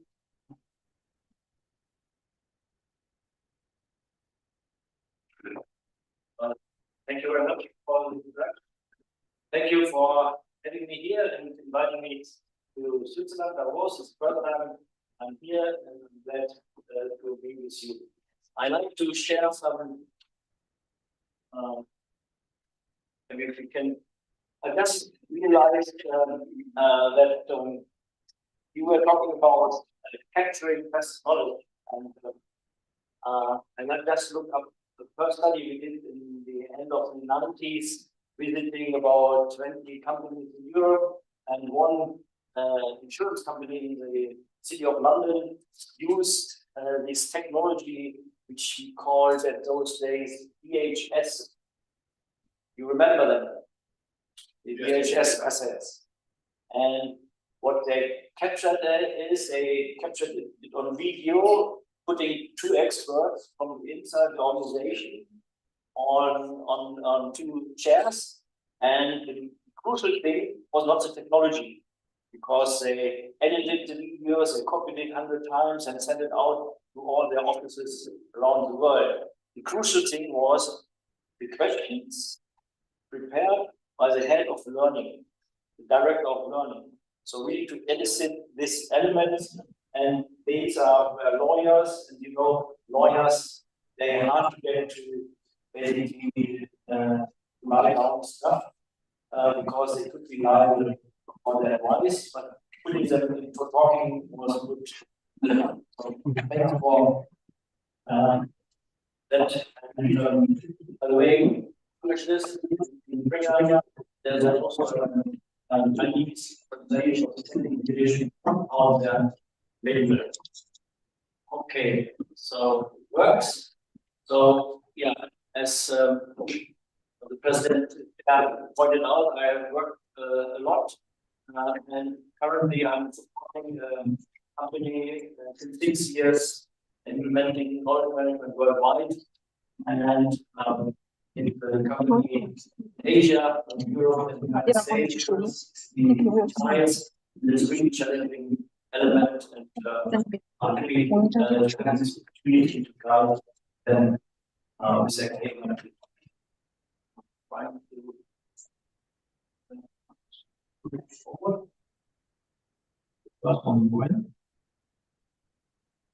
Okay. So I prepared about presentation about 5 elements about the challenge of experience-based computer supported work. I will show you in a minute some slides of their work, and also the 2 videos, which are quite important because it's related to the understanding of the content.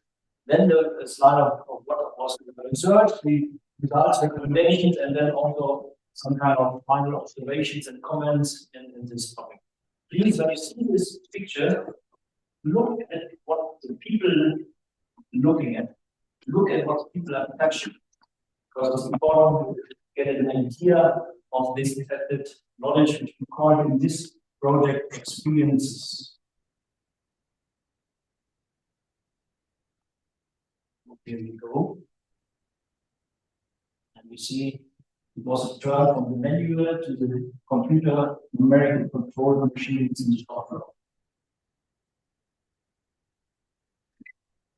And you can see the intimate relationship with the machine,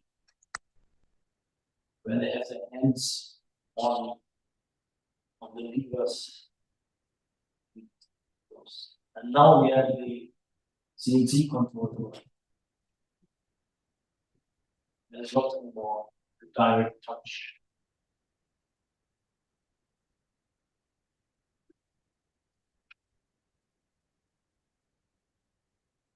How I hope this works.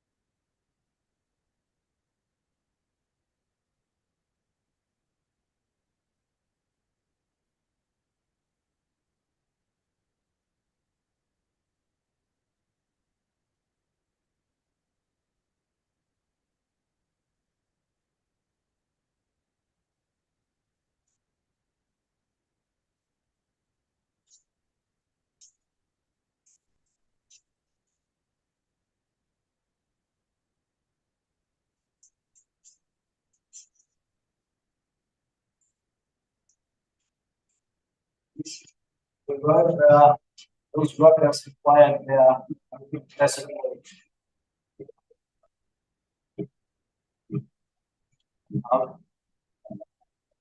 Should have been changed.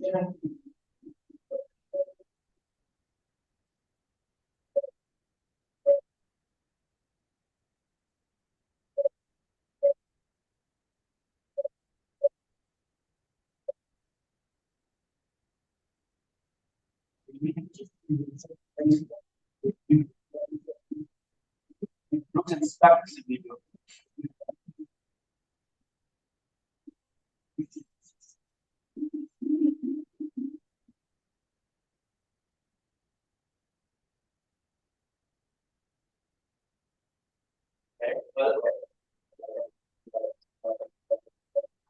Sorry, did you run out? It's not that.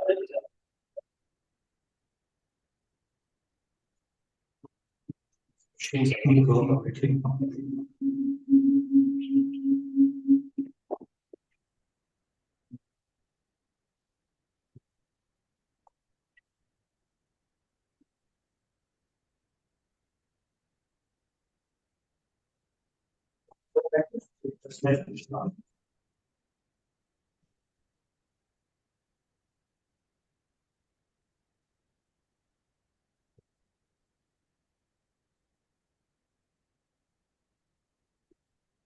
Maybe go to the next slide.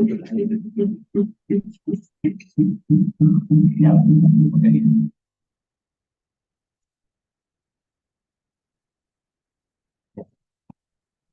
So the challenge was, you know, in the old world, where you have this manual touch to the machine, you have this direct interaction. And the research asked was,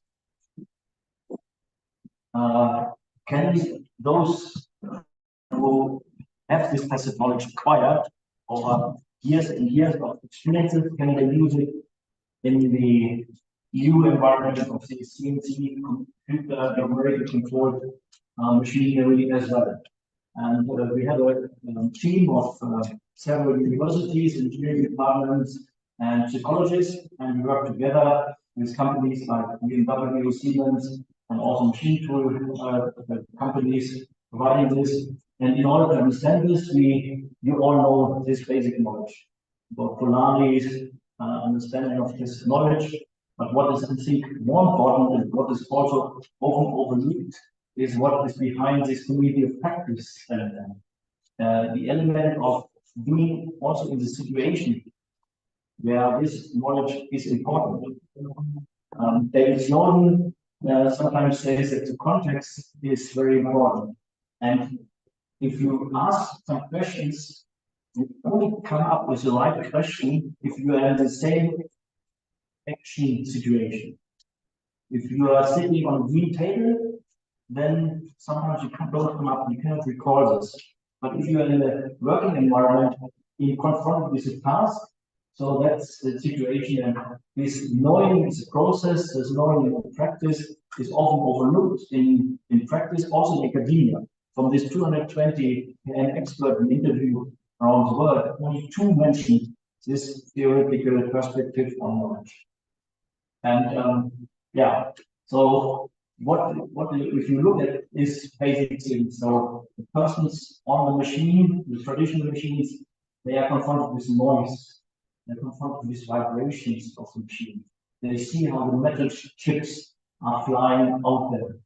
And in the new world, this machinery is capsulated, is less noisy, there are no vibrations, even if there are more speed and the low visibility, because there's this coolant which cools down the metal and it's hidden behind the screen. So the access to the process where things are happening is very, very different. So what we did as a research team, first we went to a workshop. We really did working with metal, and then to the traditional machines. And then we also had a day where we tried to program a machine and try to get out the piece we have had as a task to produce. So in order to make really familiar with the actually practice situation in work. Then we went to industry. We observed workers more than 10 years with experiences, how they used to produce a piece of work, and then we interviewed them. And there's, for example, one guy, I think this was mentioned before, this is a crucial expert. He was responsible in a company which produces machine tools for technical. They have some axes which are 7 meters long and the diameter of maybe half a meter. And he was basically his own boss inside the company, because he was let alone. He had his own small database where he purchased the tools for producing this big machinery tool. And this access was about 50,000 euros in value for the entire machine. And it took also quite a couple of weeks to produce it and to work it. And this is only one example, and I think it's worthwhile to mention its background, because when I'm talking about this research is mostly done in so-called Mittelstand, so-called hidden champions in Germany, which are sometimes world-leading companies, but often family-owned. And to give you a perspective, I had once a project with a company. They have about a world market share of 50 or 45% in this pieces they produce, and they have a perspective of planning of 25 to 20 years. They are not short-term, 3 months, a quarter, being reporting this. And that's a very different setting for the entire background of the company. And what we did then, furthermore, after going to industry, we invited some experienced workers to the laboratory to give them some tasks. We videoed the way they are working, and then we looked at this. We used this working out loud methods to they reflect on their activities, and then they carry out a video in order to understand what is their tacit knowledge, their hidden experiences. So that was the research. Let's have a look at the results. What came out of it? So remember that vibration, and these are the codes which comes out. I call it the good vibration. So there is kind of sound which is good to hear. It's a loud, rich sound, and people, when it doesn't work well, then there's this creeping sound, and it's an unpleasant noise. There's a guy, and you feel it hurts you internally, and it goes on. And this other guy said you have to hear and feel whether it's running properly. A feel for the machine is absolutely essential. And finally, the importance of the hand of the vibrations. It recognizes when it's working well, and it gives you this kind of good feeling that everything fits properly and that goes well. So what is the essence of this? Is basically the workers develop a kind of mental model of how to understand these signals coming from the process, and how and when to intervene in order to correct it, in order to produce this high quality goods in good time. What means good time? Good time is cost for them, because they are remunerated for a certain output per hours per day, and also for the company it's important that it comes out with good quality. Going back to theory, Frank Blackler wrote a paper which is kind of relevant here, and it's this kind of embodiment of knowledge. And I'm wondering, when I hear this saying you can capture this, is it really possible to capture it? I believe it's not. And it comes down to traditional teaching and learning experiences.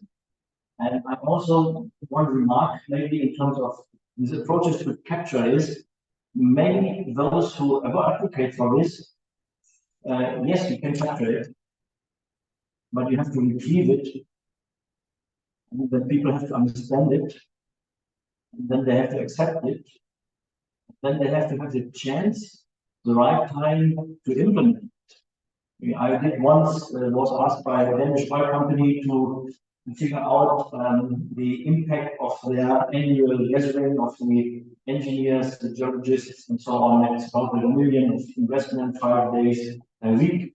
And there was a French guy who had developed a new way of analyzing the geological data, which is very important for oil company because it's very costly where to put the drill on the ground, if you hit it or not. And it turned out when we did the follow-up survey 6 months after the conference, it turned out that there was just not the opportunity in the other projects to apply this new method here. So finally, recommendations we made. There are a lot of technical improvements we suggested, and I just highlighted a couple of those.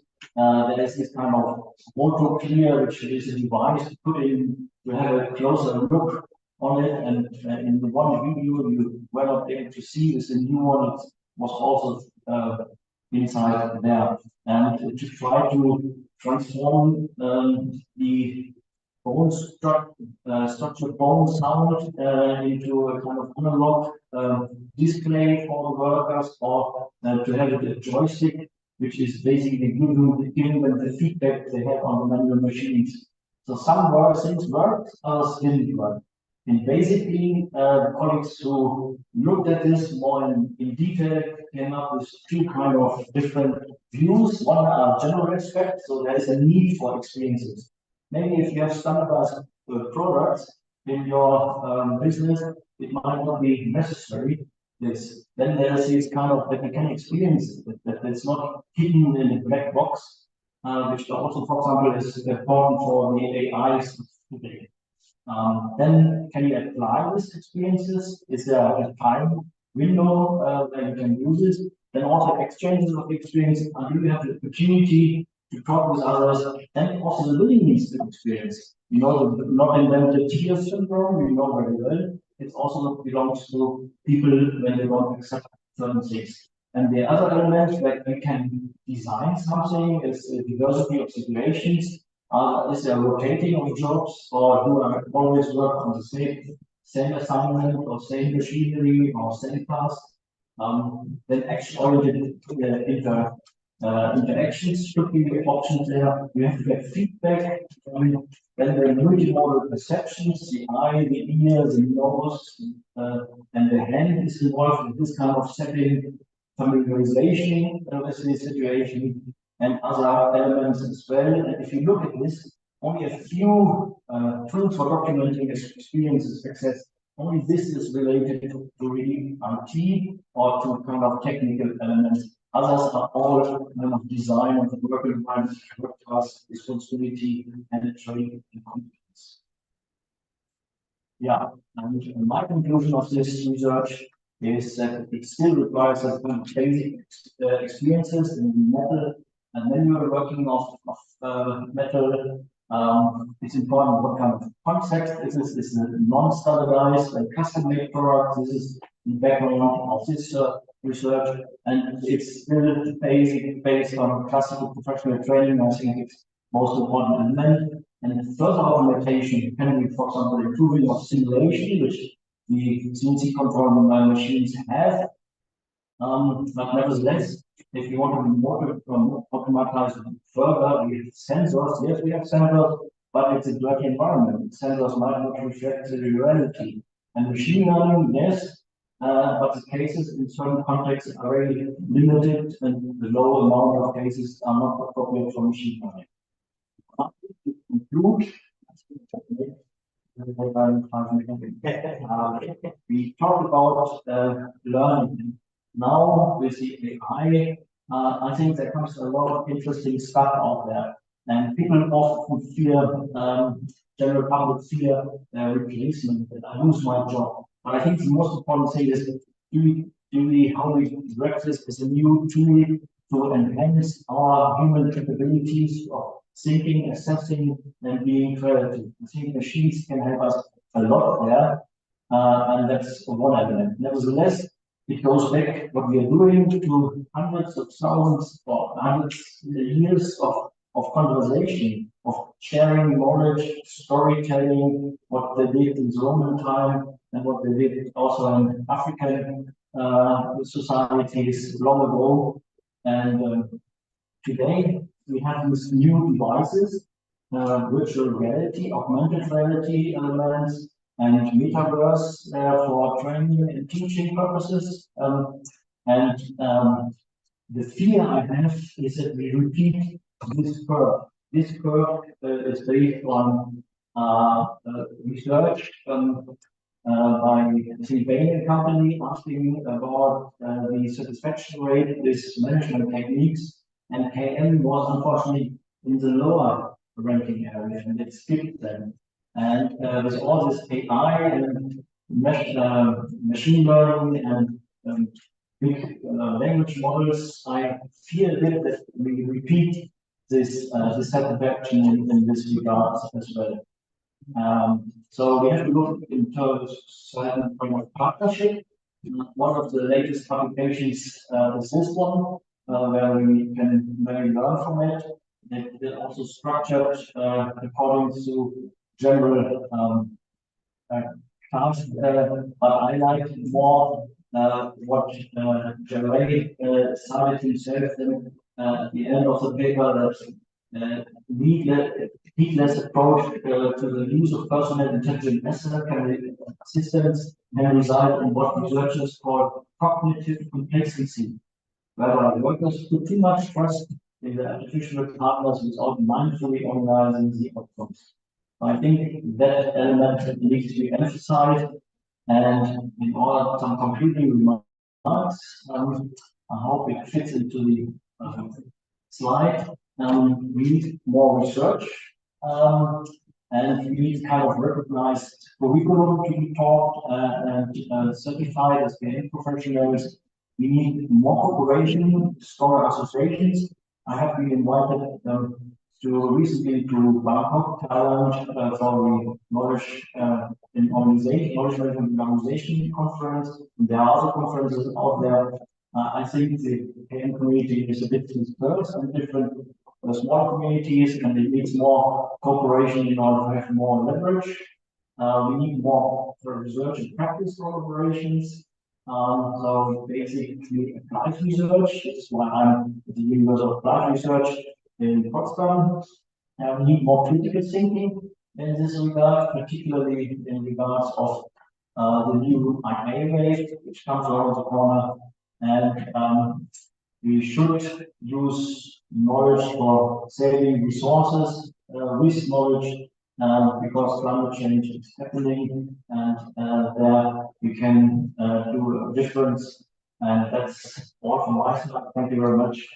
And hopefully we have some discussions with the garden tonight. And now I'm happy to maybe respond to one or two questions. Thank you very much for listening. Thank you, Professor. You know, we are making the room here to speak about AI multiverse, etc. And we all are, we have the same opinion. The humans have to fit into those. I think that's good, right? What I appreciate in your presentation is that you make it physically visible at the workshop itself, in the German workshop, the German factories.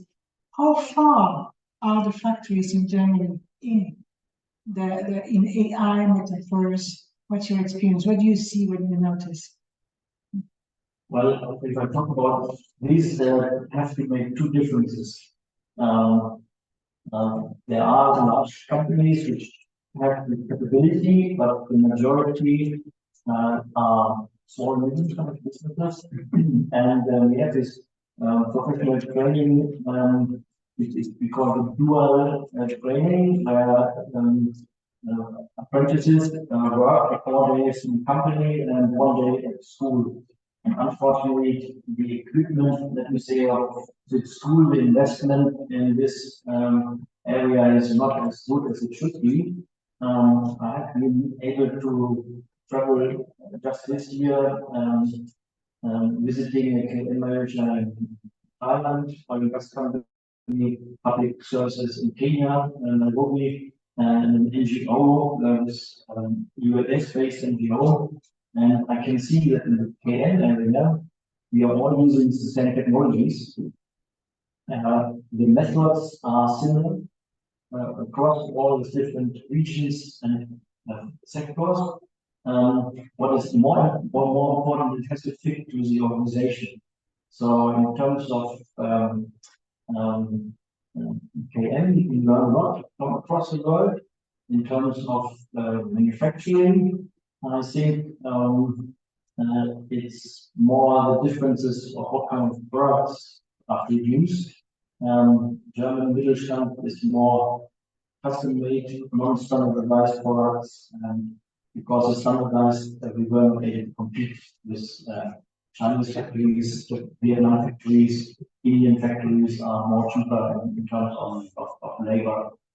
So there is a division of work, but still I think the educational model is still helping us to compete at the level we are able to compete at the moment.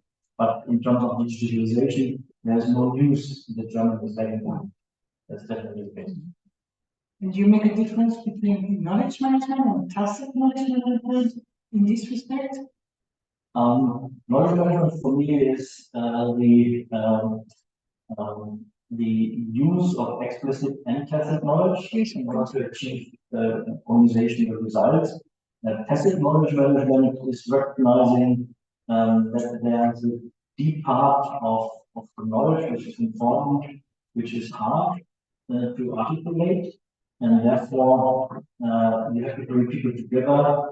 And the challenge, for example, when we talk about people leaving, the Belgian government has put 10 million euros apart, the Belgian government is the state of Belgium, not the federal government, to do the gold standard of transfer. Basically, appoint the successor for working together with the person in her place or her place for 6 months. The big challenge was that in order to make it happen, they have to know 2 years in advance who is leaving when. And in order to apply this all to respect the internal regulations, and the challenge is employees have the right to decide, okay, well, now it's fine, I have done my years, I will leave in 3 months. So the framework conditions is so difficult in order to really to apply this, even if you put 10 million euros aside for financing this kind of double post assignments. What would have been your solution then? Well, the solution is to have a better planning of successions, but to start with the knowledge sharing much earlier in terms of people reflecting, applying this learning during and learning after certain actions. There are tools out there in order to help to convey this knowledge if the people are open. Yeah. That's also something and that's back to leadership. And if the leadership does not support this, you better walk away as consultant or as an academic to collaborate with you. Thank you. One more question. Yes, coming to you. One question. Peter, first of all, thank you for sharing that fantastic research. It's left me a question in my head. You talk about explicit and you talk about tacit knowledge. And what I heard was tacit knowledge is very difficult to codify and capture. And I'm wondering whether the tools we're using to capture explicit, but particularly implicit knowledge, because I see a lot of this as implicit knowledge, not tacit knowledge. And I'm just wondering whether the tools are the right tools to capture and codify tacit knowledge. If you could comment on that. Well, I don't differentiate between implicit and tacit knowledge. Thank you. My differentiation on that one is explicit knowledge. implicit knowledge, actually knowledge which you pick up by observation and doing, that's implicit. Tacit knowledge is the wisdom, the know-how. It's very difficult to articulate. So for me, implicit knowledge is the key nugget to the total knowledge management. I just wanted to refer that. Thank you. Well, that's right. I didn't use the iceberg model with a naming.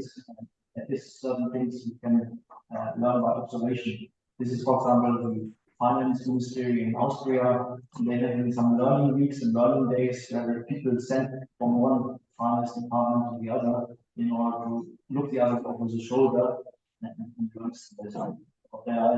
There is these elements which could help, but they have their limitations. Thank you. Thank you again, Professor.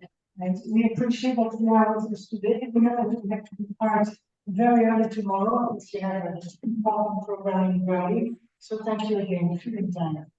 So I have the pleasure to introduce now Professor Leif from Sweden. And Professor Leif was in the committee of organizing these forums, like gratitude, and there were other people in this committee, but that remained a bit later on. Thank you. So, about Professor Leif.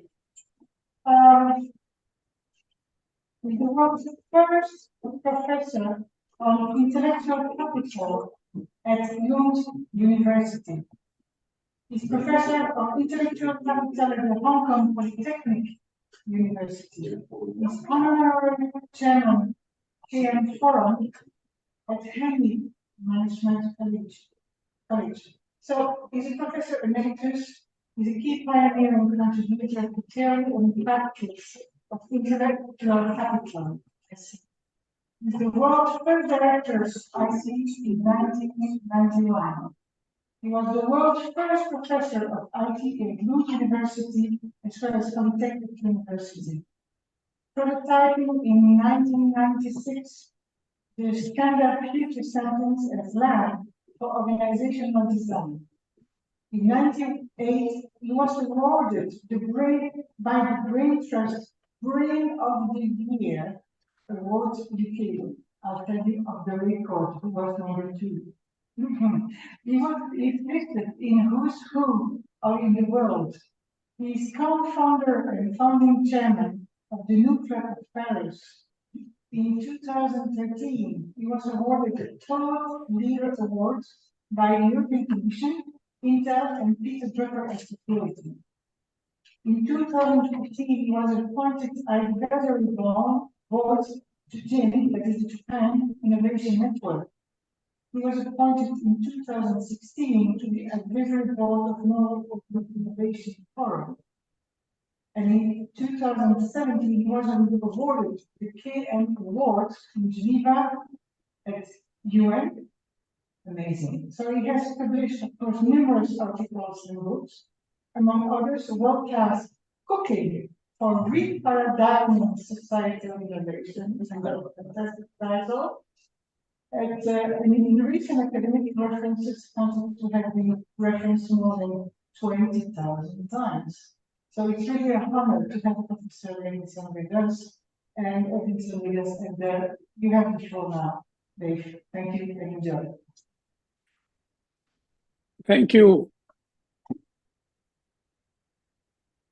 Thank you very much for a nice introduction, and I hope you can see me now.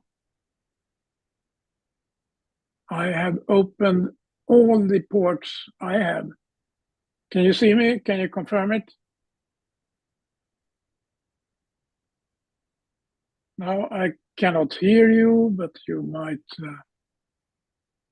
still check that one. It's not. You can be heard. I can be heard. Very good. Very good. And I see you, which is also short for intellectual capital of you. I see you. I heard that you introduced me around the cooking, and that gave me the association that one of the key elements of our future center was the smell of the future center. And it's a question for you, actually. What's the smell of the future? What's the smell of Davos? What's the smell of GO-TKM? And you can have a conversation later on today about that. And I can tell you that at the end of the day, you will have a good inspiration also from Matthias Hansson, which will bring in some music from ABBA. So the smell and the spices and the music. And that's going to be the management, the soft or dimensions of today. But I would like to start with the first slide, which is a photo of Professor Nonaka. Can we have that one?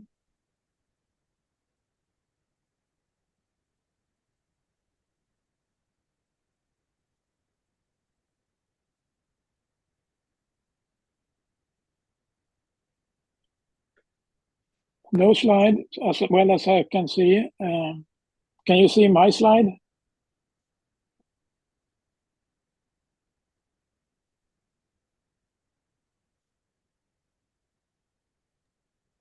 No. No? I was sending you the slide deck for you to start when I was introducing myself. So Sunshine might help you to start to present. And the first slide was a reference to Professor Nonaka. And Professor Nonaka is co-founder of the whole movement of knowledge management. And he was recently awarded with Drucker Award. And I wanted to salute him for it. And I'm sure he will be coming on board as we move on.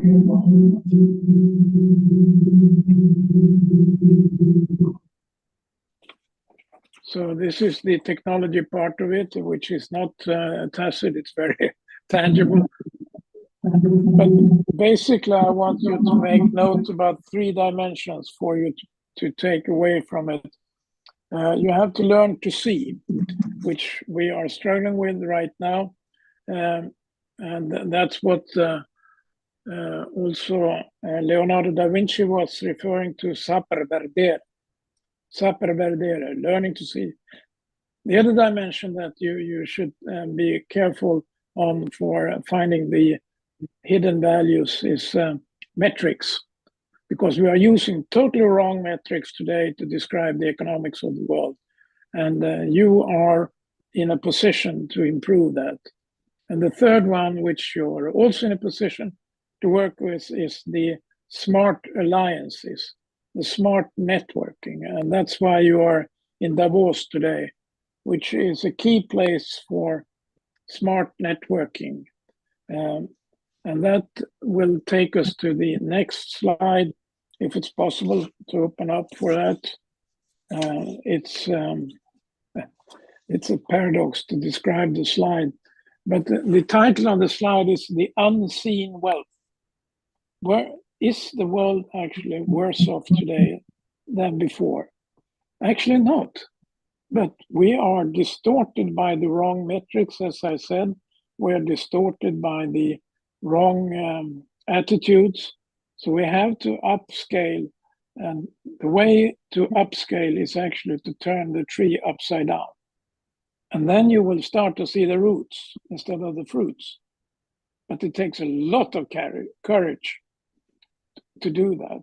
So that's why it's so important for you to turn perspective and learn to see that there are roots to be treated. And I will give you some insights on how to do it.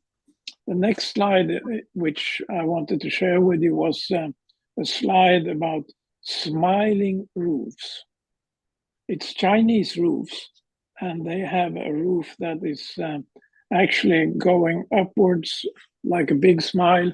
And you could think about it as a culture, but it's much more esoteric than that, because it gives light into the building. And you can think about the way we are doing and constructing roofs today. We are putting a lid on the light. And that's why we are, to some extent, struggling. And I would like then to say that you probably have a question to answer, and that is, where do you have your blind spots? And I think you probably have a lot of blind spots, regardless of the condition of your eyes. Mostly they are mental. On the slide I wanted to share with you was also from the CEO of Microsoft. He says that empathy is the most hard asset that we have. So if you take the next slide from the slide deck, you will be in line with my speaking. So next slide, please, if you can switch. And he says that empathy is not a soft skill. And it's the same with tacit knowledge. It's not a soft skill, but it's not codified. And it has a tremendous impact for the future. So therefore, watch out for your blind spots. And if we go to the next slide, it shows what's going on in the brain, and we will be back to that. So we go to the next slide.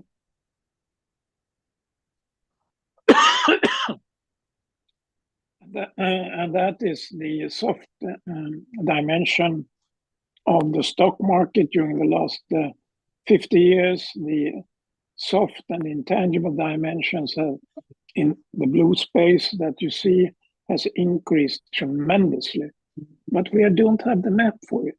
So we miss it because we don't have the qualified metrics for it. But together with other people, we could and will develop that. So then go to the next one. And it says that geography is very important, and you can look into this book and read about it. But we are developing maps for nations, and it's perhaps a coincidence, but it's a good coincidence that you are in the top leading country of the world regarding intangible assets. Switzerland is among the top 3 in the world, and you are sitting in that context right now. Some of you, not all of you. So Switzerland is a strong dimension for it, and Davos especially. So if we then turn to the next slide, you can see the mapping done by, among others, if you start from the left, the knowledge for all, it's from the Dubai Knowledge Foundation. They have a number of metrics that they are developing on a regular basis. And then the slide to the right is the slide on knowledge assets, you could say. And that is from Vipro, but it's basically limited to the intellectual assets or intellectual property rights. So it's a big difference between these two maps. And the right one with intellectual property rights is unfortunately dominant, but it's a small part of it, which we'll see on the next slide. Here you have a kind of a grid with all dimensions, and the intellectual assets, intellectual property dimension at the bottom is only one of them. And the most interesting is probably the one to the right of that one, and that is intangible assets, also called business secrets. How do you achieve the business secrets? And that is a very, very interesting dimension for your knowledge navigation to drill into. But I won't be staying too long on this one. I would like to go to the next slide. And that is, how do you build high performance teams for such a journey of knowledge navigation? And as you can see here, you have a navigator in front of the tandem cycle.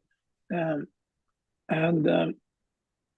looking for something, but does he really use the right tool? The right tool is probably not what he has in his hand. So if we go to the next one, we will get a little bit of an aha. The aha is in your map of neurons. And the slide to the right, you saw on one of the early slides, it's a beautiful pattern of a thought, and the one to the left is just a thought. And just imagine that your thoughts right now looks like the one to the left. Have you seen your own thoughts? Have you seen your family's thought pattern by brain scanning? If not, try to invite them for brain scanning, and you will probably discover some very interesting dimensions for your dinner conversations. So if we go to the next slide, recently we got a vaccine against COVID, and this was based on this kind of navigation into the world of microcells or neurodynamics or neurocells. But it was also based on an alliance between big pharma and the scientists. And this is precisely what you saw on one of the earlier slides, how we combine human capital and the instruments around. And that is called structural capital, sometimes intellectual property. In the case of the COVID, they tried to stop it and say that it's not in line with our intellectual property rights law, and therefore we cannot comply. But they managed to get over that, and we got a new vaccine in record time, and now it's even further refined into the recent development of a bioscientist, the RNA, which is going beyond the DNA. And there you can find how these small, tiny parts of the world are coming together. So let's go to the next one.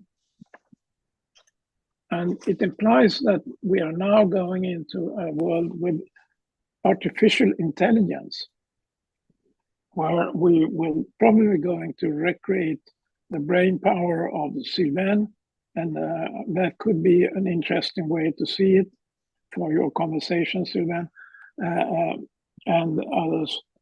But it also leads to the next slide, which has been around for some years. It's a development from a guy in Parma in Italy. He discovered the cells going beyond the brains, and he called it mirroring neurons. And those mirroring neurons are extremely impactful. So have you seen your mirroring neurons around you? You might see a little bit of that tonight. I don't know. And that is so fascinating that we are going into a landscape of different kinds of neurons surrounding your head, because the neurons are also outside your head. So go to the next slide, please. And that will take us to a totally new landscape of policy making. And this is called astropolitics. And astropolitics has landed. And this is what Matthias Hansson, participating in the end session of today, will also describe to you. But it's a new landscape. It's not the traditional landscape of UNESCO or United Nations. It is much more in line with what you see there. And the scientists sitting there up in the astronaut capsule and reading a book in Swedish about the story about Pippi Longstockings. But you can think about it as the new landscape for GO-TKM. And you have the link there when you want to go into. But it also leads to the next slide.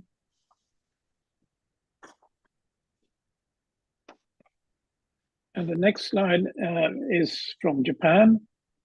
no, go back there. This is the Keidan-Ren slide on that we are moving from the old agricultural society up to society 5.0. And it's not an utopia, it's already taking place, as we have seen in some of the slides, but it's also demanding new policy making. And Professor Kono, colleague and disciple of Nonaka, is working very much on this in Japan. And I think and hope we can join forces and develop some GO-TKM maps for Society 5.0.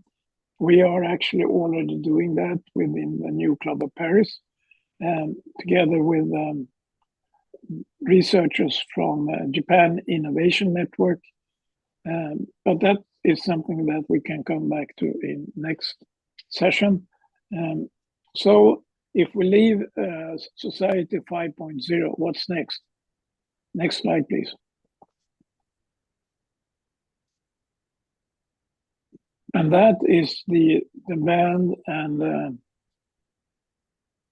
request for next generation. We have to develop sustainable development goals. And the old goals are totally based on the extracting society. Now we have to build something for the tacit knowledge society and in line with the sustainability development goals. And that's where we are today, to some extent, on the edge of tomorrow. So I have now a private opportunity to go into some artificial intelligence, ChatGPT, and you can try to develop the same. And there you could come up with a totally new accounting system for the future. With that, I end and wish you a happy future.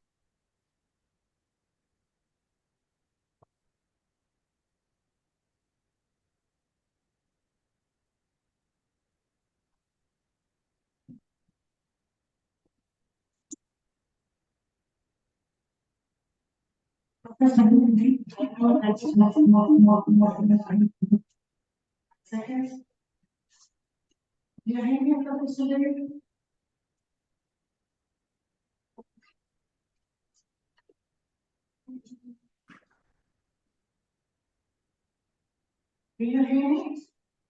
Now I hear you, yes.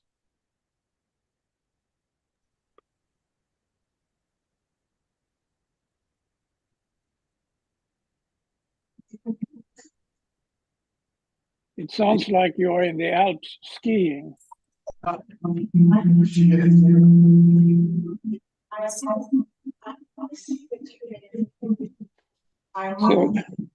perhaps you should stay in the snow environment until next time.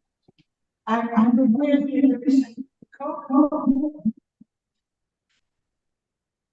we are fixing it. We have problems in the communication. But nevertheless, think about the possibilities that you are sitting on together with GO-TKM and the Can you hear me? Can you hear me now? Excellent. Yes, very good. Excellent. Okay. So I hope.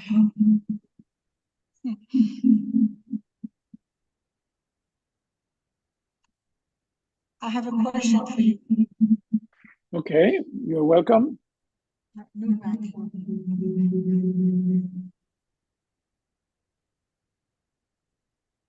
I'm just talking.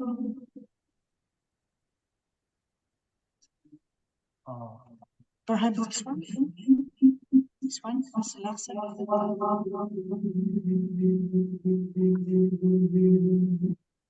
Yes, that was it.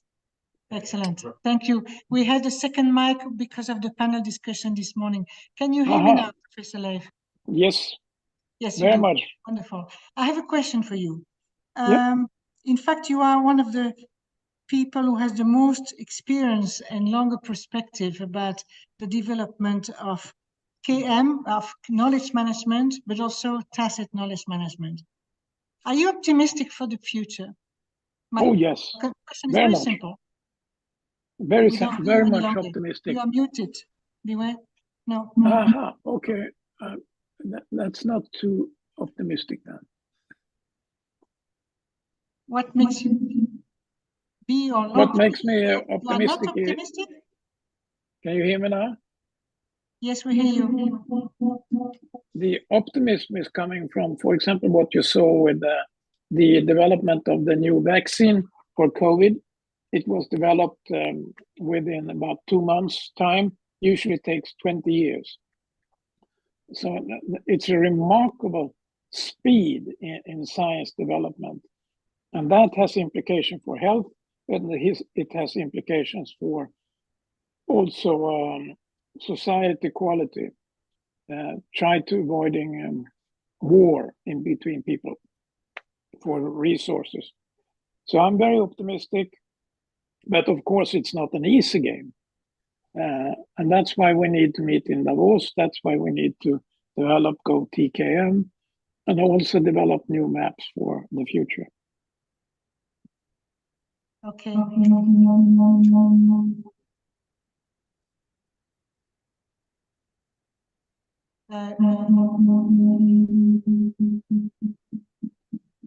This way. This here. With here. Can you hear me that way? Weak, very weak signal. Is it better than no? Sorry. Somewhat better. Knowledge. No, there. Okay, so no, I had one last question. Very simple. Okay, go ahead. You are one of the best educators in TKM so far. And we would like to express our greatest gratitude for that. My pleasure as well. And what is it that you advise us as a group here, attending this forum today, to do all together to increase the commitment and step ahead Yes. some sort of a quantum leap to get even more visibility, more commitment, and more people with us? Over to you. Thank you. I think we have to share the story from all these speakers of today and the conversations you will have, and tell the story. We know from other parts of culture that knowledge is done by talking to each other and meeting. And that's why the music and the old folk music is quite simple in its construct, but it has a tremendous impact for sharing. And you can start the same movement here in Davos of sharing what you have heard and start to develop questions on what's the smell of the world today? Is it the smell of fear or the smell of future opportunities? We recognize in you the fine cook and the prospective. Thank you so much, Professor Edvinsson. It was a pleasure to have you with us. Big applause for you. Thank you. Thank you very much. Step sound. Okay. Now I'd like to invite Mr. Let me take my papers with me. It will be easier. Dr. Josh Blackstock with me. Yeah. Yeah.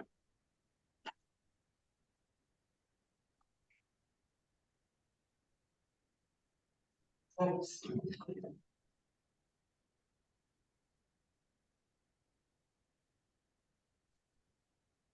So that you can circulate. All right. Good. Dr. Josh Blackstock, you come from the United States. Where in the United States? Indiana. Indiana. And you made all the way through? All the way through. All the way through. Thank you so much. So you are the principal and founder in the Interhuman Group, Organization Leadership Faculty of Purdue University, a board member at Indianapolis Shakespeare Company. I know you have an actors family. Yes. So, you are affectionately known as Dr. J. May I call you Dr. J? Dr. J, everybody.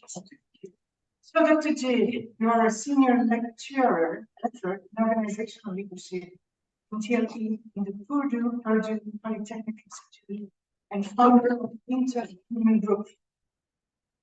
You have over 30 years of experience as a leader and visionary, helping organization teams and individuals reach their greatest potential and create environments of dignity and respect through cultural transformation, personal and collective growth and learning. I think we are on the same wavelength. You have maintained concurrent industrial and academic career, seeking to integrate and unify a variety of approaches and fields to meet your lifelong mission of making the workplace more human. Again, we are on the same wavelength.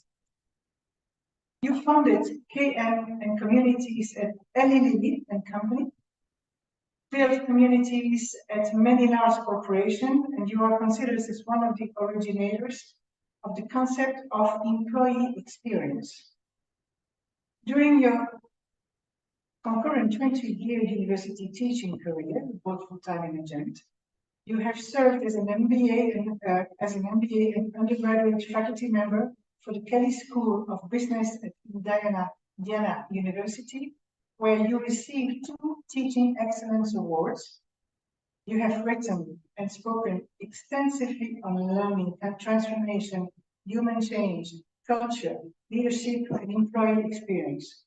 You received a BA Summa Cum Laude and Phi Beta Kappa from UC Davis, an MC Ed with highest honors from the University of Southern California, and a PhD from Indiana University.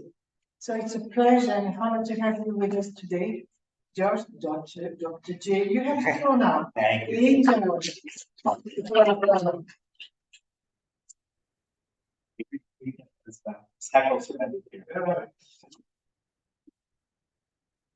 So I don't like microphones. Actually, I teach in a 200-person classroom and I don't use a mic, but I'll use it because we have to record and everything. So first of all, it's an honor to be here. It's a beautiful place. I love this. I particularly like Zurich. Chocoholic, so what's not to like about Zurich? I have quite a few chocolates to take with me, maybe if they make it home.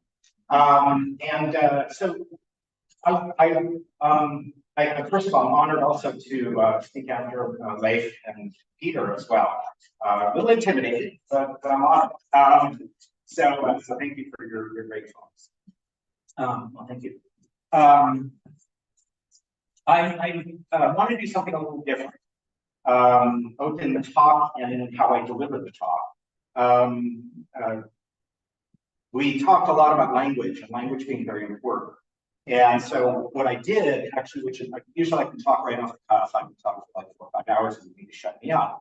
But what I did instead is I actually took quite a bit of time to craft actual speech. And the reason that I did that is because I want to talk about the tacit elements of tacit knowledge. And I want to be very careful with the language that I use. So I actually put together a talk about the tacit elements of tacit knowledge, and I wanted to make sure that those words were appropriate. So I don't usually do this. I don't usually use a script, but I'm going to use a script. So bear with me on that. This will be a little different for all of us. So bear with me. You have my slides up here. Which do I use here? There we go. Oh no, it's too far.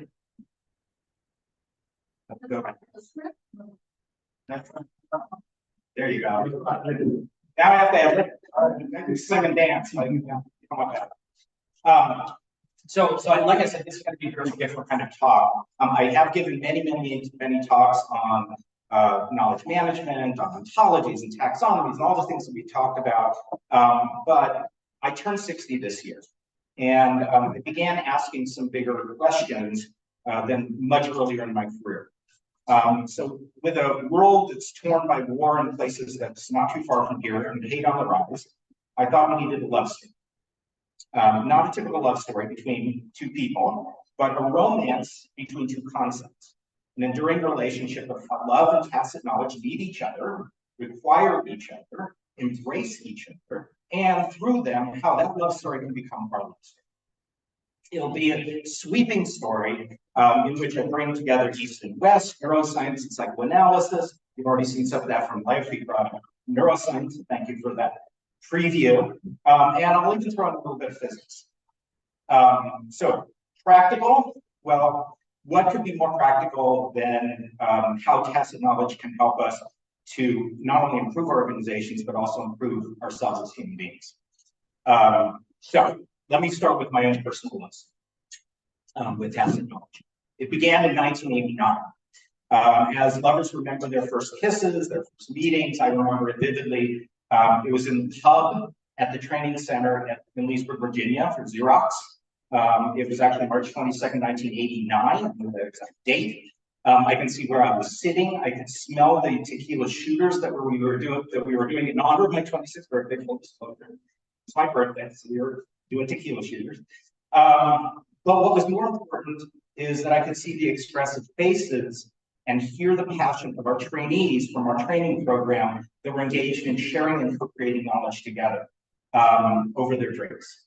And this was knowledge that was way beyond the classroom. So it was getting to some of those sense things. They would talk about smells, they would talk about feels, and how that actually triggered things about fixing the machine, things we couldn't even capture in the classroom. As Romeo beheld his Juliet across the ballroom and became overwhelmed and enthralled, so was I enraptured now by this indescribable presence of tacit knowledge, its alluring hiddenness. This began my 35-year journey and love story. So let me jump into this. We've been taught that our private personal lives and public work lives should be kept distant from each other. And that emotions like love and things like that have no place in the corporate halls. When I was at Eli Lilly, an executive from Southwest Airlines came to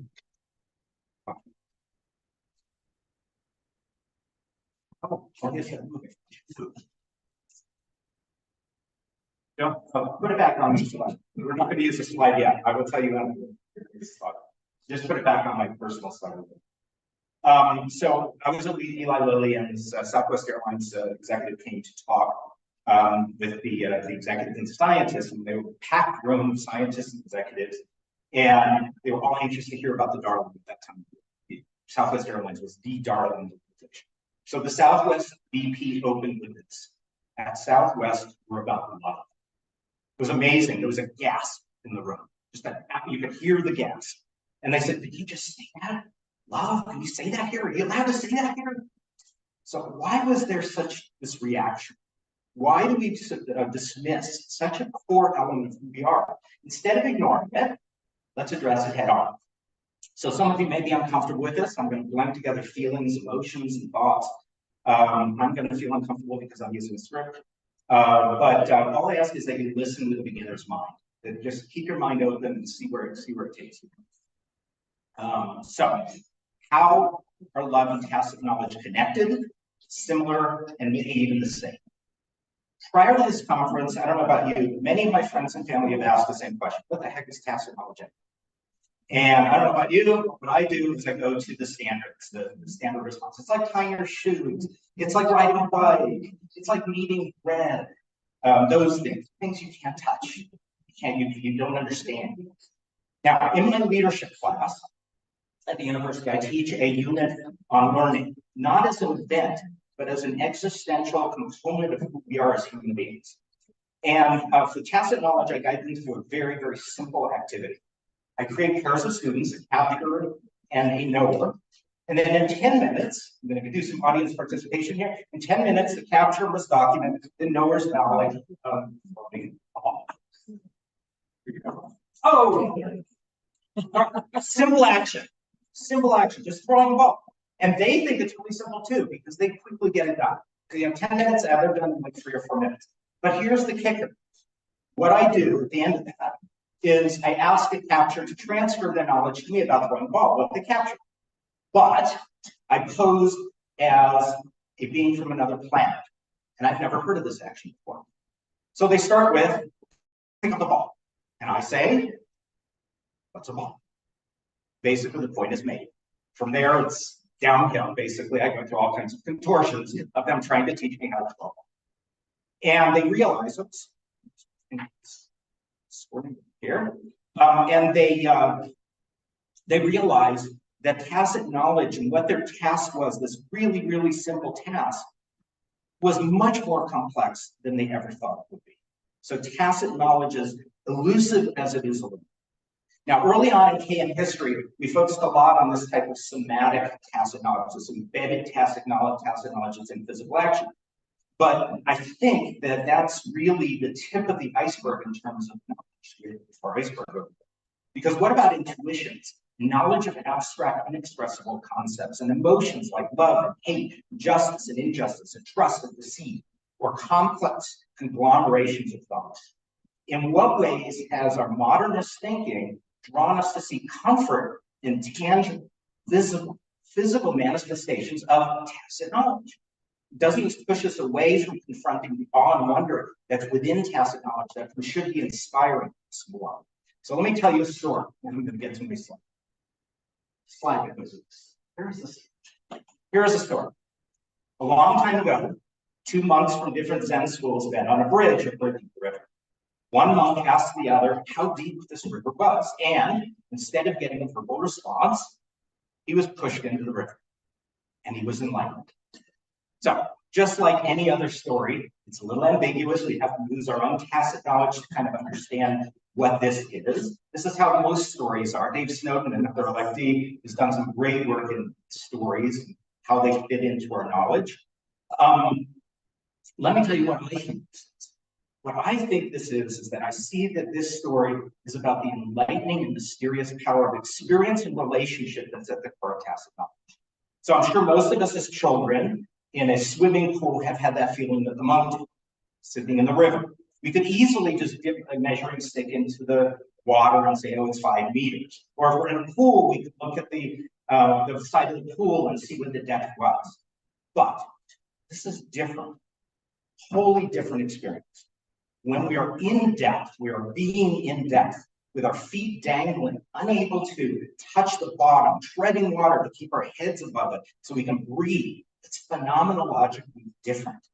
Our experience leads us to a tacit understanding of depth and the relationship to it and to the river and to ourselves, much deeper and inexpressible than any measure that we could ever give.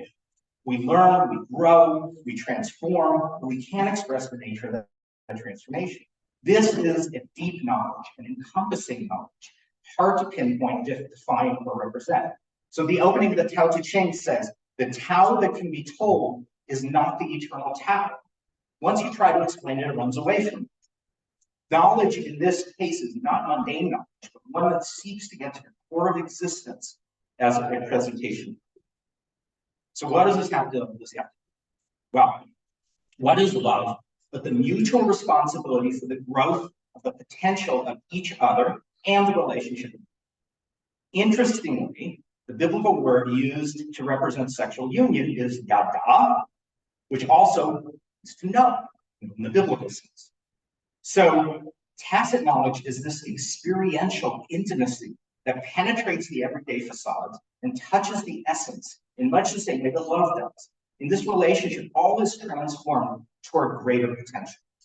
As humans, we've talked about this, we have a strong need to relate, to overcome separateness, to belong, to transcend the self and fuse with another person or some other aspect of the universe. We also need to grasp the secrets that are around us, those intangible unknowns that defy understanding, not just the hows and the whats, but the whys and the in what ways. This is a journey where we're faced with massive complexity, massive uncertainty. It's an approach that we often take to this is domination and objectification. We try and rule over it, and we try and turn it into objects. We force our dynamic relationships into thingness, creating things to create predictability and certainty. We connect in comfort from far away, objective, keep our distance. And this distance protects us and protects our vulnerability. Because committing the whole self in a complex, changing, knowing relationship could expose our limitations as human beings and could result in failure, which we view negatively as a sign of impotence. So through objectifying, we turn the world and people into static entities that conform to our will. We fragment the world to find out how it works instead of taking in the whole to find out what it means. The tacit must follow suit that. So we seek to convert it into what we envision as explicit, tangible, static things with boundaries. We minimize our direct experience with it, accepting what existential philosopher Martin Buber would call the distance of the I-it world rather than the direct relationship of the I-thou world. The psychoanalyst Erich Fromm points out the same mismeeting in experience of love. We, in our human aspects, are unfathomable secrets to ourselves and to each other. We know ourselves, but we don't know ourselves. We know others, and yet we don't know them. Because we are not things, and others are not things. The further we reach into the depth of our being, or someone else's being, the more the goal of knowledge eludes us. In this distance and thingness, we lose the opportunity to relate in a much deeper sense with that knowledge. So for over a century, we've likened organizations to machines, mechanical conglomerations of things, organizational structures, processes, resources, even learning are engineered through stepwise plans to increase efficiency and effectiveness. People are human resources, unfeeling, purposeless cogs within the machine subject to the same plans. So we commodify them, we commercialize them, we use and direct them to create profit and financial organizational growth. Again, the comfort of predictability and control. In a world of separate things, exchange is the primary form of relatedness, quid pro quo. I give you what you want, and I get what I want, and there are no further responsibilities that we have to each other. This is kind of where that reward and punishment we were talking about came in earlier. The explicit then dominates, since only what can be measured is what is real. Where does this come from? This is interesting. Physics goes hand in hand with our social theories. The machine view is the same view as the classical mechanics of Newton's physics, which claims that everything is predetermined and can be calculated. This view has been successful in space travel and building bridges, no question. However, it's been shown to be inaccurate and just an approximation of our universe, and some would even say of the human experience itself.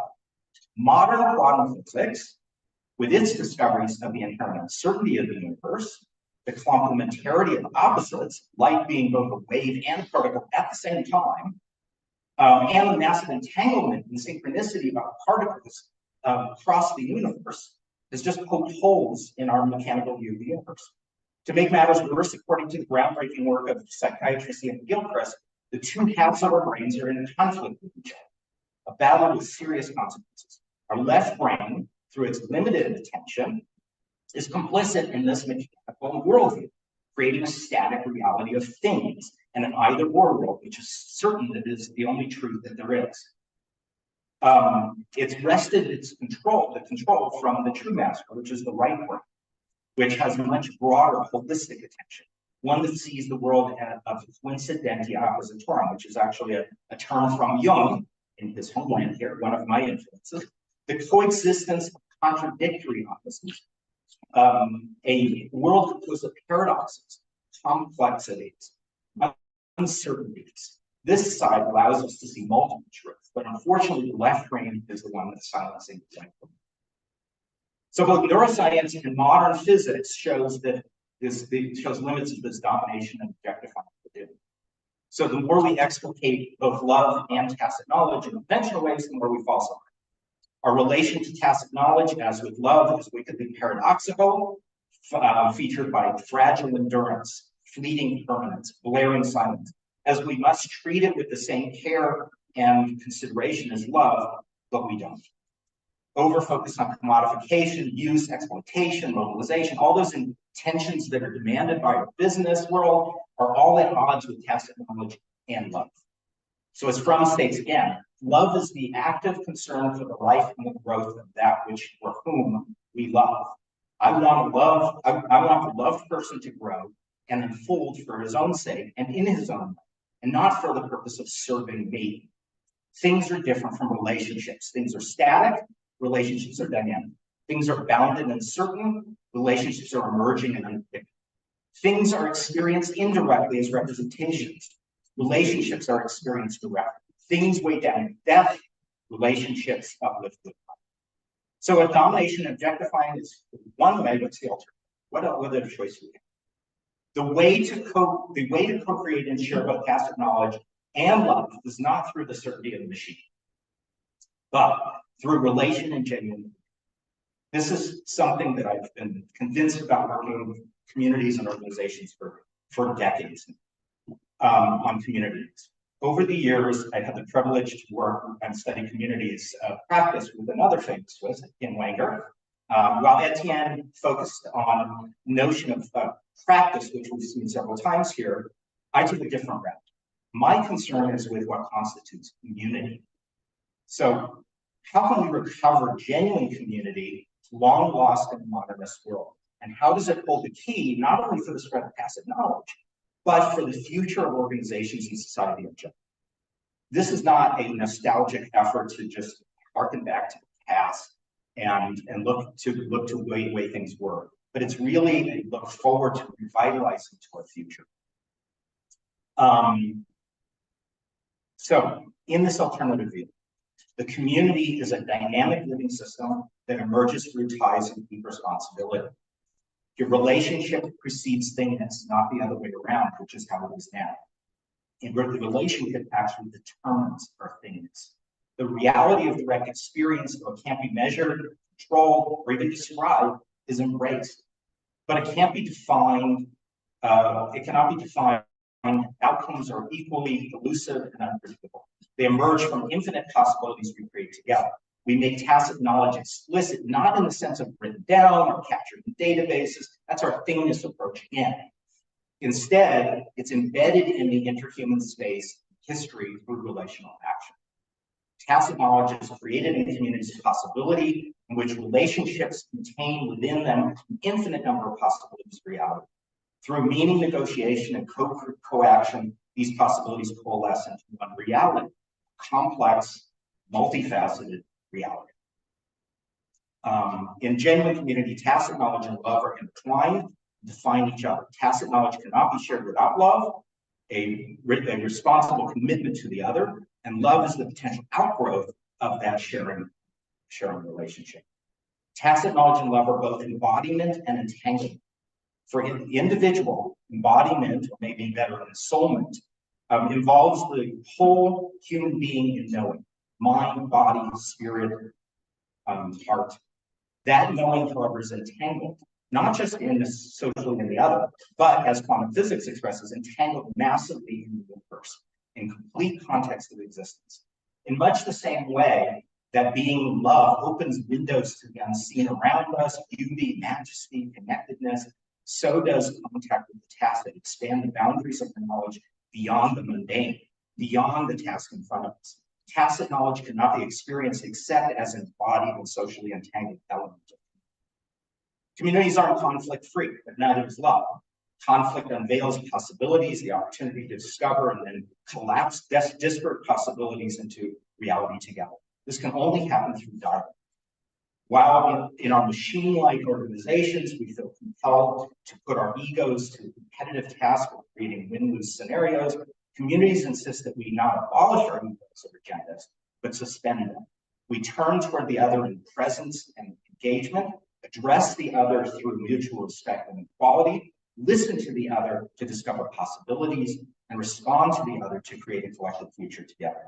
Through this relationality, tacit knowledge emerges, not independent of experience and relationship, but as an integral component of it. Community becomes the pub, or the public house I first witnessed in 1989, fused with love, respect, dignity, humanity, where the public and the private dance together. Members are open to moments of direct experience rather than just representations of reality. A place where tacit knowledge has a foothold where the still small voice can be heard loud and clear at the end. The responsibility of leadership then in this case is radically different from this conception. It's not the drive to drive engineering changes by edict down an organization and create measured results. Rather, it is to facilitate venues in which community can unfold and emerge, in which dialogue is the primary means of communication, and in which individuality and collectivity, often viewed as either or proposition, can be fostered in complementary, conflicting harmony. So, this has been lots of philosophy. Let me just throw out a couple of practice points. What do we do with this? First, we need to reconceptualize love not as a soft romantic concept, but as a strategic partner in enabling the flow of tacit knowledge. Second, we need to recast the role of the leader as a facilitator of environments rather than a driver of plans. We shouldn't ignore the structural elements and considerations of organization, but recognize that they're secondary and start with relational aspects of organizations, relationships among people, relationships of people to their work, relationships of organizations to society. We need to recognize that sense of community is not just a private element outside of work. Creating communities of possibility, connecting with a deep sense of meaning, purpose, and shared enterprise within the walls of an organization produce engines not only for the co-creation and sharing of tacit knowledge, but also produce higher performance and productivity. We need to change our lens from an either or lens to a both and lens, in which the intangible can have an equal reality with the tangible, where both action and care coexist, where chaos and order dance with each other. And then finally, we need to seek opportunities to allow for emergence and uncertainty rather than predictability and control. One lesson we can learn from social media is the power and viral social spread. With patience and trust, tacit knowledge can spread across an organization. So one final story. Should I go change my slide? There it is. When I was very young, I had a best friend. Doctor. We go. I had a best friend who lived around the corner from me. His name was David, and we were inseparable. We had kindergarten together, and we were never put together in classes ever again because we were too disruptive. When I was 10 years old, David moved away. His father was a professor, and he got a new position actually in the state of Indiana, which I didn't like. So I didn't like the state of Indiana until I got there.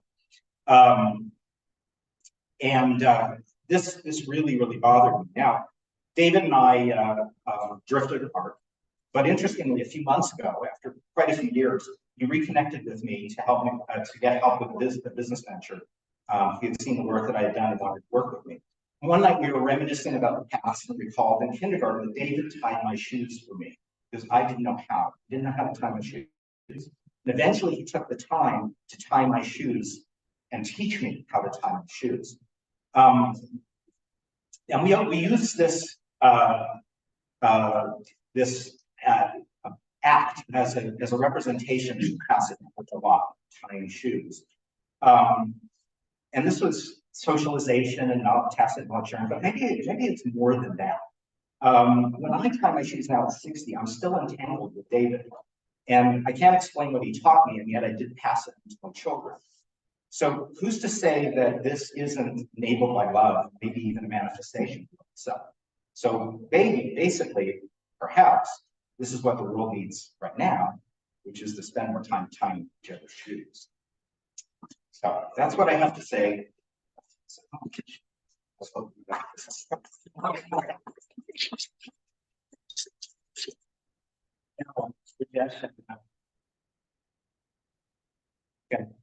Throw your barbers. Any questions? That was fantastic. You were so very much the stories, the analogies are really important. Question. Also has a question. My training is a specialist. It's an existential thinking, and when I'm having students, I say that leadership is a way of being in the world. It seems like you share that view. Absolutely. Yeah. Yeah. Learning is the way of being in the world. Yes, it's not an event. It's not a theory. It's not a theory. It's not an event. It's not. I'm not a leader as such. Leadership is a way of being. Yeah, right. And it's not just an isolated way of being. It's a way of being with others. Authentic. You always have to be with others. It's always in the context of social. So yeah, absolutely. Thank you. Any other question? Yes. You're counting. He's gonna get me mad. He's gonna get me mad. Josh, that was awesome. It was very deep and very thought-provoking. So thank you for all of that.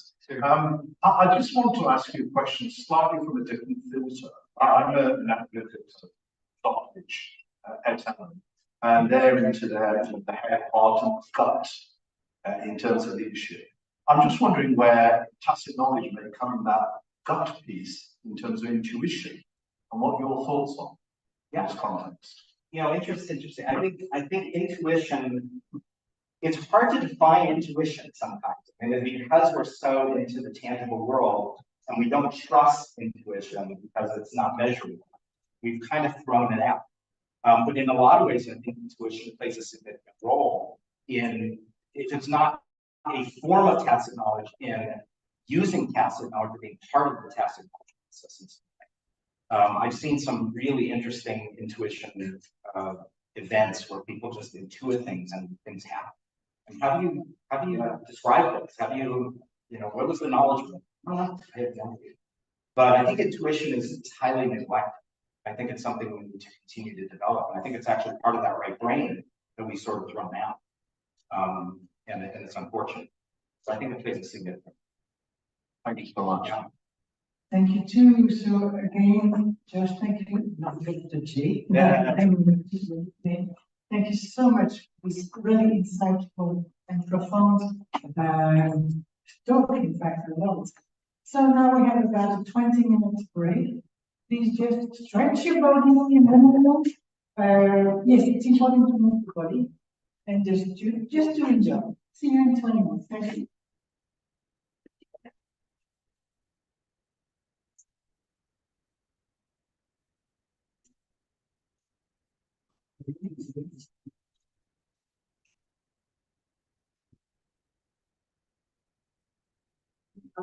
Yeah.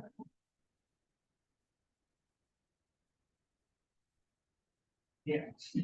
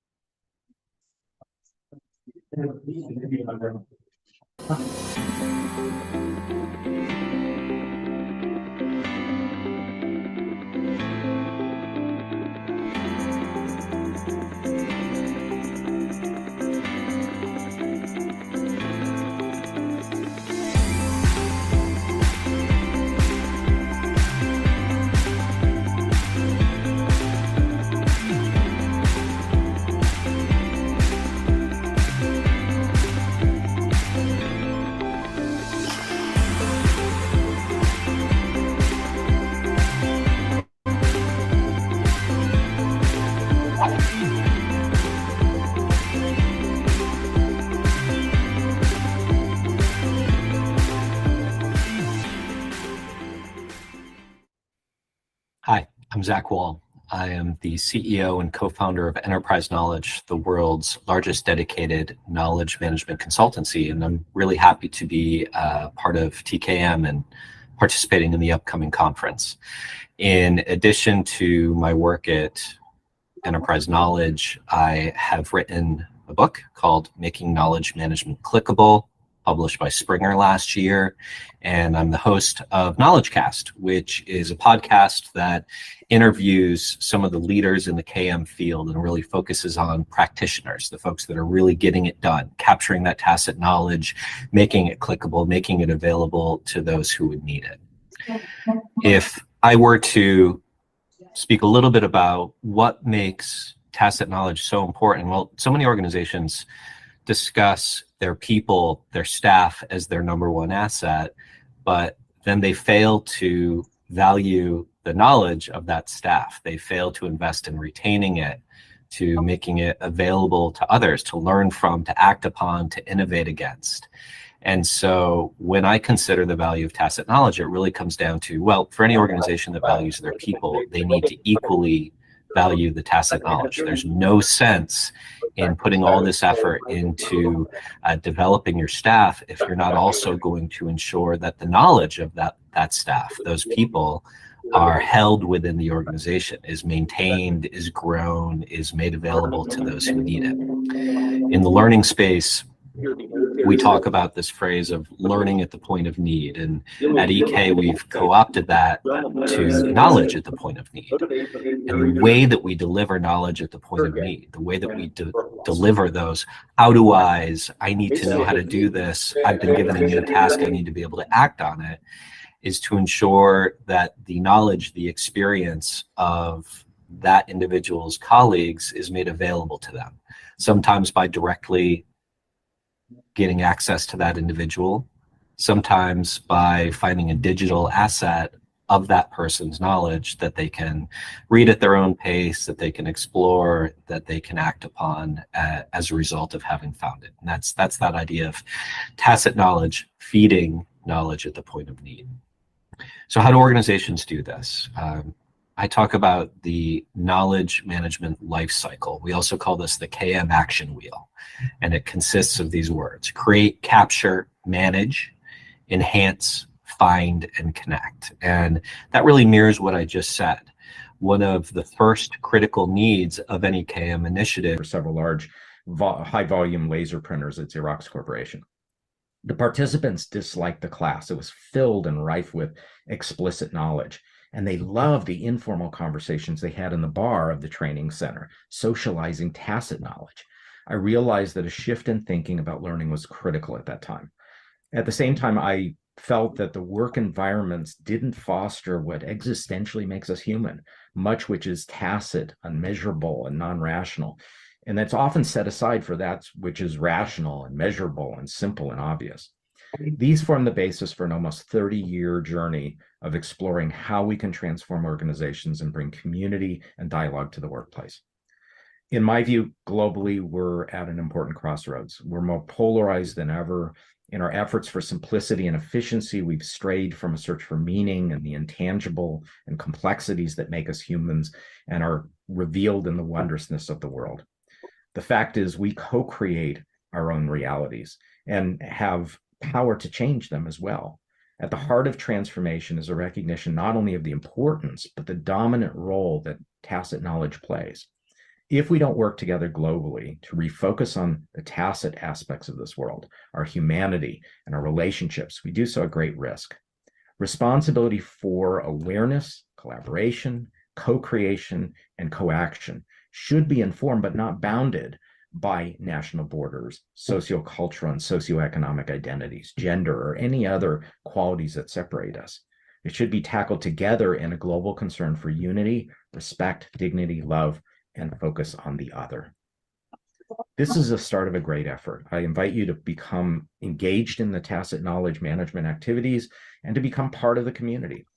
On November 13th and 14th of this year, we'll be convening in Davos, Switzerland for a global forum to connect, share, and learn together. I encourage you to participate either in person or join the conversation online.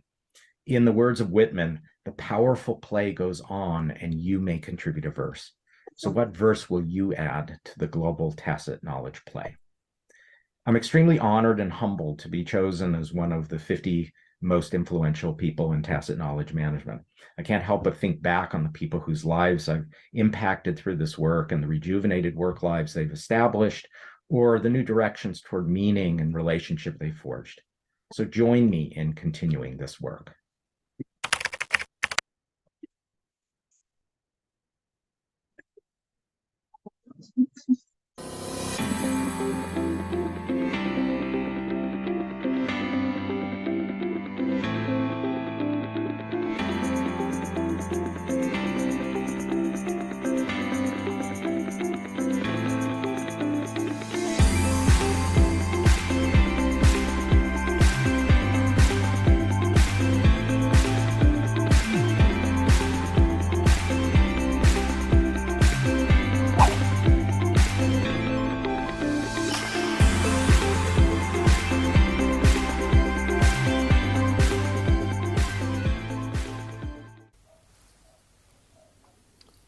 Hello, friends of tacit knowledge. I wanted to send you a kind of welcome greeting. I'm Professor Leif Edvinsson. I was the first professor of intellectual capital in the world, and I'm working with Fisher Yu and the GO-TKM Society on sharing insights about tacit knowledge as well as intellectual capital. The GO-TKM is a very pioneering and interesting approach to look for what's in between the softer dimensions of our economy and our societies, actually the space in between, and that is, among others, good vibrations. So I hope you will learn more by coming to the GO-TKM event in Davos and pick up cases, learnings, research, and with that I would wish you very, very much welcome to the future of tacit knowledge, and a happy future. Thank you very much.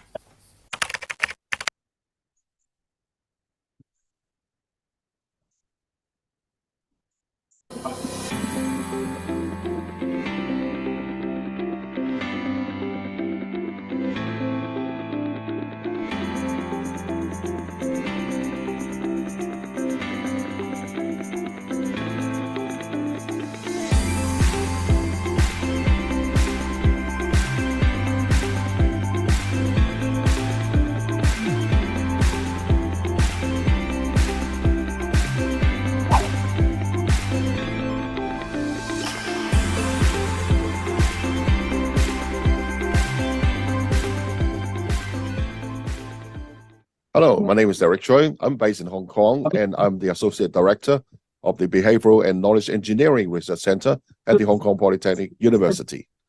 Well, I conduct research into knowledge management, including tacit knowledge management, organizational performance. Some of my past publications include the retention and elicitation of tacit knowledge in the oil and gas industries, among others. You can look it up in the various KM journals. I also help organizations to embark on KM journey, and again, covering tacit knowledge sharing and elicitation in Hong Kong, in Southeast Asia. Now, tacit knowledge, it's a very difficult entity to identify, as I recall from one of my students, that we cannot put a finger around it. That is right, because it's so volatile and fluid, and it's very difficult to quantify and put a specified location for it.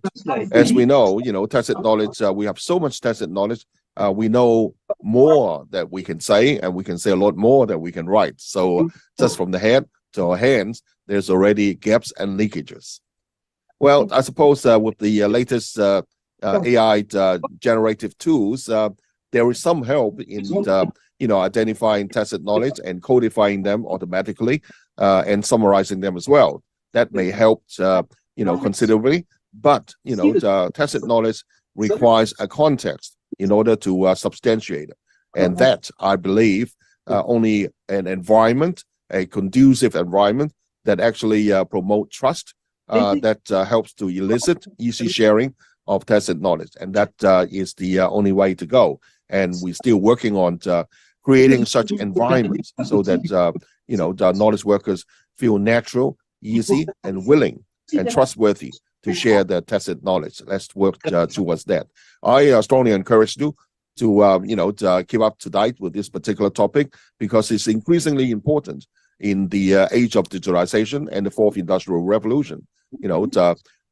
Speed and automation can very much be performed by robots and software, but creativity and new knowledge generation can only be done with good sharing and cultivation of knowledge, especially tacit knowledge. Well, I think the GO-TKM Association and the events are very helpful in helping us to meet each other, connect with each other, and also acquire more knowledge and up to date about tacit knowledge. I especially look forward and encourage you to attend the Davos conference in Switzerland to be held on the 13th to 14th of November 2023. So made it a success, and hope that you attend the event. Thank you.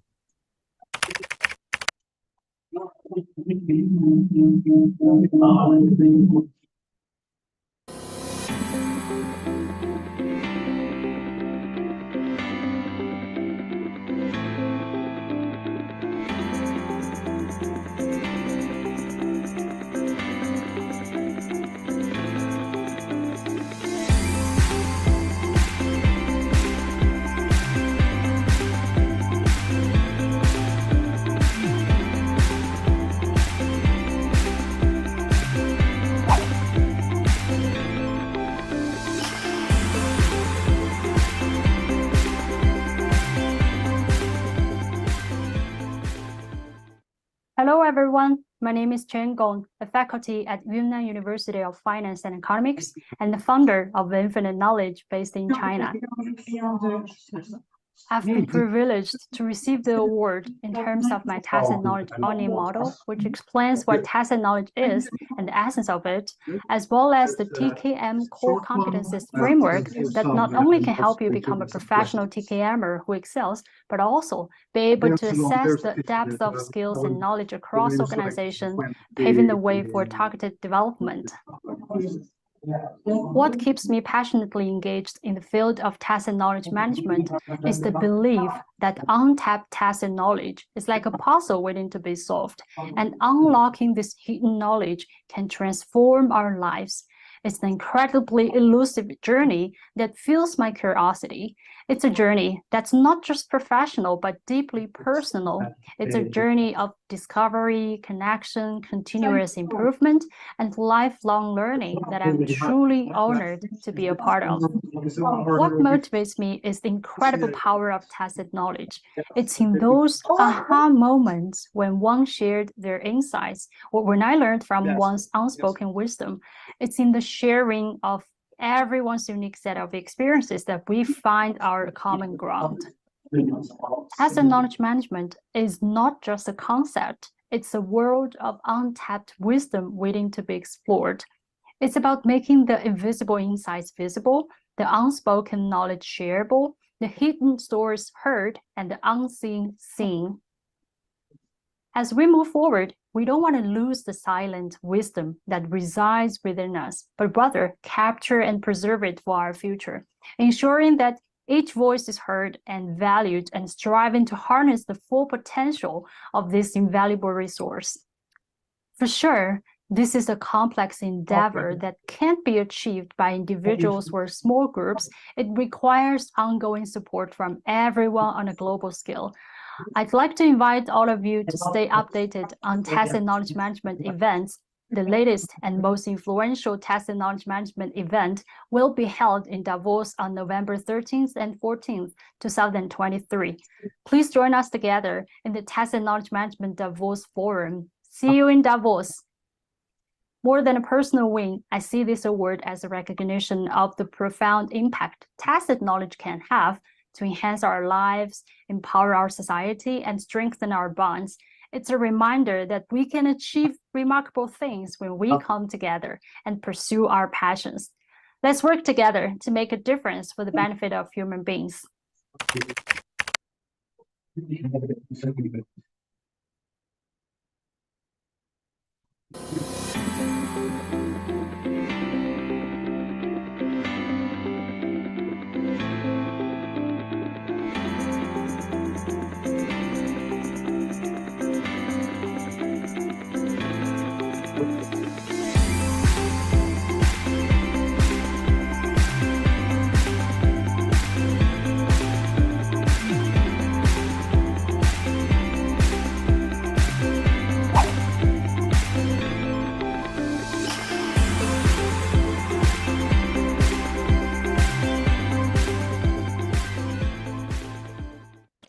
Hi, my name is Dr. Morial Levy.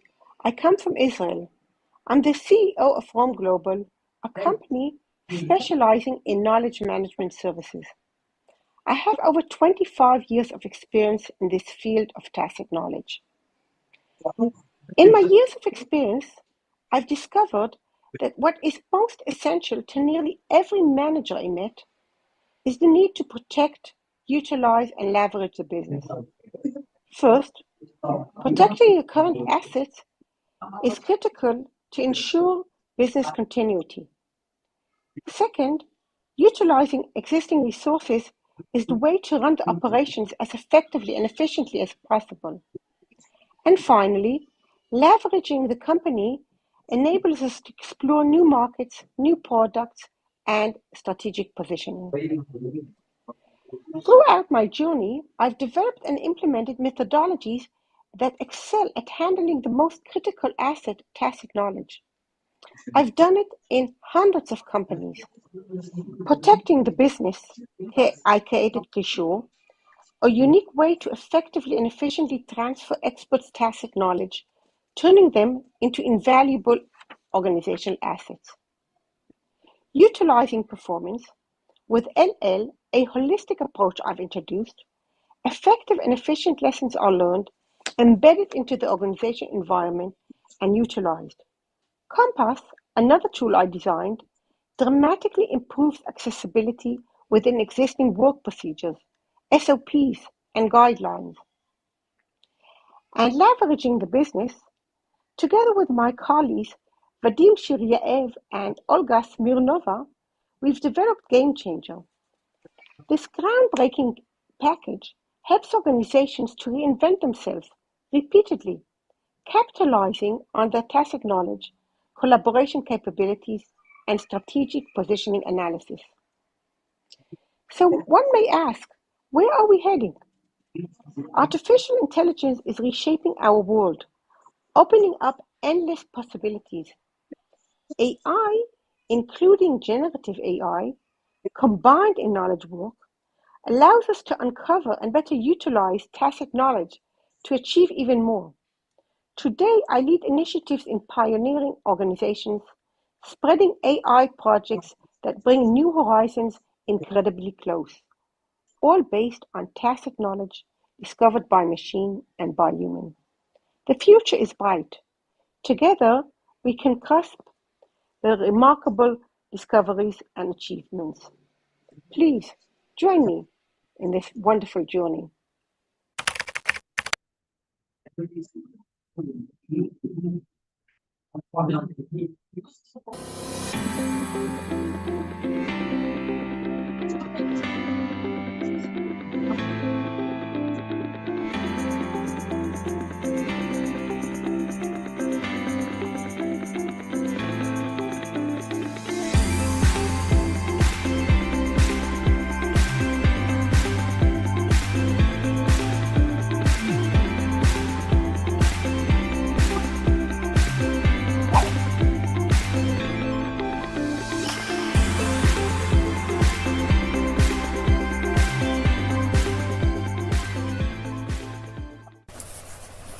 My name is Dr. Ted Spickler, formerly manager of corporate quality and training at Bayer USA, now retired to Delaware in the United States.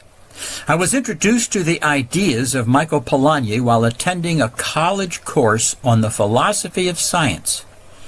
His pioneering theory behind the tacit dimension of how we learn, think, and exhibit expertise is described in his masterpiece book called Personal Knowledge. I conducted an experiment in applying tacit learning to a college physical science laboratory course, thus earning a doctorate that ultimately led to my book on how teachers and students can build an intuitive approach to their understanding of difficult subjects like physics, engineering, or playing the piano. Students always want to know which formulas they should memorize for a test.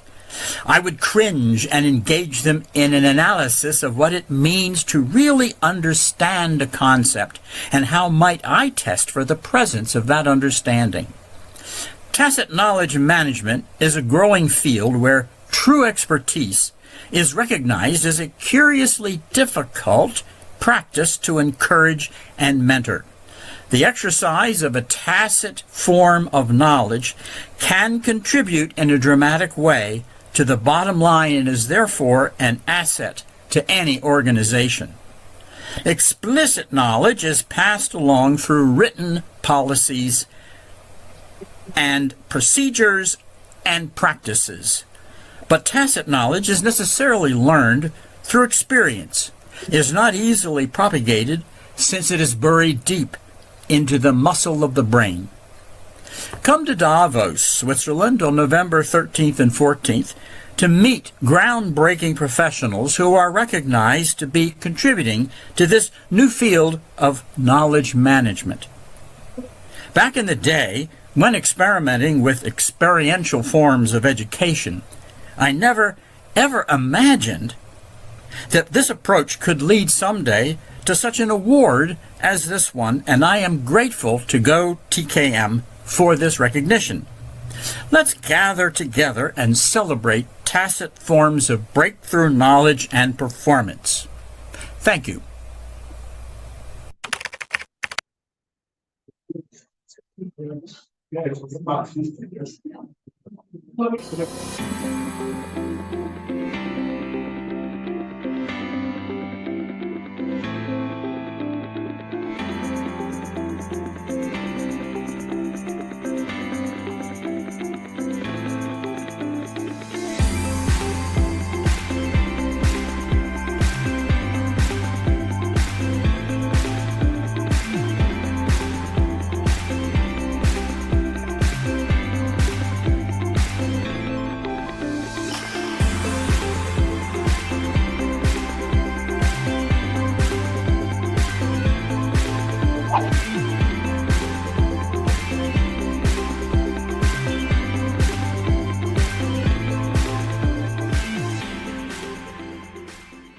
Hi, I'm Jerry Mikulski from Portland, Oregon, the Pacific Northwest of the United States.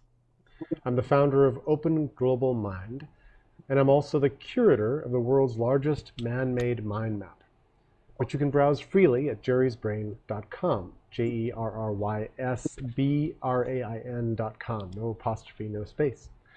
I've been feeding this mind map for over a quarter century. It holds over 500,000 thoughts connected by over 1 million links.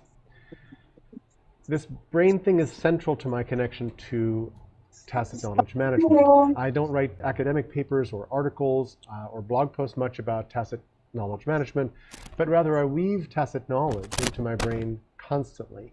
There's no easier way to explain this than to show you with a demo. This is tacit knowledge in my brain. I did not create the brain software. I happened to be on their first press tour almost 26 years ago. It is November of 2023 right now. Next month will be actually 26 years. As you can see in the brain, there are these nodes connected by links, and the nodes are called thoughts because of course it's called the brain. And I can attach to any thought one or more URLs. In this case, you'll recognize the URL. I have attached the thought for Wikipedia. So if I click on that icon that represents that link, it will take us to the web page for tacit knowledge in Wikipedia. And then as you look down here, there are other kinds of icons that represent. Here is an Amazon link. I use Amazon usually for books. So here's a book called The Hidden Curriculum. But of note here, tacit knowledge is under a book called Personal Knowledge Toward a Post-Critical Philosophy, which was written in 1958 by Michael Polanyi as a result of his 1951-52 Gifford Lectures. And here are the Gifford Lectures. I don't have all of them. I only have a couple of them. They're named after Adam Gifford, Lord Gifford, but I don't know very much about them. But they were kind of about natural theology and, in some sense, God, which is really, really interesting. And then here's Michael Polanyi, who is a remarkable Hungarian, along with his brother, Karl Polanyi, who is one of my favorite thinkers anywhere. He was an economic historian. Back to Michael and tacit knowledge. Now, what I've been doing for this quarter century of weaving things into my brain, everything you see here I put in by hand, is weaving tacit knowledge into explicit knowledge in some sense.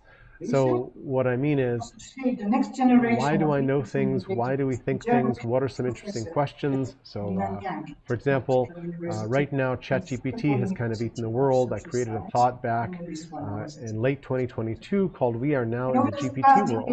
And then under that, as this evolved, I created a thought. Society of Singapore, steering the community as its president for 6 years.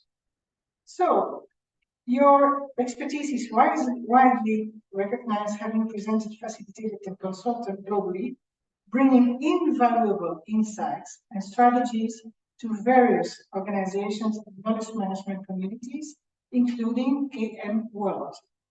Your domain of expertise span leadership development, change management, problem resolution, crisis management, etc.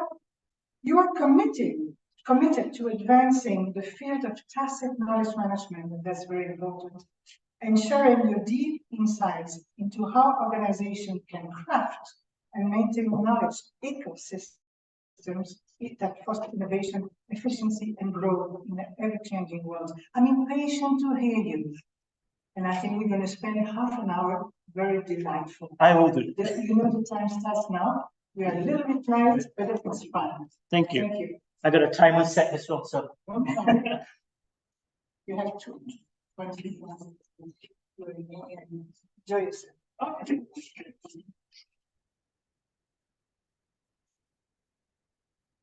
All right. Thank you, everybody, for having me. And like what was just said, I think my journey in knowledge management is because of all of you in this room. And everything I learned is on the shoulders that I stand on. So I'm very young, 8 km. I think I've only got about 25 years clocked in. And, you know, every single day is a day that you continue to learn. So there's no, so my thoughts on expertise is a bit challenged many times because I think it's always continuous learning. And that's where we are today. How are we going to keep knowledge sustainable? Right? Okay. Let me just try this out.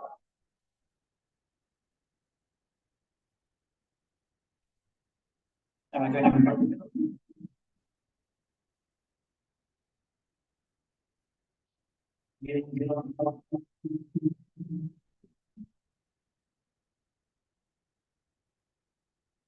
So here's where I've been. I spent the majority of my time in the Navy, about 21 years.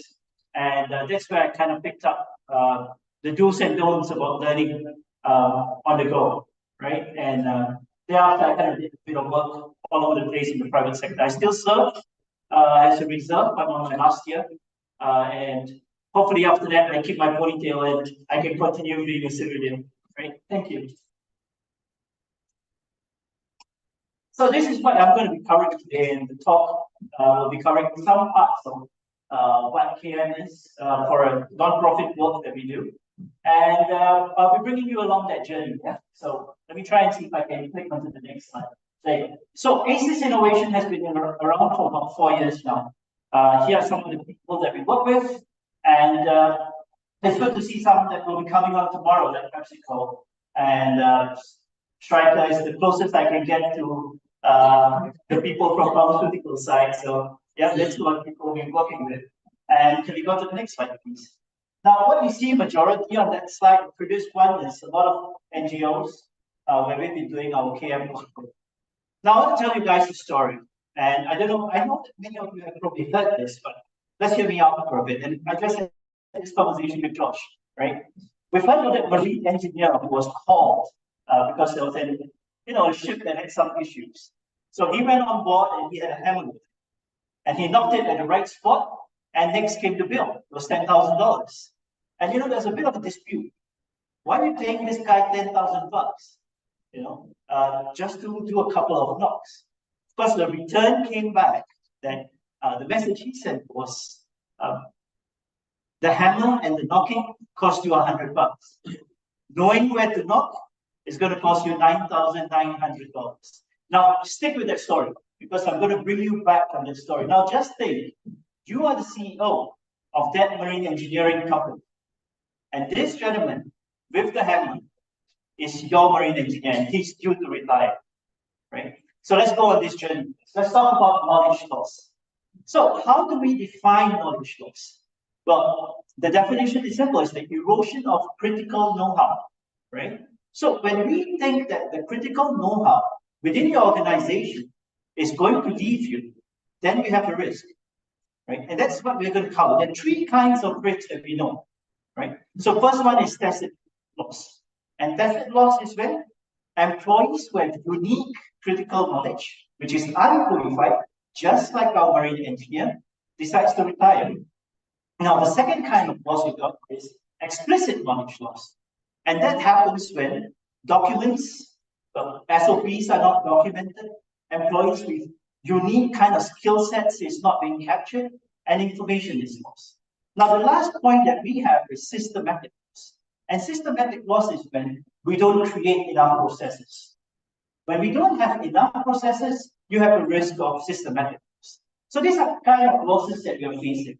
Now, in our presentation earlier by Zach, he spoke about a couple of things. The impact of that loss. Now, so he stated in his presentation that employees spend about, well, he said 40% of their time doing search. Now, in the same research done by Enterprise Knowledge, or EK, it's not here, that was accounted to be $47 million, right? And in another report, they kind of said, well, they kind of spend 5.3 hours a week waiting for information. So they've asked the question and then they've waited for it. Right? All these are risks that we have. So let's go back to our story. You're the CEO. Your marine engineer decides to retire. What's going to happen next? Now, when we think of it and we think, okay, we're going to lose the knowledge. Well, the truth is, the first thing that happens is immediate production loss. The immediate ability for an experienced engineer to go on the scene and fix it, we have a risk of that thing. Number two, our operating cost in our company is going to increase. Why? Because now we're going to have to not train, because training is for dogs, like Josh told us yesterday. We're going to make the employees learn. We need employees to learn and pick up. How are you going to fix it? Right? Now, the third one is what I like to say is most important. The loss of institutional memory. That journey that marine engineer had with you is gone. Now, has anyone spoken to him? Has anyone put in effort to ask him, what is it that you're hearing when you decide where to knock it? Because tacit knowledge is not about documented stuff. It's stuff which you feel inside, right? How do you interpret it? Now, many of us know, and I want to bring you to another story. It's very simple. Your mom's cooking versus a recipe. Now, even if you wrote down the entire recipe of your mom's cooking, chances are you're not going to get it right. Because she's not going to put 2 dashes of salt. She's going to take her fingers, she's going to do a little pinch, and she's going to do this, and then this, and that's enough. How do I replicate? Right? That's where we are. So what happens when that happens? Mind staff, right? Workload increases, morale decreases. Because now we're still trying to fix it. Right? And lastly, as an organization, what's happening to me? Quality control. I no longer have the ability to have quality control for every time work is being done by my engineers. So the cost of loss of knowledge is actually indirect and direct. We have tangible financial kind of benefits or losses, and we have intangible drops in everything that we do, from morale to organizational culture, and to what Josh was talking about, how to have that employee experience. How are we going to build that experience for them to make sure that morale is high, that they know what to do and what's right at the right time, how to do the right thing at the right time. So let's look at my next slide, please.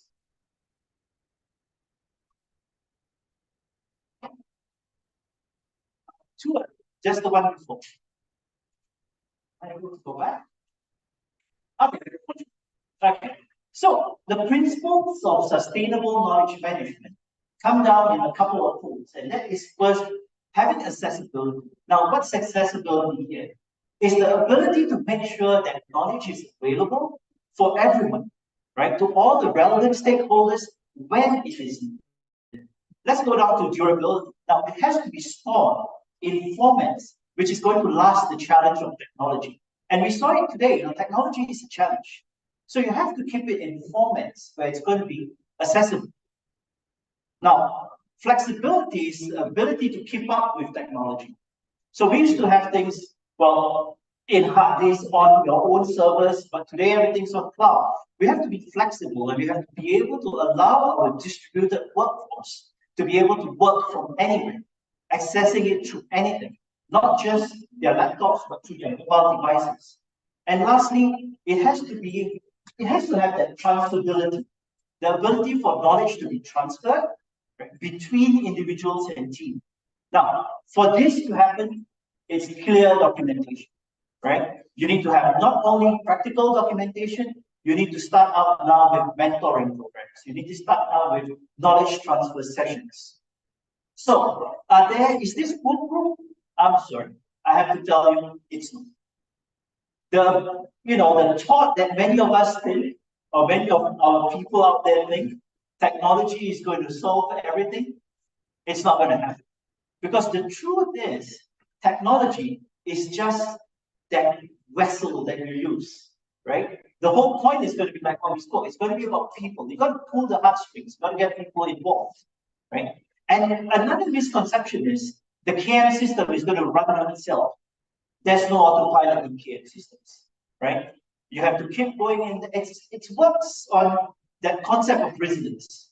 You have to go in, you've got to find it. You've got to go in, you've got to find it, right? And lastly, overlooking the entire human aspect. Today, when we have things like AI, we have things like machine learning starting to make decisions for us, that concept of us still having a conversation, getting people in that conversation because we need to engage them as we are building this. When we engage and we get that buy-in, the resultant is higher usage. And when there's higher usage, that's when your KM system is working with you. So I'm going to share with you a project that we did with a Singaporean non-profit organization. And the background of this is theoretical arts, so it's symphony and music and things like that. What was the status? The status was with COVID, and you can imagine all kinds of performances were now online. So you had dramatical performances, you had music, all going online. Now, what were they doing? They were capturing everything on videos. Everything was being recorded and everything was being kept now. And they kept it on personal websites, they kept it on personal OneDrives, they kept it on servers. It was all over. So knowledge was distributed, and when COVID picked up and new jobs were opening, staff were leaving. So there's going to be a serious sense of knowledge loss. So they kind of called us in and they asked us, hey, what can we do? Right? So we came up with a couple of steps. And the first one started out with, let's do an assessment. And in this assessment, we call it the discovery phase. So for us at ACES, this is our discovery phase. It took us about 2 weeks to speak to everyone, right? And that's where stakeholder engagement came in. We tried to speak with everyone, and we told the CEO, we only need you at the kickoff. So the first meeting when we kicked it off, we need you. Thereafter, you don't need to come, right? Because we wanted to be with the ground. So we kind of heard everything, all the problems of it. After the stakeholder engagement, we went on to unifying all their meetings. There were terms that were being used by different departments that meant the same thing. So we started to make sure that we create a common taxonomy, right? This phase is called information architecture. So we listened to all the recordings again. We transcribed the recordings to pick out the things that we missed, yeah? And then we created this. Now the middle phase was, let's migrate the data.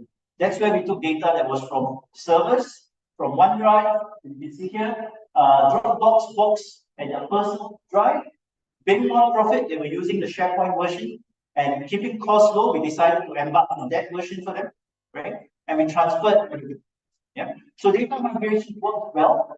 We managed to use SharePoint to implement some forms of automation to make work a bit more simpler.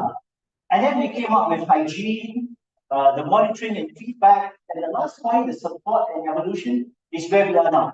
So upon completion, we are staying with them. So we've got a 3-month package where we stay with them and we'll guide them through for the next 3 months to get that user to be a bit more comfortable with what they have. So this kind of procedure involves a couple of things. One of it is trying to get into their culture, understand how the creative mind thinks, and then explain to them how they need to store their information, because they have a certain way of storing it. And we tell them, okay, this is how you need to do it.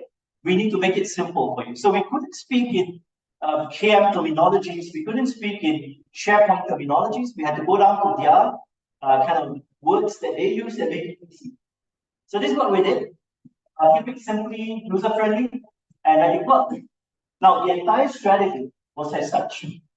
We started out with getting them all in, building up the what were their long-term goals. This was a conversation that we had with their CEO and with their senior management. Now, from here, we actually kind of explained what was our implementation plan and went away. Now, as we went on to speak with the other stakeholders, and these are the various departments, there were 13 in all, right? We went on to looking at what was the technology that they were all comfortable with, how can we leverage it, and how can we start doing it. Then we went on the pilot test, and we got it done. Thereafter, throughout the process, we used the agile methodology. So throughout the process, we had sprints, we had scrum meetings, we captured what we need to capture, and we went on to the last phase, where it was going back to leadership and telling them, all right, this is what we've done. This is how your people are using it. This is what we need you to do because we created a page in SharePoint for him. And that was that leaders or the CEO's page, right? And that was the page that he could send his messaging and reach out to everyone. So this is kind of what we did for him. Now this is, well, for us, this is the, really the tools, right? The little nuts and bolts of it. How do we start to get from goal setting to developing the framework to technology, implementation, execution? And the most important part for us here was actually this portion here, doing the sprints and the weekly scrums. This allowed us to continuously get feedback. Now, this entire project for us was short of 3 months. They gave us like 2 months and 3 weeks to do this, right? And the only way we were able to be successful was because of this, right? So every week we would present to them what we had done. And is this okay? We are going to move on. And the caveat was, once you have said, okay, next week, don't tell me you want to change it. If you want to change it, it goes into phase 2. We're going to run with what we have. Yeah. So involvement for all departments were weekly. They spent with us an hour every Wednesday afternoon, right, for us to go to the sprint review, and then we kind of consolidated with the program and share on the weekly scrum. The last one was our lesson learned. So our lesson learned for this was actually how do we kind of facilitate knowledge flow? And back to basic, it was really basic 101. Right? Make sure that we had clear processes, make sure that the knowledge was up to date, the data was up to date, the knowledge was accurate, getting review cycles in so they could review how they were doing their stuff, right? Taxonomies that kind of work with everyone. Simple, right? The whole idea was keep it simple using their language. Our work on technology, how we want to use it, and lastly, that leadership stuff. So, you know my take on leadership. He's the guy who actually provides you the best. Yeah. The real people rowing are the middle managers. So our conversation was always with middle managers, trying to make sure we get staff advocacy, right? To make sure that we involve them from the get-go. Because the CEO is not going to use our KM system. It's the people who are going to be typing it daily. So this is what we did with them. So, assessment groups. Now, when we were talking about assessment, they were kind of, we don't need to assess anything. We just need to manage it. And that's where we came up with this and we told them, listen, if you want to manage anything, you need to measure it first. So we kind of told them the importance of using user metrics, to use quality metrics, outcome metrics, and kind of things like that. Kind of determine what are the things that you need to know. And of course, this is from GitLab. Just a picture that I put in. What are the KPIs that you're going to fix for KM and how you're going to fix it? So, end of workshop or end of the entire approach, we kind of asked them, so can you give me a little word on what do you think works? What do you think is important for us? This is what they would, right? Knowledge transfer was important. The fact that agile approach was taken was the winning strategy because they kind of kept in check. They were kept in check with meetings. They had to attend it because they know if you miss it, we're going to step through, right? Continuous learning, commitment, this is where they said it had to be their partnership. Now, for us at ACES, what we thought about was, our lesson learned was we have to make sure we don't isolate our KM initiatives. Whatever we want to do, tell them from the start. This is why we're doing this, right? So making sure knowledge is not siloed, preventing falling. This is another thing that we see. Every musician has a certain skill set, has a certain knowledge, has a certain way of doing stuff. How do we make sure that it's not hoarded and it can continue to flow? And we went on to keeping systems simple, making sure the KM system was relevant to their needs, overcoming resistance to change. This was the most difficult part for us, to get them to try and understand that we're still doing the same thing. You know, it's just that everything is simplified. Working with the team on strategy reviews, making sure goals were resilient. That means we could change goals along the way, as long as it kept on adapting to what was your business objective, the changes that you need to have. So our model has always been following an agile project management model in KM. That keeps us fluid. We have a very small team, right? And we work with a lot of NGOs and they are fluid as well. So keeping up with them is very important for us. Analytics gave us a lot of data and information to make our decisions. Gave them a visual kind of translation of what we're trying to tell them as well. So as we navigate the horizon, what do we feel that's going to happen? And this is my last slide. So as we navigate, right? We are living in a hybrid kind of context right now. Today, what we have is teams are all geographically dispersed, right? So making sure that we have centralized knowledge hub where everyone can refer to and come in and look at stuff. Make sure that we have tools for digital collaboration. Like today, you know, we are actually being shown, I think, in a couple of platforms, and then questions can come from here and there. Trying to adapt to powerful shift, and my focus on AI. It's fantastic to be behind the camera sometimes because you know, no one knows if you're in a wheelchair or if you're, you know, there's no impression. Everyone wants to know you for what you know. And DEI allows us to do that. And you know, working remotely sometimes gives us that option as well. Yeah. Next we have is our focus on user experience. So that's why I'm really interested to hear that article or read that article on employee experience, right? I think user experience, not just on the part of the audience, but also on the part of the employee as he's using the system. Because if he gets a good feel out of it, he's going to continue using it. Well, AI and ML is something that we can't run away from, and it's definitely going to be keeping us on our toes because I think AI is going to automate how content is being created, how knowledge is being done. It's going to actually pick up speed on how knowledge discoveries can be done, enhance it. We might possibly, today we have chatbots, but I think with ChatGPT coming in and many others, we probably have an intelligent knowledge assistant. Which may be embedded into your workplace and may be able to give you that, you know, organizational knowledge, at least bits or parts of it. Right? We have to be a bit more focused on data privacy and security because if you're going to put everything online, you know, there's a risk of everything getting offline as well. Right? So the future of Tacit, if you ask me, it's going to be embedded in building tools that actually enhance how we actually collaborate socially. Coming up with AI systems to take over as expert systems coach, looking at narrative captures and telling us stories, you know, because stories you remember, concepts seldom you do, right?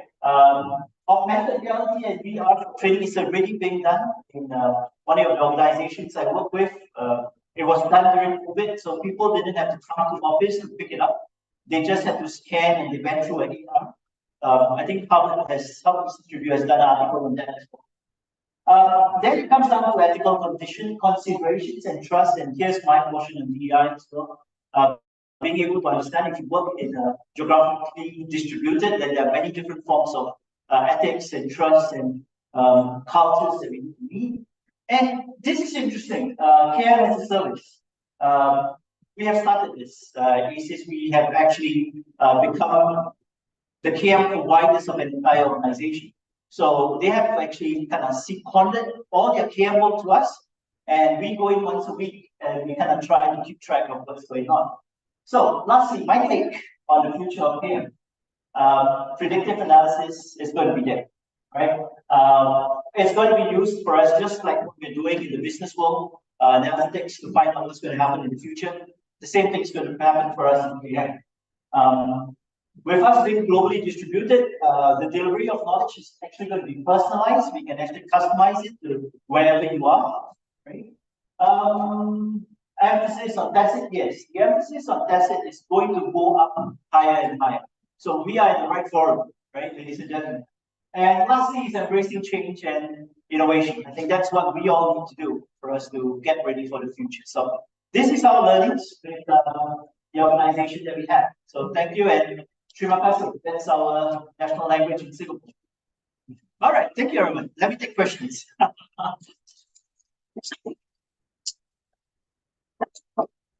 And for those of you in the room, remember I said I'm standing on your shoulders, yeah? No tough questions. I have a question for you, Richard. Yes, ma'am. If you had to start again, would you do exactly the same? I think this was the 29th NGO that we were working. And we work with a very young team. And lesson learned kind of works with us reviewing it every Friday evening. And at this point, my short answer would be that we'll probably be doing the same thing. I think we've managed to fine-tune some of the processes we do. One thing that I really don't like is transcribing. So listening to the video and transcribing, I hated it. But as we've gone through, it's very tedious to go through X number of hours of videos and writing things down. But I personally have missed key points that if I did not write down, I would have missed. So thank you. So what will you do differently next time? Hopefully get an auto-transcribing machine. I think engagement. We put for this project, we put 2 weeks on discovery.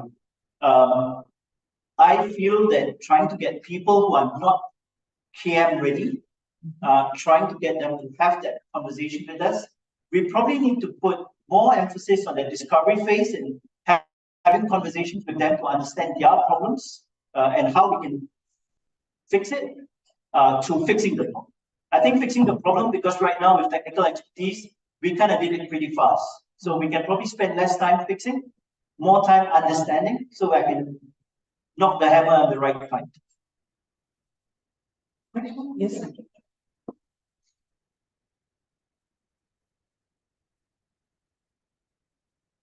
Thank you very much, Rich, for the excellent presentation. The question was triggered by your slide about the needs, and there was one need for clear processes. I'm wondering, we also know that in the informal organization, people are moving around, sharing the insights and so on and so on. Is there not a kind of contradiction between the users, people in the organization, want to have clear processes, and on the other side, we know that the informal organization is to enable them to serve around and reach each other. And what is your view on that? Thanks. Thank you, sir. Our problem was they had 13.7 terabytes of data. And the reason for 13.7 terabytes, not that they were just videos, it was that within the SharePoint system, it was videos that were shared internally. Then they used Dropbox because musicians did not have access to their SharePoint. So they were paying X amount of dollars for SharePoint's data or their storage use, and they were paying X amount, a whole lot of excess amount of dollars for their Dropbox data storage. Now, the process here was not so much about how data was being used, but how was it being stored? Because when they developed one video, they had take 1, take 2, take 3, and then final take. And then now they've sent it out to the vendor, right? And they've decided they'll keep it. So what we needed them to do is to move everything to an archive. And now you don't want to move take 1, take 2, take 3, you just want the final product, right? That's what you want to store. You don't need to keep the drafts, right? So we kind of had to tell them the procedure of how you want to minimize your data. Now, the bad news is we didn't get to minimize it much. So from about 13, we have gone down to 3.8 tera. So we did save 10 tera, you know, but for us, it still seems like, hey, we haven't done enough yet. You know, the naming of files was also something that we needed to give them the procedure. So we could not mitigate how data was being shared. That procedure, the informal part of it, we could not give them a definite know-how of how you can do it, because that was the only way they had to speak to non-employees. So the musicians that they had, or the artists that they had, were not permanent artists. They were, you know, has it gone, right? They also have data that they have kept for 15 years. Of course, at that point of time, it was not so heavy. That was only about, I think, came up to 900 gig of data. But COVID period, imagine this, it went up that much. So that was how we can streamline some of the processes that they had. Thank you, sir. Oh my goodness, go ahead. Since I Peter's and the audience appreciation, fantastic presentation. And the way you laid it out, very clear how you can do this stuff. Go back to those comments. My question is very simple, Rajesh, and it's related to your agile approach. And this is something that Mentoring Co have been discussing in a different context. And what we're interested in is what would be the makeup of the governance group, and what would be the cadence of the governance group, notwithstanding scrums and the agile methodology. So it's more around who should be on that and what's the cadence of the governance. Thank you. So it was an organization that had no KM department, and they have no KM manager as well. So, well, ironically, in many organizations, it's usually the IT guy who is doing this for us.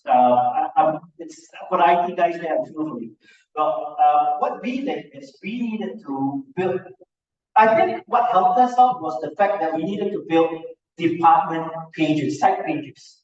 And each department site page, what we wanted from start was each department to identify one person who will be that spokesman for that department. And he had to have the ability to make decisions for his department. So as we were developing one page, he could say, hey, for my department, I want this, I want this, so I want this.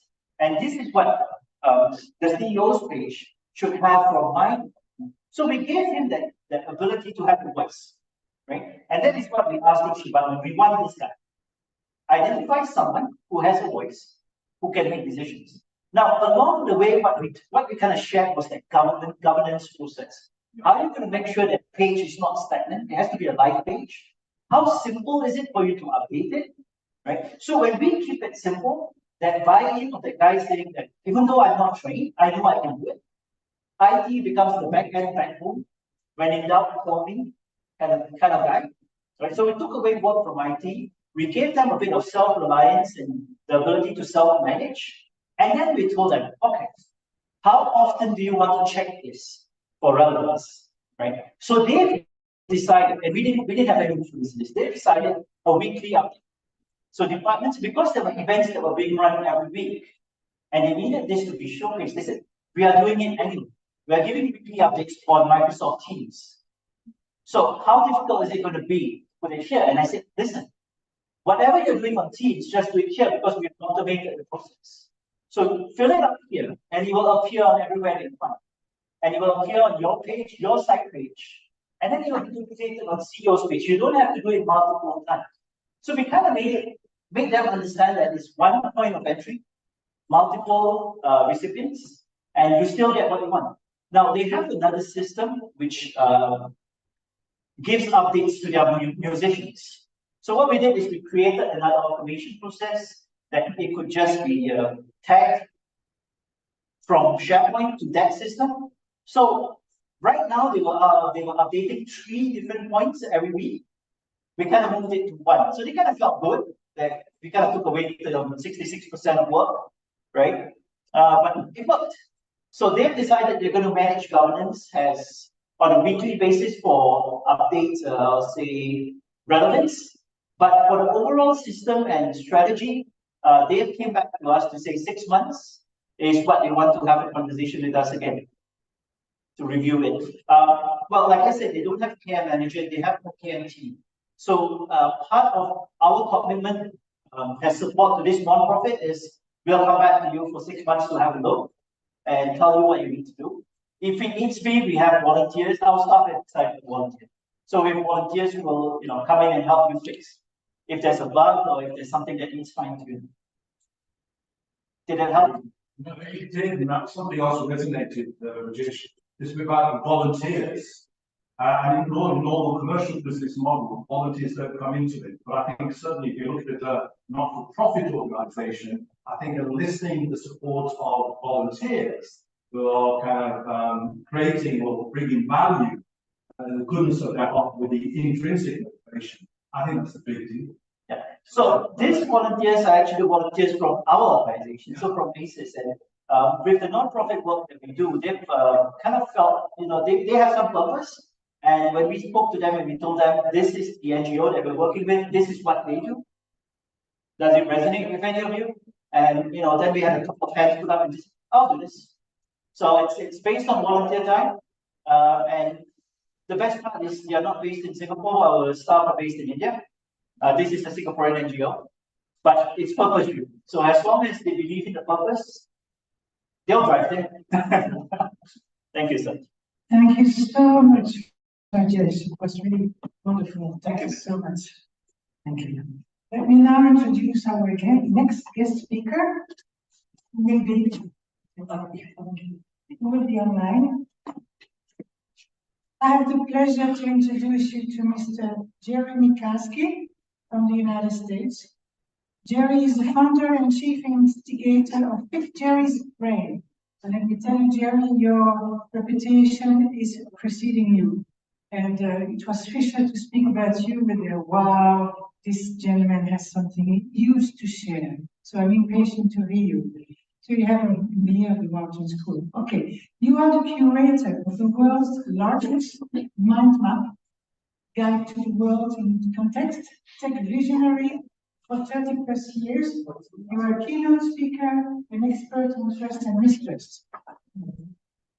You are the founder of Open Global Mind, community focused on helping humans making better decisions together. You have also curated the world's largest man-made mind map ever since '98. I'm a mind map blogger. I'm really impatient to discover your methodology.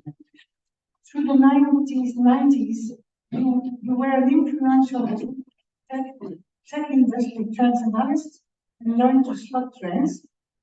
Among the trends, use product web, smartphones, weblogs, wikis, instant messaging, online community, and social media. Wow. Now, you see the need for a functional form of collective intelligence. You work as openly as you can so that knowledge has a chance to accumulate and improve. You wrote much of Esther Dyson's tech newsletter, Release 1.0, from 92 to 98. Since then, you were advised and consulted to a bunch of organizations, small and large, like IBM, and the Wharton School to Blogger, now part of Google, and e-groups, now Yahoo Groups. You even worked for Walt Disney Company, Mobil Oil, and you were the service director and research VP in New Science Associates. You are now senior industry fellow in MIT University. MIT University Center for Future Skills and Workforce Transformation to focus in building an innovative learning ecosystem at scale, creating collaborative applied research, and inventing next generation skills solutions that will catalyze workshop development in the future-oriented industries. You now have the floor, and I'm very impatient. We are very impatient to hear you. Over to you, Jerry. Thank you very much. Can you hear me well?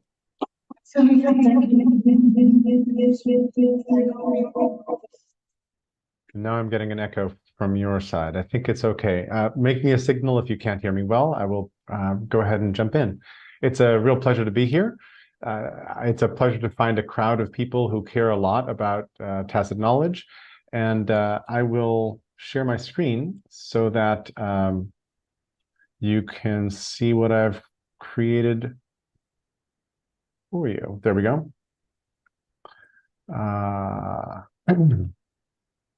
All right. So first, a little bit about me. I spent 12 years back mostly in the 90s as a technology trends analyst, not a Wall Street analyst, but a trends analyst advising major multinationals and also the tech industry about what trends were coming. Before that, I worked at Mobil before it was ExxonMobil. One moment, please. Now I've even lost my cursor. Excuse me. Before that, I worked at Mobil before it was ExxonMobil, and Pricewaterhouse before it was PwC. And then since then, I've done a bunch of things. The primary relevant one here is that I've been curating my brain, my external brain, for over 25 years. For this, in December, it'll be 26 years. In 2010, I launched a mastermind group. That's what I would call it now, called the Relationship Economy Expedition.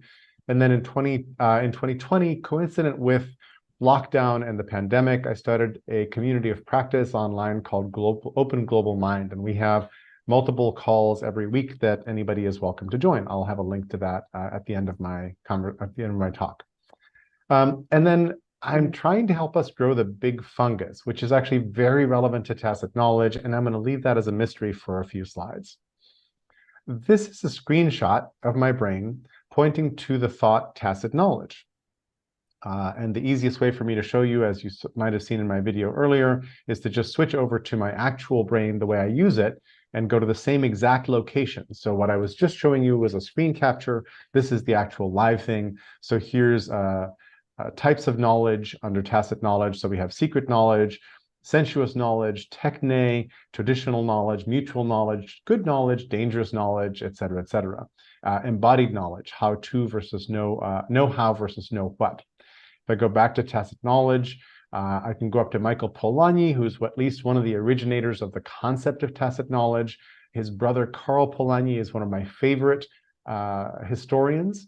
He wrote a book way back when called The Great Transformation that I have a lot of notes about, et cetera. And I just wanted to show you how this brain works because I not only have things in here like people and books, which are facts you could look up in a database, but then I have my comments and my annotations, and then things I've learned from other people in here. And I think that combination is actually really powerful. So I wanted to go through a couple different places in my brain as a way of explaining what's going on. My use of this software for 26 years makes me more of a cyborg than anybody I know. And I'm using the word cyborg here to mean a person who has sort of blended with software really, really well.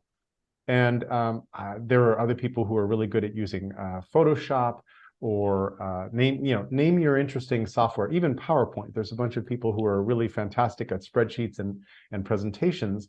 And if you get to a place where you're no longer thinking about the software, that's kind of cyborg territory right away. But I've been doing this for 26 years, and I've got a thought in my brain called Lessons from Using My Brain. I will switch over to the brain right now. And I will jump to lessons from 25 plus years of using my brain. And you can go here as well. By visiting my brain online at jerrysbrain.com. I have a link at the end of the presentation as well that will let you browse this, which I make available freely on the web. And so some of the lessons are, I am more of a cyborg than anyone I know, which is here represented in my brain. But then other kinds of things like the brain is an extended self or extended mind, and I have that connected to the extended mind thesis, or EMT, which was created around 1998 by David Chalmers, Andy Clark. And there's you can see how curating a single mind map over time accrues. It basically builds over time, which is something that very few people get to do. A lot of people are trapped, my apologies to Rajesh, trapped in SharePoint, for example. Which is basically an ornate file system, as opposed to a place where you might curate knowledge. And so there's a whole bunch of things here about ways that I have been learning from my brain. And then more toward more toward tacit knowledge, one of the thoughts in my brain, and every node here is called a thought, and the thoughts are connected by these lines that come out of 3 spots on each thought. And this is a quirky aspect of the brain software that works really, really well, because it means you can only connect one thing to another by making it move above, below, or beside the current thought.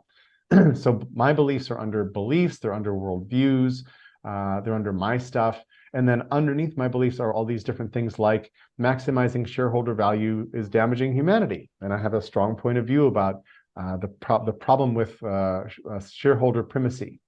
And then a whole bunch of other beliefs. These are things that are, for many people, tacit. They stay tacit. And I'm really interested in this process of making tacit knowledge more explicit. Another place I wanted to point to was this idea that knowledge accrues. Actually, I just wanted to talk about this for a second, so let me go back to full presentation. And knowledge accrues is something that a few people are aware of because they have the personal experience of building knowledge over time. More often than not, in fact, other brain users will create a new brain file every little bit and start making a new map and get all excited, the way you would with MindJet or Mindomo or a whole series of other mind mapping tools that exist out there. The thing that makes my use of the brain particularly different is that the file I'm showing you is the same file that I started 26 years ago, and I don't have other brain files. I have this one big brain file where everything is deeply intertwined. That's unusual. And as I said, I'm mixing together here cocktail recipes with reasons why the global financial crisis of 2008 happened and reasons why we didn't deal with it well after we figured it out. So knowledge accrues, it builds over time, but we overprotect intellectual property. We tend to lock books in with digital rights management. We tend to, and really it's capitalism at work here. It's people who think that ideas need to be protected forever. Jack Valenti, who back then ran the Motion Picture Association of America, is famous for having said, copyright should last forever minus a day. And in fact, that's craziness, because intellectual property is ideas, is our commons, is the way that we will make together solutions to the climate crisis, solutions to social crises, solutions to the wars that are going on right now. And so I have a big beef with the overreaching extent of intellectual property laws these days. And then another problem with accrued knowledge is that not that many people collaborate to share what they know actively, leaning toward each other, trying to connect up what they know so that we can compare notes. And I'll say more about this in just a second. And finally, I'll say that shared knowledge is tricky, it's difficult, it's elusive. It's more tacit than I wish at this point, and I'll go back into that some more. Let me talk for a moment about this process of making tacit knowledge explicit, because tacit knowledge usually means it's hard to explain. It's not something you can just take and write a quick essay about and drop into a database or a web page, and all of a sudden it's explicit. Tacit knowledge, the difference that is often pointed to is the difference between knowledge versus knowing, and the example that I love best is learning to ride a bicycle. And I could tell you how to ride a bicycle. You could watch a video on how to ride a bicycle. You could learn the physics of riding a bicycle and all that. There's like a gyroscope happening and there's a bunch of different energies at play. But we all know that until you've straddled a bicycle and held the steering wheel and figured out how to guide the bicycle and pedal the wheels down the road, you don't actually know how to ride a bicycle. So there's a whole lot of experiential active learning knowledge. There's a whole lot of things that are not explainable through documents or even videos. That's really important. But this process of getting there is important. For me, there's a personal sense. My sport is Aikido, and my senseis, my teachers, have been working hard on the sense of connection. And in Aikido, you always work pairwise. There's uke and nage. Uke attacks, nage neutralizes the attack. And you don't just sort of bounce people off and try to strike them on the head. Aikido is weird in that we actually want to make contact with our attacker and then reroute their energy. And this sense of connection is something that is extremely tacit. And I have spent a lot of time trying to absorb and work into my body so that I respond well as both uke and nage. So that's a really sort of deep form of tacit knowledge that is really enjoyable to learn. Now, one thing that does help people understand tacit knowledge is transmedia explanations. And transmedia just means the use of multiple media. Some people learn great when they see something in a video with animations or illustrations.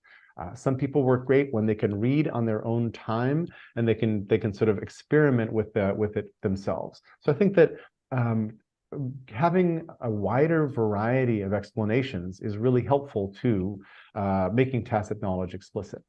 And then, and this comes up over and over and over again when talking about tacit knowledge, really often it's not about typing or converting tacit knowledge into some sort of form of explicit media, but rather getting a hold of the right person at the right time or the right people.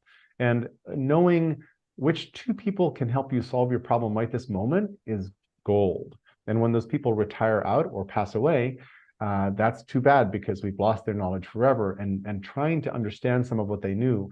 But you've probably been a member of several communities where knowledge gets passed down in the doing, in sitting next to somebody and saying, wait a minute, we're trying to route a train. How do I do this? And then they show you a couple things that aren't in the manual, but they do all the time because the manual is a little broken and old, and so on and so forth. All of this is tacit knowledge. So let me talk a little bit about this big fungus idea. And I have to give you a little context for why this idea showed up. One of them is that we outsourced our memories to Wikipedia and Google, and I'm generalizing a lot here, but this was a mistake. This was a big problem. When information got really accessible, when the web showed up and then search engines showed up, and all of a sudden you could go cruise around anything and everything, people had very different reactions to that. One of my reactions was to curate what was good that I found into this long-lasting memory where I used the brain's quirky software to do that. But a lot of other people tried to take notes in other tools. They tried Evernote, they tried OneNote, they tried databases, they tried big spreadsheets with links in them. And one thing I ask people often is, do you see interesting things on the web? And everybody answers yes.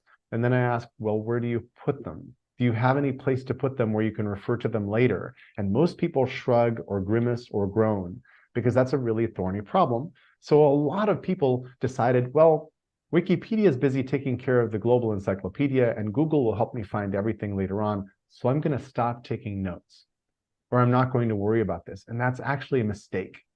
So I think that we need to be working together. And now we have generative AI. So we have a bunch of new power tools. And one of the responses to the advent of generative AI is also, well, now I really don't need to take notes because I'm just going to ask GPT or something like that for answers. And I think that's also a mistake. So I think that the human role here of understanding what's where and sharing it with each other is underrated. Now, I can describe to you where Wikipedia is, how it runs, how it's funded, how decisions are made about what goes on every page. It is a beautiful example of something I call design from trust, which is a whole separate conversation, but it is completely open and it is limited to being an encyclopedia. So that's terrific. But if we're looking to do more than encyclopedia, if we're looking to have opinions and tell stories and all that, we need sort of a shared memory that preserves individual contributors' points of view. So for example, if my brain file, if I had to negotiate with a dozen or 100 other people, every time I added something to my brain, I would probably stop using my brain.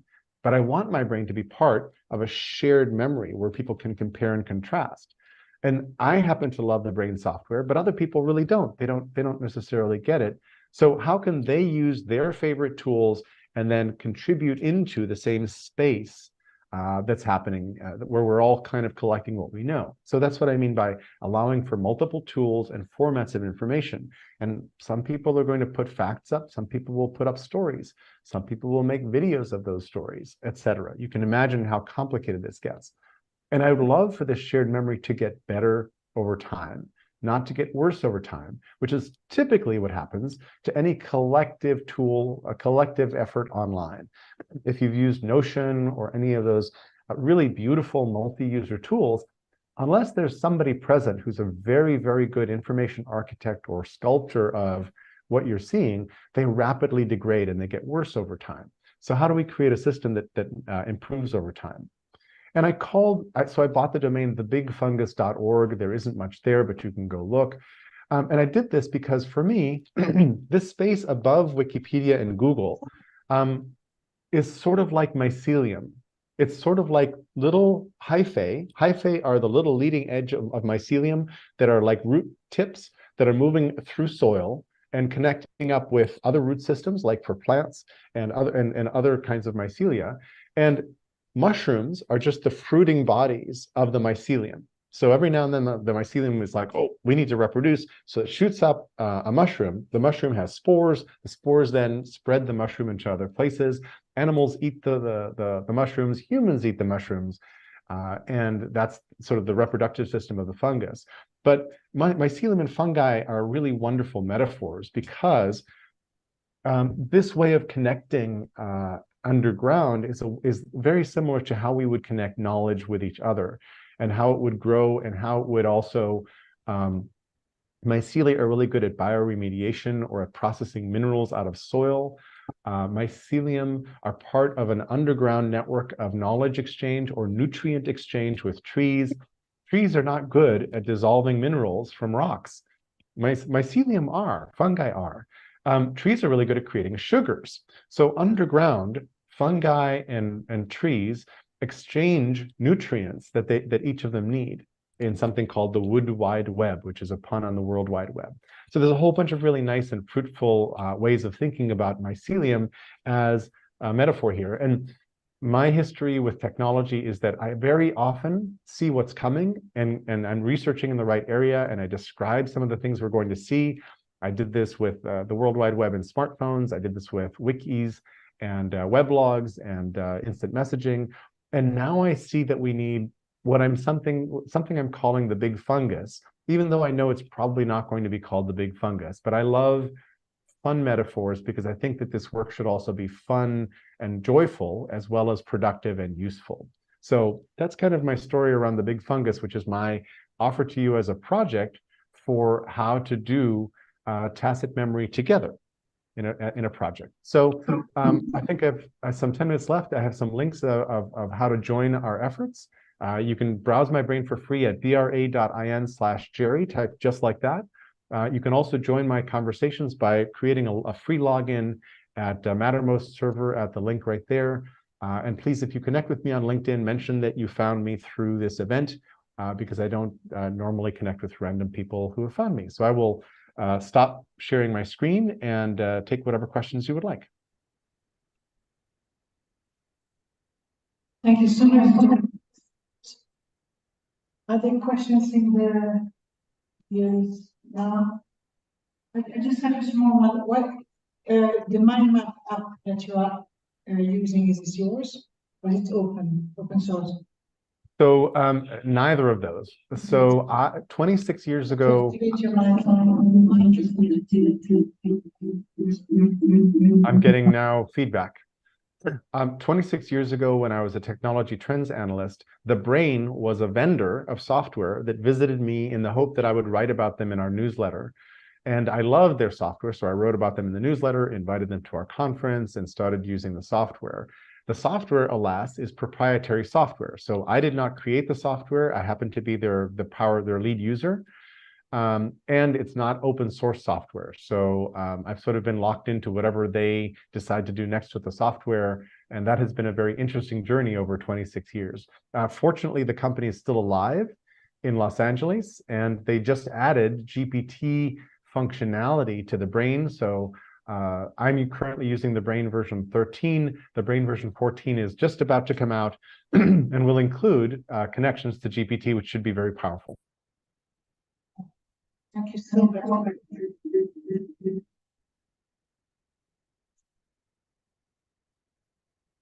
Other thoughts or questions? Okay, thank you so much. Thank you so much for your contribution, Jerry. I hope that you will be with us next year in person. Thank you so much. Any more questions? You're very welcome. Yeah. Maybe hi, Jerry. Thank you very much for sharing. Maybe I just want to add something why I contacted Jerry to give us the sharing. And to be frank, the first time when I contacted with Jerry, and Jerry did around 3 minutes sharing with me to do the speech showing to me, and I was shocked. And he is the only person I've ever seen in my life to have all notes collected and talk to each other. I never seen anybody else to make it. I think that kind of thing, if you can make all the dots collected, that's amazing. And then let alone, he mentioned one thing in his life, 25 years. He shared all his notes in one file. And everything can talk to each other. And you can search, you can link, you can also link whatever document they ever have it, put into one file. That's why Jerry built up his own Jerry's brain. That's something I would like to add to in echo to what Jerry's sharing to us. I think that Jerry did a great job. That's why I would like to see Jerry to share more with our audience afterwards. Thank you, Jerry. Thank you so much, Fisher. I really appreciate it. A brief side note, I did a podcast interview with Tiago Forte a year ago. He's the guy who does Building a Second Brain, which doesn't use the brain software, but he has a methodology for note-taking that's quite good. And I learned in that call that his second brain is his private set of notes. His third brain, which he doesn't post to that much, is his external brain shared with other people. And this is when I learned that maybe what I do, because for me, everything I put in the brain is publicly available every time I synchronize my desktop brain out to the brain servers. And I mark very few things private, very, very few things private. So for me, the default setting is the public view of everything I have discovered. And I'm realizing with some sadness that that's rare. So thank you very much for convening this group, Fisher, and for making me a part of it. Okay, great. And hello, Gary. Can you hear me? Yes, I can hear you. Go ahead. All right. In regards of the evidence behind your, because it looks like me like a slip note, which writers also did hundreds of years ago, just linked to each other. How much evidence is behind the single notes of those displayed on the website? Or are these just ideas? Because you know that we have different kind of evidence for creative ideas or some kind of research results or whatever. Thanks. Sure. I think I understand your question. When you say slip notes, I think you mean Zettelkasten, which is a method of note-taking that I've just put on the screen. And it's interesting. If you're looking for evidence, you'll notice that there are icons connected to some of the thoughts in my brain. So this thought goes to the Zettelkasten group online, but these thoughts are all the same icon. This W is obviously the Wikipedia icon. So in some sense, if you trust Wikipedia for evidence, then that is the evidence I have around note-taking. And I like Wikipedia links a lot because they make excellent canonical references for things. So if you like rally racing, there's something called pace notes, which are the notes that are taken when you're talking the driver through a rally race.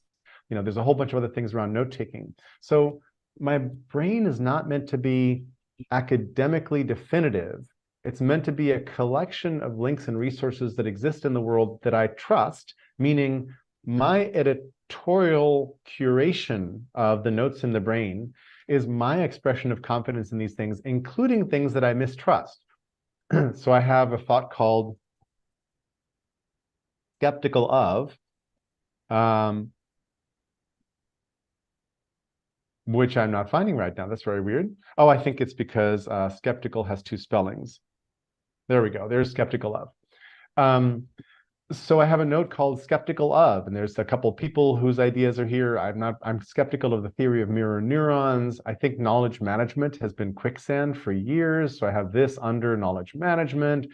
So I think that my brain is less a scientific or academic vetted resource of facts in the way that you might be asking. And it's more one person's view on the world that happens to have some links that go to well-researched studies, for example, but I also point to studies that got retracted. You know, the cold fusion experiments that recently came out that were retracted yet again deserve memorializing because some things we need to know happened even if they've been erased.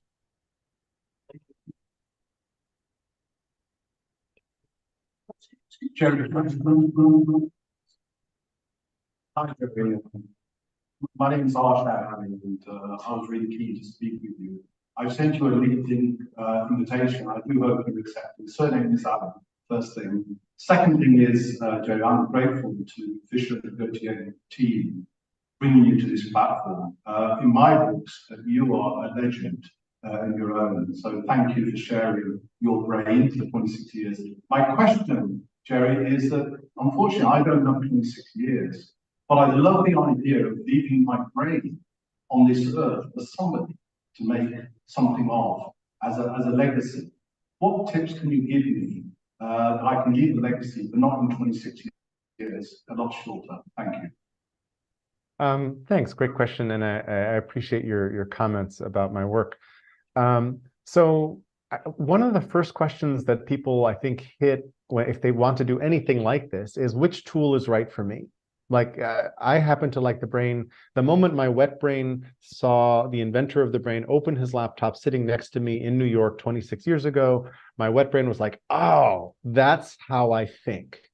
And everybody will have a response like that. Not everybody will have a response like that, but not everybody will respond like that to the same tool. So you have to find your way to a tool you would like. And then I think you need to create a system that gets things out of you and into the system as efficiently as possible. And I have to say that the new GPT tools, the new generative AI tools are very likely really helpful in this. And I think that the speed with which someone might be able to externalize some of what they think, for example, you could feed GPT a bunch of your documents from your life that you've written and then ask it to summarize them and organize them. That's pretty interesting, right? So you might even take your email correspondence and there might be enough substance because one of my pet peeves in the world is that a whole lot of really brilliant discussions that I've been part of are lost in private discussions on email. Well, you could feed it your own email and maybe that would turn out better. So I think there's a bunch of different ways of getting a jump in here. And I'll also add that if you happen to use the brain feels useful after you have 300 things in it. You don't need to have, I have more than 500,000 things in my brain. And every now and then I'll hit something that doesn't exist in my brain, which is a fun moment for me because I'm like, oh, I didn't have east, west, north, and south as the cardinal directions.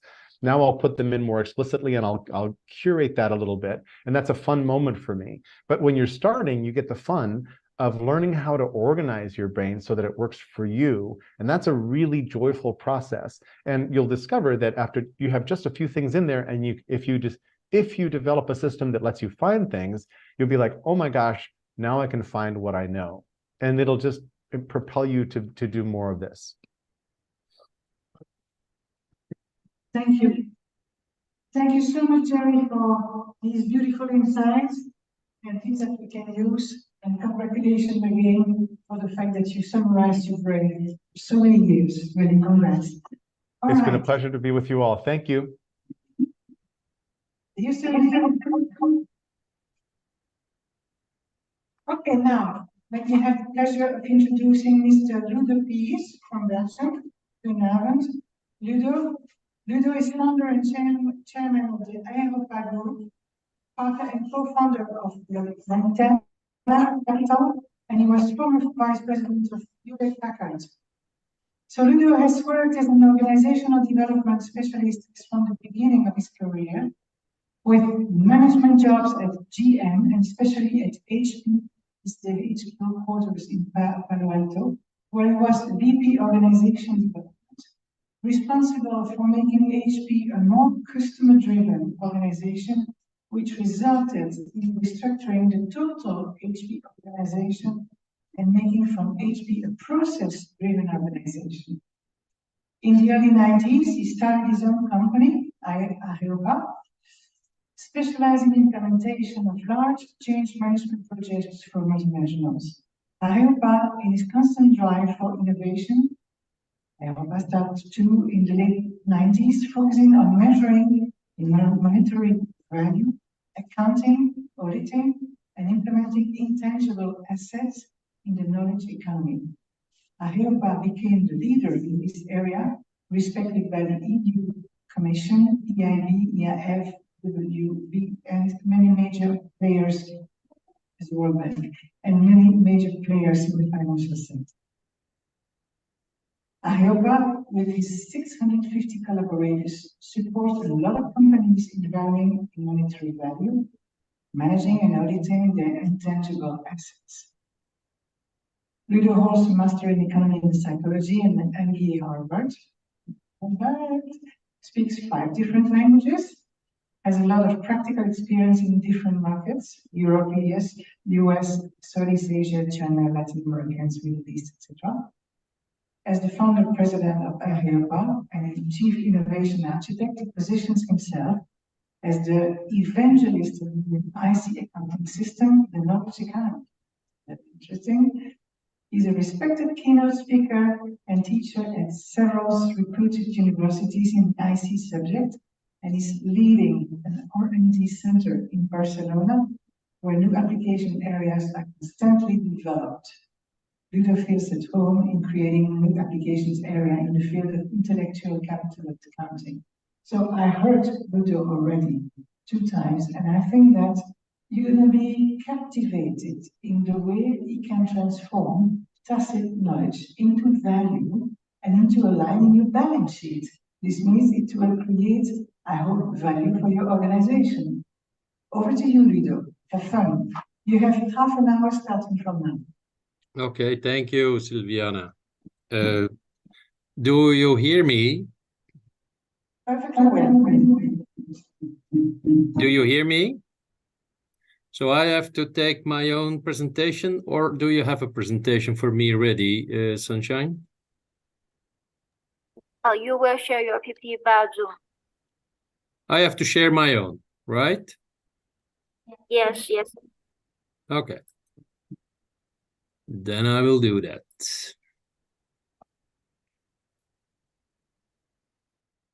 Right.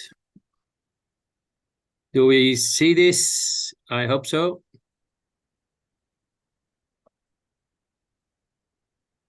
So thank you.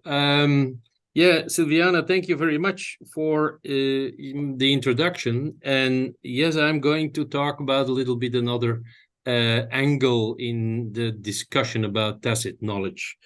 So first of all, we are focused not on the what would I say, knowledge management, capturing and storing, make it reusable and stuff like that. We are linking it to the business world, because at the end of the day, we have to realize ourselves that for the moment that nearly 87% of all the businesses in the world, yeah, are knowledge companies. And I have an interesting slide for that, for those who want to have a look in it. Yeah, you see what happens in the world is that companies like in the 70s, you know, it was, who was that? IBM, ExxonMobil, Procter & Gamble, GE. Most of them were manufacturing companies. And you see a kind of an evolution. And if you take them 2020 here, you see that it is Apple, Alphabet, Microsoft, Amazon, and Facebook. I'm not saying that we should only talk about those multinationals, because I am convinced that we have to talk also about the SMEs. 2 people, as once we call that, 20 people, 150 people in the organization, 500, and go on. So that's important to understand. Now, if you see that this kind of evolution is going on, and you see how, for example, value creation is measured in the financial world, yeah, it is terrible.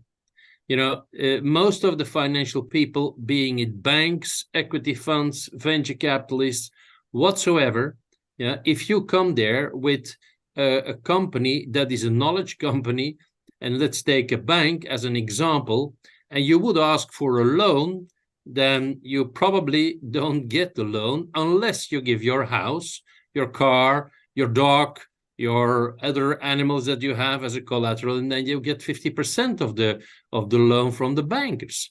So we say that is not correct. We should the guarantee that you give should be based on the assets that an organization has.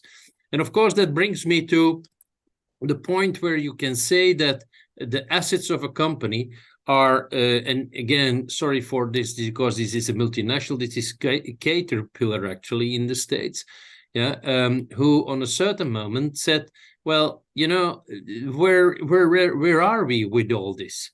Companies who are on the stock exchange, yeah, market cap, yeah, then everybody thinks that the market cap is the value of a company. We say, no, it is not, yeah, because what it is actually is that it is a risk reduction element. Yeah, people show their risk and a belief in the innovation of a company. Now that's important if we'll make the links to intellectual capital and knowledge management. That's what I'm going to talk about in a second, but I want to escape first the reality in which we live today. And you see that market cap of a company, or the value of a company, yeah, that is that dark blue one, that's big.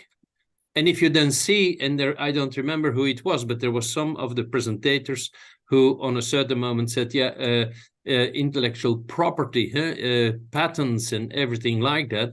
Well, you see that patents, intellectual property, is less than 5%. That's the red part of an organization.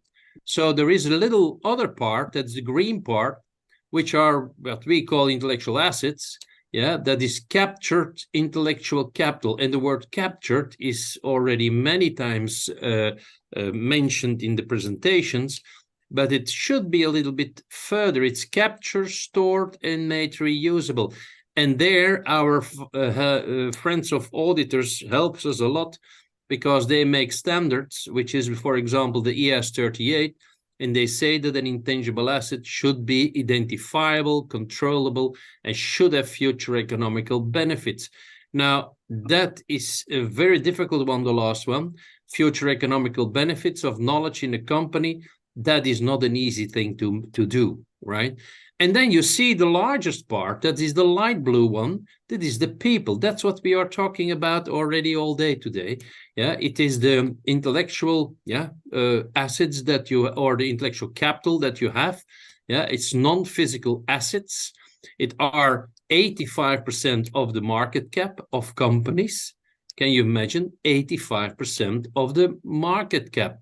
That is a very strange situation, because that means that companies who are listed, but also all the other ones, yeah, there is nobody who's measuring this in one or another way.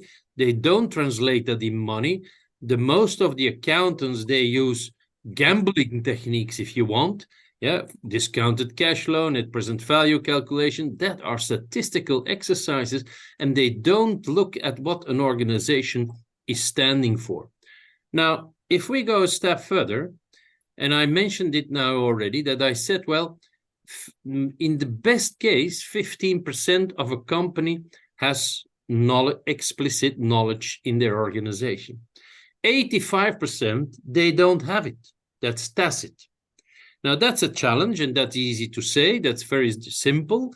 But that means that on that moment, nobody is able to talk about it, to grasp it, to measure it, to give it a value. That kind of stuff we need to do. That's what we are focusing on. And first of all, there are some hurdles. For example, if you look at classical accounting, yeah, that classical accounting is based on manufacturing companies. Manufacturing companies, yeah, they are all the way that we use them, or that actually the accounting is used, is based on basic goods in a warehouse, machine parks, finished goods in a warehouse again. But if you now take a knowledge company, right, a small one, let's say 20 people, right, they don't have knowledge in as a basic good. They don't have machines in a machine park, and they don't have finished goods in a warehouse again. So how do you value them? That is not so easy, and it is not solvable only with the tacit knowledge. Now, point is that, for example, that what we always preach is that if you want to make companies measurable, right, then you have to turn the tacit into explicit. And therefore, you need a few different things. First of all, a company is always based on processes. And Silviana introduced it, that I came from Hewlett-Packard, and there we worked a lot on process organization changes. So, and if you have in a process, for example, a person who is doing, for example, an accounting, and every day the same thing that they do, then most of the time you see that what they do is very repetitive. And we call that work center people. That is, for example, in a company of 500 people, right, you have around 480 people who are doing standard stuff, including the management team. A general manager, what is he doing? Plan, do, check, and action. But in that organization, there are around 20 people, what we call are the creative ones. We call them the key knowledge carriers of the business processes. That are people who can come up with great ideas on the moment that it is needed. And you will find them everywhere. You will find them in marketing, you will find them in product development, in ICT, in sales, and go on. Everywhere there are always those people who carry the knowledge of and the development of that company. Now, if you look a little bit deeper in those people, then what you see is that they are 85% at least working with tacit knowledge. Right? So that are then, for example, the people who are in a meeting, and then they always come up with the idea and they say, I remember that 5 years ago we did something like that, the same thing. Let me check it. Maybe we can reuse it and we can adapt it. And then we are good, and we can go further, and our organization will be more performing. That's a little bit what Jerry was talking about, with the mind maps that he is making, but we don't make the mind maps of an individual just for the sake from the individual, but we have to make the mind maps from a person linked to a business process. Now, what does that then mean? Well, the person, first of all, you need to have a definition. What is actually tacit knowledge? In the definition that I just described, it is what we say. It is the lessons learned, cases, stories, little methodologies, little tricks, yeah, and little tricks and methodologies. Now, cases and stories, the learning elements that are in there, nobody takes care of them. And let me give an example of what I mean. If you recruit a person, a sales rep, for example, most of the times the people do a lot of effort in recruiting a person, test cases or testings, psychological testings, interviews, and what have you. And then on a certain moment, he's recruited. And then somebody says, you can sit there, that's your office. These are the products you can study, and the colleague who is beside you will tell you how it will work. Now, point is that I say, if you want to manage the intellectual capital of that person, yeah, you recruit somebody, and that is what I'm showing here in what we call the four-leaf model. Yeah, that are the things that you say where a person is what he's done doing. We have to measure all the intangible assets of an organization and the individual. Now, the individual there, yeah, it is the knowledge, of course. And how do we then do that? Yeah, because if you have a person who is then working there, and you have, for example, his networks from that sales rep, right? Then nobody is taking care of that. And what happened if that person would go away, right? Then suddenly everybody is losing the contact with all those customers that he developed. Now, that is not what you would expect or what you want to have in an organization. Even worse, if you are in R&D department and your inventor is going away, my goodness, everybody says, yeah, we wish him good, and yeah, we give him promotion, and good. But what is the effect on your organization?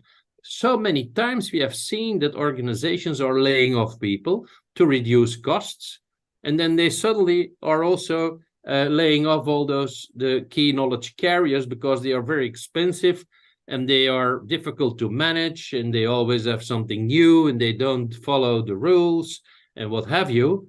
Well, you see what happens then is that suddenly after a while, they have to re-recruit them as consultants. So that means if you have to go to an investor and say, we paid money to recruit a person, we paid money to have him on board, we paid money to get rid of him, and now we have to hire him as a consultant. I don't think that's a very smart idea. Now, anyway, the problem is always here that we have to identify those key knowledge carriers in organizations. Now, here, this is an element that helps this. Yeah, there are 4 different areas in which you will have knowledge, and it is in companies not so that it depends on what they really do. Yeah, is it a biotech, a medtech, a fintech, or whatever company?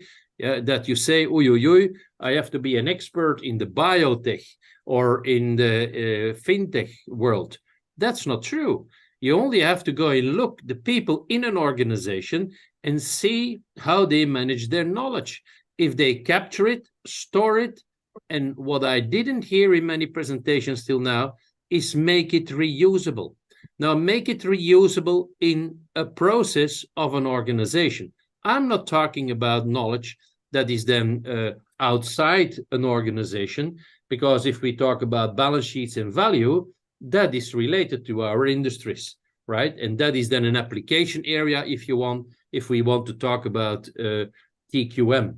Now, point is, 85% is tacit knowledge into the maximum.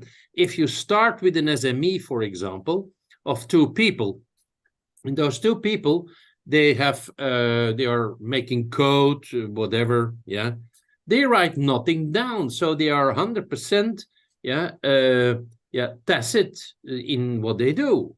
Imagine that they would go to a bank or go to an investor, that it is believing that those people can do miracles to get some money, or that they get some loans from a bank.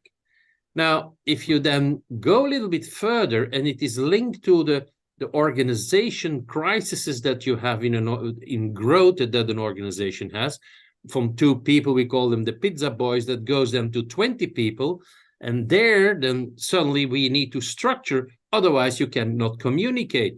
And here comes, the organization becomes more explicit. That means that they are saying, we are going to make processes, we are going to make agreements, how we work, we are going to structure the approach to customers and what have you. Now, that goes further. If you do that, then you can solve it, and to the next crisis will be as 150 people. And if you then don't go to process thinking, then you probably will not grow anymore. And in the processes, you have to identify your key knowledge carriers and your work center people. If work center people are not performing, and they go away, that's easy to replace them. That means, I give an example, if you have an accountant, for example, who is working with an SAP module, and that person goes away, on the market you can find easily people who can replace him, and you also know the SAP accounting module from SAP. But if you have the creative guys, and they go away, Either they go away or they are promoted or what have you. You see always the disasters in the process. They then the person goes away, then the new one comes. Most of the times everybody's saying we are going to hire a junior one because he is it's all too expensive. All right, and then they say, well, he will train you. Yeah, but he doesn't know what to train. So he says, yeah, here I explain you a bit, and then you see that the performance of the processes will go down and that you can measure it only with more rework, non-productivity, non-efficiency, and non-timeliness and accuracy. Now, that is very, very strange in an organization that you do this, right? So in that sense, what we want to do is to say that we have a system in which we say that we have for an organization in the 4-leaf model that you see there, there is knowledge that we need to capture, store, and make reusable in 4 categories and in 15 areas. And the 4 categories is, first of all, the human capital, that is the individual who has the knowledge that we were talking about a lot already today. But there is also knowledge that a company has working with its customers or with its suppliers and alliances. They also give a company knowledge that needs to be captured, stored, and made reusable. That means that we are making it even more complex, yeah, than we were talking about already. Now, point is, how do we do that? Yeah, the way that we do that is that we go and capture, store, and make reusable the knowledge from all those areas. Yeah, we have techniques for that. There are a lot of techniques on the market, but in essence, I can give you a little example. Take, for example, a researcher. If you ask him, a researcher in an R&D department or so, and you ask him, how are you going to prepare yourself for a patent? Yeah, because that's still fashionable. And then he will tell you stories. Yeah, and then he say, I'm going to do it like that and that and that. Now, point is that he will stay very superficial. And then we go to the old-fashioned technique that we found in China. It is the 7 why questions. And what you then do is that you say, but why do you think like that? Yeah, and then he has to explain. And then you use the interview techniques where you try to go deeper and deeper and deeper into what he's saying. We record it, we make an ebook from it, we give it back to him, and we say, voila, that is what you said. And then they said, no, he said that is not it. And then he does it again, and we videotape it, we make an ebook from it, and we give it back to him. And that goes on for 7 times, and then you see that it's suddenly the knowledge what he's talking about gets structured. And then we don't stop yet, because we said that it should be in business processes. So we will take all the people in the business process in which he is active, and we will confront them with his ideas and see what they say. And again, we will videotape it and make ebooks from it and then feed it back to them. And you see, if you do these kind of things, that you suddenly have an organization that is moving from tacit into explicit. And if it is an explicit one, then we can put the knowledge on the balance sheet. And how do we do that? Well, here is a 10-step approach, which is, first of all, the identification of companies, the IC assets.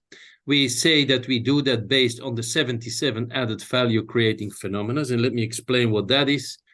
In an organization, you always have, how would I say, the things you do to add value to your organization. I mentioned already, I recruit a person. But if you recruit, if you have a new customer, if you have a new partner, or have a new structure, you have a new IT system, you have a new, everything that you say is new, we call that an added value creating phenomena. But if you recruit a person, you don't recruit a person. For example, let me take again my sales rep from before.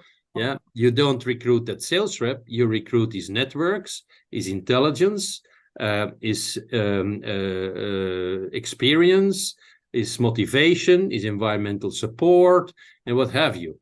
And there are, if you add to each of those variables and parameters always a financial element to it, which what we do, yeah, then you can have as an outcome the value of a person in present or future value.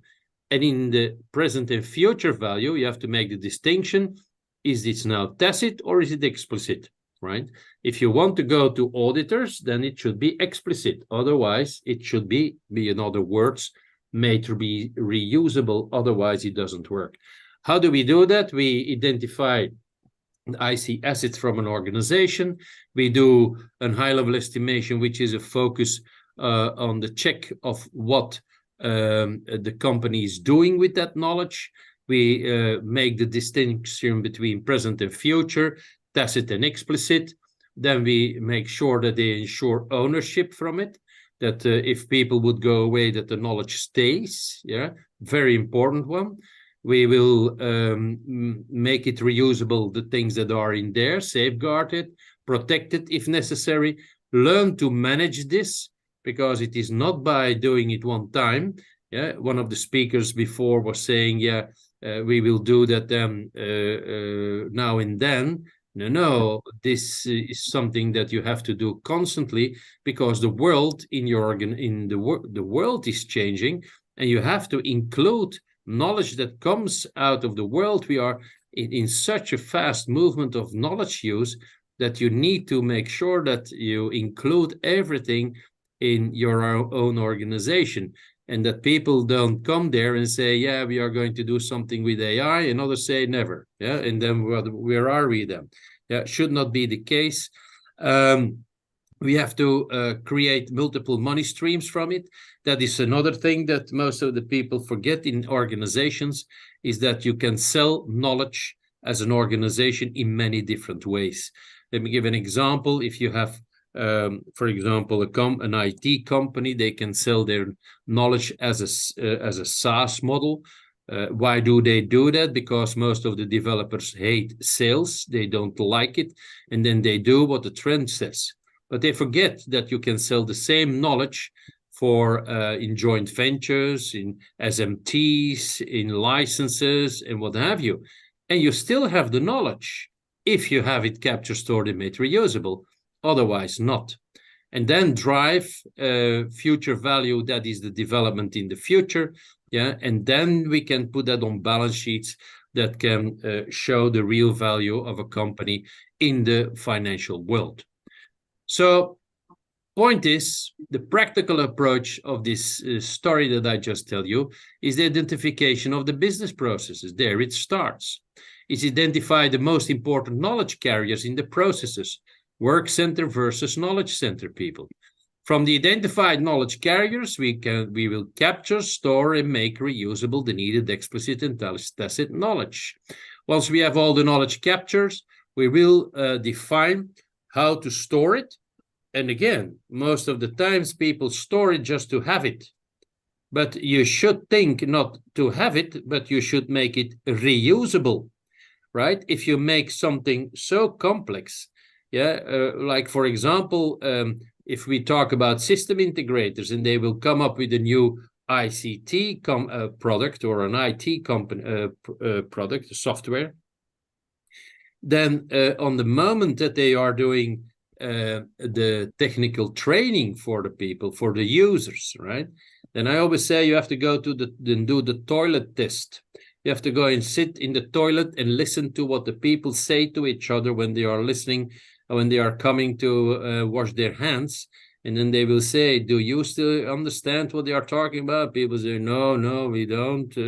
Yeah, but yeah, well, it is, we have a holiday, yeah, we have a day off, that we don't need to work, and the food is good here, and that's good. Now, what happens then 2 months later when the software is suddenly on the screens? And everybody in psychology knows that after 2 months you forget everything, right? Well, where is then the knowledge that you need to use there? And that's the reason why you see that ICT products are seldom used to the maximum.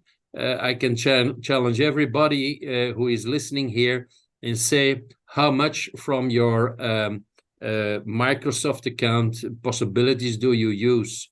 Nearly nothing, maybe 2-3%. The rest you pay for also, but you don't use it. Same thing happens there. So if you really want to do that, you have to think about the reusability of that knowledge, how you will transfer it. And finally, we need to define how we will make the knowledge reusable via permanent information, training sessions, management reports, instructions, databases, and we need a KM organization there. If you don't have a knowledge management department, then I don't think that you will ever be successful in doing all things. Now, the main problem with measure systems is that it is not possible to measure social phenomena with anything close to scientific accuracy. And why do I write it? Because we are talking to accountants, investors, financing people, and that kind of stuff. They always come to us with their classical accounting things. And then you say, well, that is not what it should be, because they think that their own accounting is so stable, but all the measurement systems that they have, including traditional accounting, have to rely on proxies, just as dollars or euros and indicators are sometimes far away removed from actual events. So in that sense, if you want to work on really your knowledge and make it valuable, yeah, you see that classical accounting is in most of the times something that will retard you and will limit you in your innovation capacities. So this is something that we need to work on. For those who have the courage, what I think you can do is have a look at the balance sheets. This is a classical balance sheet. That's a financial one, right? Then if you see what the intellectual capital balance sheet is, that is the format from it. It has the same look and feel. If you then put some figures in it from a company that we work with, yeah, then you see that we can even consolidate it, right? Here is the figures, and that you can consolidate it with classical accounting. Now that means that we talk financials if we talk about knowledge. And the knowledge is powerful only when you talk about money. If you don't put money on it, nobody listens to you. And if we don't do that, then it will never work. We are the ones who say we go for the real stuff, and we are going to make sure that the things that that we can put on the balance sheets will be working. A last remark. I saw that some people were saying, yeah, the reusability, that is important, but I don't know that people knew about J-learning. And J-learning is just in time, just appropriate, just enough. People don't learn if they don't need it. So you can imagine now why I say that you need a knowledge management department to make sure that that would work. Otherwise, it is nearly impossible to do what I just said, yeah, that you do J-learning approaches, because that means that you have to know your processes very well, you have to know what the knowledge that you captured in very well, and you have to know how you are going to transfer that. And not everything in one time, because people will not use it. And forget it, of course, after 7 weeks. That are things that we need to remember. So that is my contribution for the moment. I know this is a very extensive thing, and it is another angle that that I explained you than the ones that we were talking about just now. But I think if we are not in our society of TQM going a step further and going also to the capturing and storing and making reusable, but with the intention of putting a value on it, and that we can prove the value and that we can show it what it is, then I think that we will stay a little bit superficial, and we need to go deeper if we want to make it work. Yeah, I always say if we want to work with knowledge, then of course we should not, keep it too much on conceptual thinking, but we should go into the real world.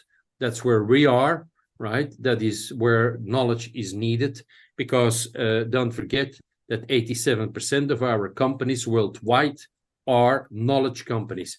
And I can tell you, most of them don't manage it. Even the big multinationals only have 15% explicit knowledge. The rest is tacit. Can you imagine? Yeah, 85% tacit knowledge from multinationals. Yeah, and then they are surprised that the stock exchange, the market is something that they are surprised of, that the price is going up or down depending on an event. Yeah, but that's gambling. That is not measuring. So that is what we always try to explain. Thank you for your attention. Our questions, please, I'm here to answer them. Thank you so much. I'm sure that there are questions. Oh, yes. I hear it very bad. The sound is very bad, far away. Thanks for helping. You were the one who explained the IIS 38 and 36 a few months ago, and I was I've used that argument since, and people are simply not aware of it. Now, I've been a headhunter, and we are tapping. Our role is to steal away tacit knowledge from this fund. My question is, in terms of saving a company's tacit knowledge, how much do you think you can reduce those 85% down to? Is it 50%? Is it 40%?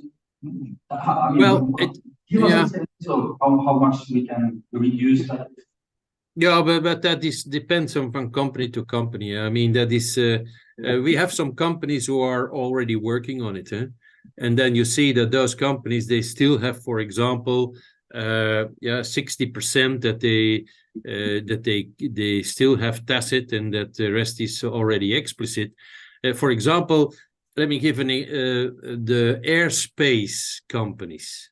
I can tell you that their processes and every knowledge step inside, they have around 95 or 99% explicit knowledge in their way of working. Well, of course, because otherwise a rocket will never go to the moon, right? But in other companies, that are exceptions. Most of the companies, like I said, it is embedded in the way that we look at the evolution. If you have two people and they are starting a company, 100% tacit, and if we then say to them, you should capture, store, make reusable their knowledge, then they say, oh, no, we don't do that. We will do it later. Yeah, but again, that is something that you need to know. And how do you then help them? It's not by leaving them aside, because it could be a very innovative idea. You put them in innovation centers, and you make sure that with grants from the governments, that they get financed to test their thinking, and they should be aware that their knowledge should also make sense of the products that they are developing into the market. So there should be market checks, and not like most of the companies say, yeah, I am inventing something, and my brother says that it is very interesting. Yeah, but his brother, that is not a market. So that kind of things we need to do with in an innovation center with those S1s, we call that S1s. And if you then move on, you see that the S2, S3, S4, S5, S6, S6 is the multinationals, S2 is 20, 150, 500, 3,000, and multinationals, that the multinationals only have 15% explicit knowledge. That's the average. Yeah, some of them, like I said, rocket industry, the NASA, they will have in their organization up to 98, 99% explicit. Everything that has to do with that, I can bet that it works like that. Point is, if you go to the massive companies in the world, it is not like that. Yeah, it is not like that. People don't use this story. Why are we here all together talking about tacit knowledge, and we have to capture it and store it, and make people aware and stuff like that. I say, yeah, but again, if you go to the market, in the real market, in the companies, nobody cares about it unless you put money on it. Yeah, that we can say, for example, a company is, for example, worth 5 million euros. Yeah, but if you calculate your intellectual capital value, it is a minimum of 8 times that value, with and a maximum 12 times, depending a bit of the industry. Yeah, and then suddenly people are interested. Yeah, that's the way to do it, because they say, oi, oi, oi, if I am a shareholder and my company can suddenly become 8 times more value than my accountant calculated for me, yeah, what do you think? Yeah? They would be attracted. And that is what we need to have. We need not to push it from our expertises to the people. We have to make them, how would I say, jealous that they don't have it, right? And if we then come with our materials to explain people how to do it, nobody's so interested in our how we capture, store, and make reusable knowledge. But people are interested in the value increase that it creates. Yeah, that is what we need to use. Otherwise, we will go nowhere. By the way, knowledge is not new. That is something that was invented on the moment that IT came into the world. That suddenly knowledge became an element of value. Yeah, and for those who are interested, I have an interesting graph of the growth of organizations on how that works, if you want to have that. Hello? Yeah. Yes, I'm allowed a short question. You mentioned on one slide that you have developed about 90 or more economic. Yeah, 77 econometric formulas. Not economic, econometric. 1 or 2 examples in a brief answer. Thank you. Yeah, well, examples is not so easy because it is econometry. Yeah, it is not economical. It is econometry, right? Econometry is measuring the links between events and phases. For example, it's in insurance companies and plan bureaus of countries in many times used. And what we then do is, for example, I come back to my example of my sales rep, right? If I have, we have developed 940 measure systems for those 77 formulas, which are what we call the added value creating phenomena. And for example, let's take me one, and that is the recruitment of a new individual that adds value to our organization.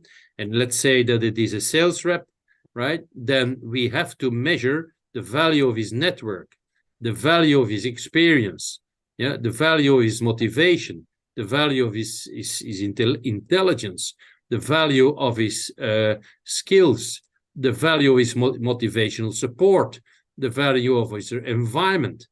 That we measure them, and all that we add then also the element of finances to it, right? And that means if you then make the equation and with correction factors and stuff like that in it, yeah, then you will see that the outcome is always a monetary value. With that monetary value, you can start working on creating that value on a balance sheet or a reporting system. Thank you. Thank you so much, Ludo.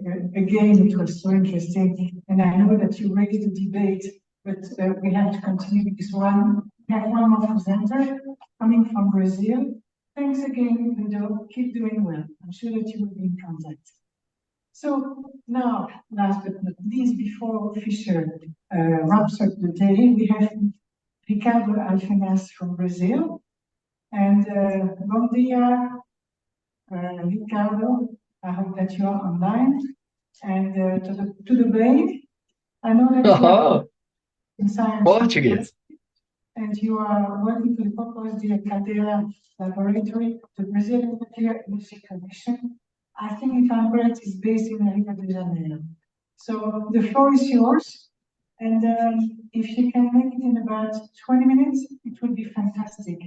Thank you very much. Over to you. Yeah, thank you. Obrigado. Okay, thank you. I love the Portuguese. Obrigado. Do you hear me well?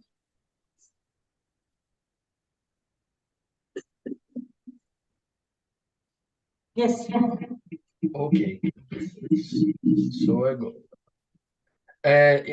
Even though you introduced me, I would like to highlight something in my education. In 2017, I attended to the School of Nuclear Knowledge Management. It is a course from International Atomic Energy, and even without that, I wouldn't be here. So I really appreciate them. And I am, since 2018, I am the coordinator of LAPOC Working Group, KM Working Group. And in this year, we were awarded in 2 awards, and I will talk about it later. Who we are? We are a small unit called Poços de Caldas Laboratory, LAPOC. That is a unit from Brazilian Nuclear Energy Commission. We have 65 employees, and we carry out inspections, analysis, and research in the nuclear field. And we have our team. We have our KM working group that is a diverse and skilled team. And maybe we are naive or stubborn, I don't know, because we started our KM program through a bottom-up approach. I will talk about our scenario, you will understand. And we have our whole LAPOC team that is a high educated and high experienced people. And that's why we have to do knowledge management. Our scenario. And we have some positive points in our scenario. And first one, we have a previous KM culture, because even before the KM program, we had our ISO 17025, and this helped our culture to be friendly to knowledge management. And we have a lot of free and wide access to knowledge in knowledge management through International Atomic Energy Agency, Brazilian KM Society, SIKM communities, papers, articles, courses, and we use that knowledge a lot. And we are a motivated working group. But we have as well some negative points in our scenario. We have few sponsorship to knowledge management. Only our local leaders sponsored us, and we started through a bottom-up approach, as I already said. And we have few resources to knowledge management. We have so far no specific budget to KM, and we just have 2 part-time people working directly through that in that, and 2 advisors in that working group. And so far we only got 2 cameras, two microphones, and 2 tripods, because we do a lot of video footage, you will see. And in our scenario, we have a lot of human and knowledge loss. For example, since 2010, we already lost almost half our specialized workforce. And our last hire was in 2014, almost 10 years ago, and it was just 1 person. And our situation is really complicated. And our knowledge is highly complex. And nuclear knowledge is very, very specialized, and it demands use of expensive equipment to create that kind of knowledge. And its misuse can lead to high risk for human and environments, as you already know. So considering this scenario, we have our philosophy. We created our knowledge management philosophy. And the first, probably the most important, is We do our best with what we have. We tried not complaining about we don't have our situation. We do our best using a lot of free and pre-existing tools. And in our context, it's difficult to use all of the KM practice. For example, we can't use the practice that requires socialization as mentoring, for example, because our senior specialists are not with their replacements, because we don't even hire them. So we need to record that knowledge for future use and hope it will be used someday. And for that, we need to extract as much as details and tacit knowledge as possible. And for that, we realized that we needed to create videos to register that type of knowledge. And for that, we needed to make a lot of skills development in our working group, because no one of us knew how to do that, and we don't have previous experience in that. And for our existence, we are always learning how to deal with cameras, with editing videos, directing videos, and this image is to show that we sometimes we have to deal one person with two cameras and explain to the professional how to directing him. And we're learning by doing. But it's okay. We do the basics, but it's okay. And we, in our culture, we do a lot of teamwork with respect and partnership, and we are searching for motivation as well. And at last, we do a lot of knowledge sharing. We share everything without confidentiality restrictions. And this is the most part of our KM products. I will talk about our goals and methods. Our two main goals are reducing critical and tacit knowledge loss due to retirements, as you could see. And our second one is the support the development of critical work procedures. And when you do one, we help the other one, so they complete each other. It's good. And we implemented this KM framework in 2020.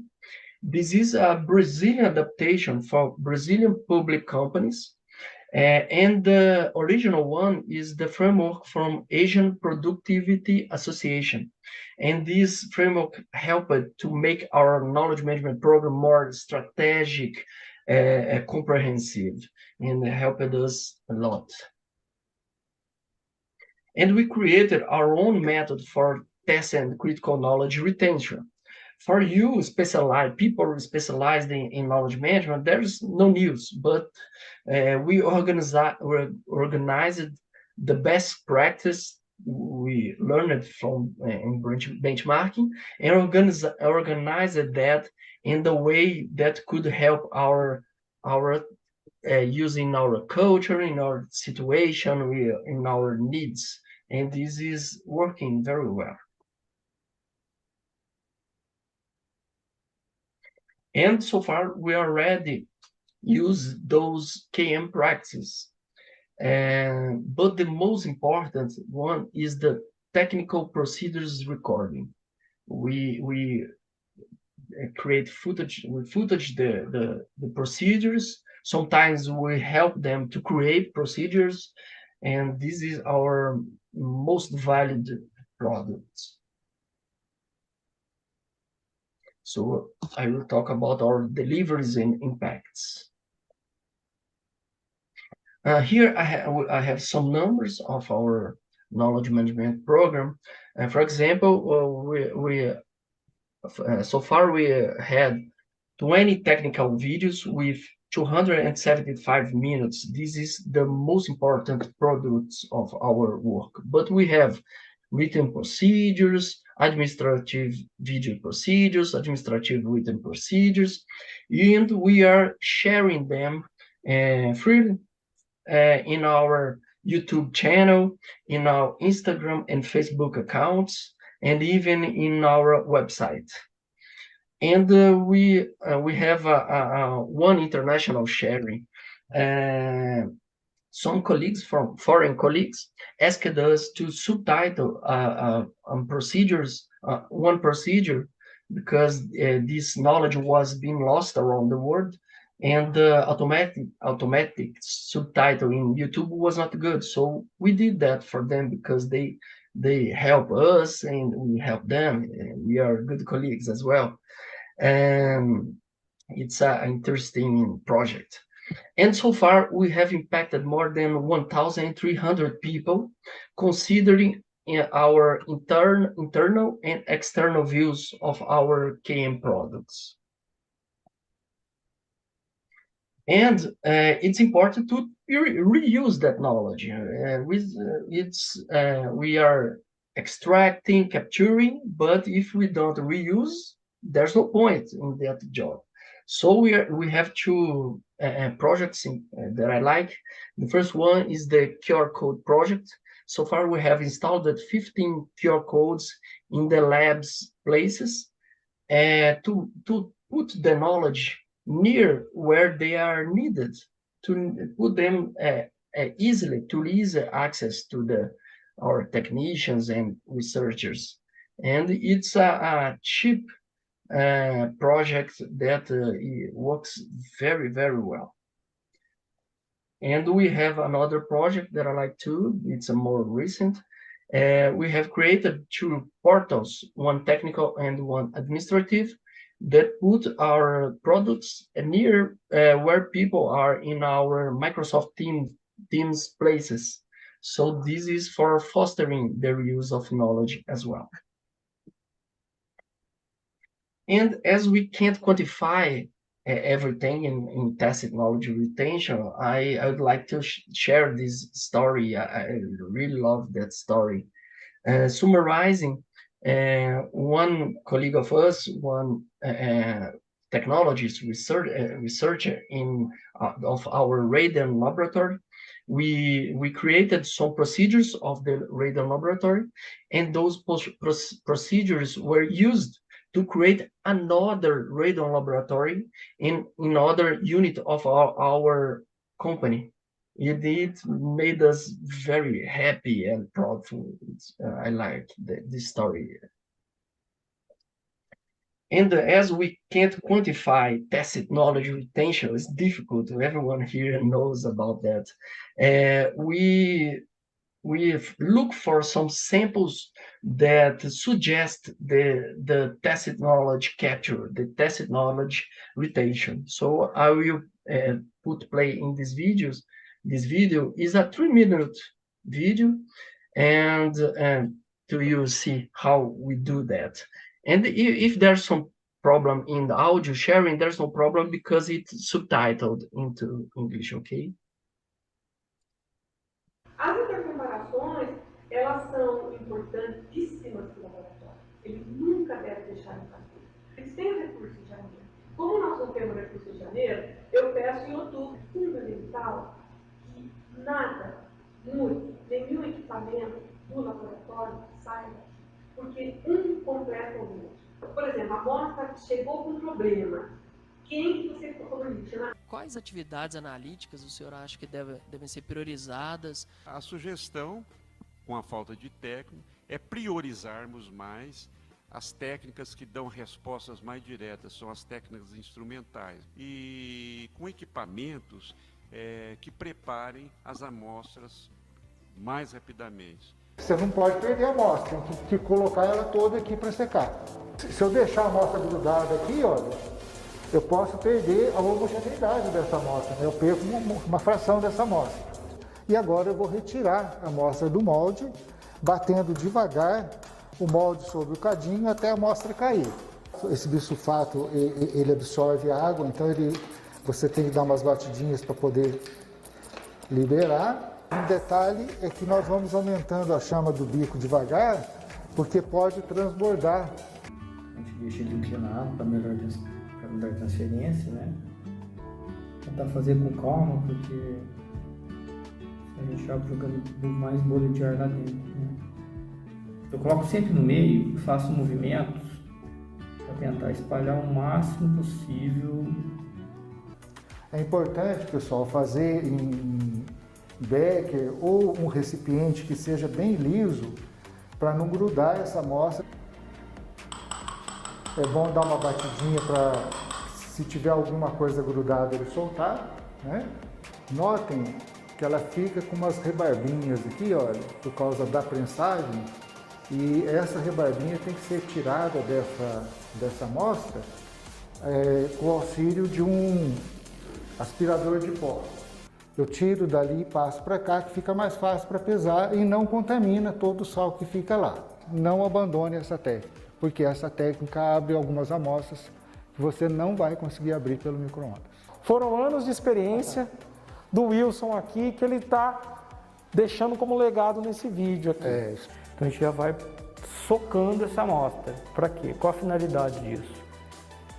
É garantir que todo o espaço do pote vai ser preenchido pela amostra. Para essa etapa de finalizar, eu uso sempre o lado maior, tá? Porque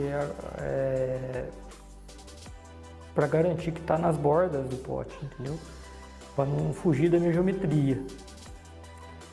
Vamos lá.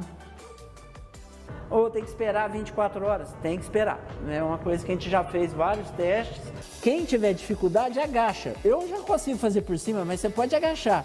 Tem um segredinho também, que é o seguinte, tem que jogar a água lá no fundo e puxar aqui, ó, na canaleta. Eu gosto muito desse sistema que é prático. A vantagem do bastão de teflon é que o precipitado não adere, de jeito nenhum.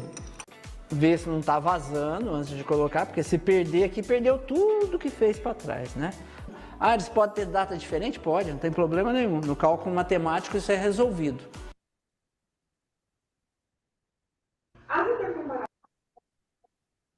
So this year we got 2 awards about our knowledge management program. The first one was the Internet and Digital Workplace Awards. We got the silver medal on the Business Mobile and Frontline Solutions category. And consider the judges' comments, and it seems they liked our use of free tools, our way for capturing critical and tacit knowledge, our use of free tools, our QR code project, our creativity, and some other points as well. And we got the Global GLA Innovation Award.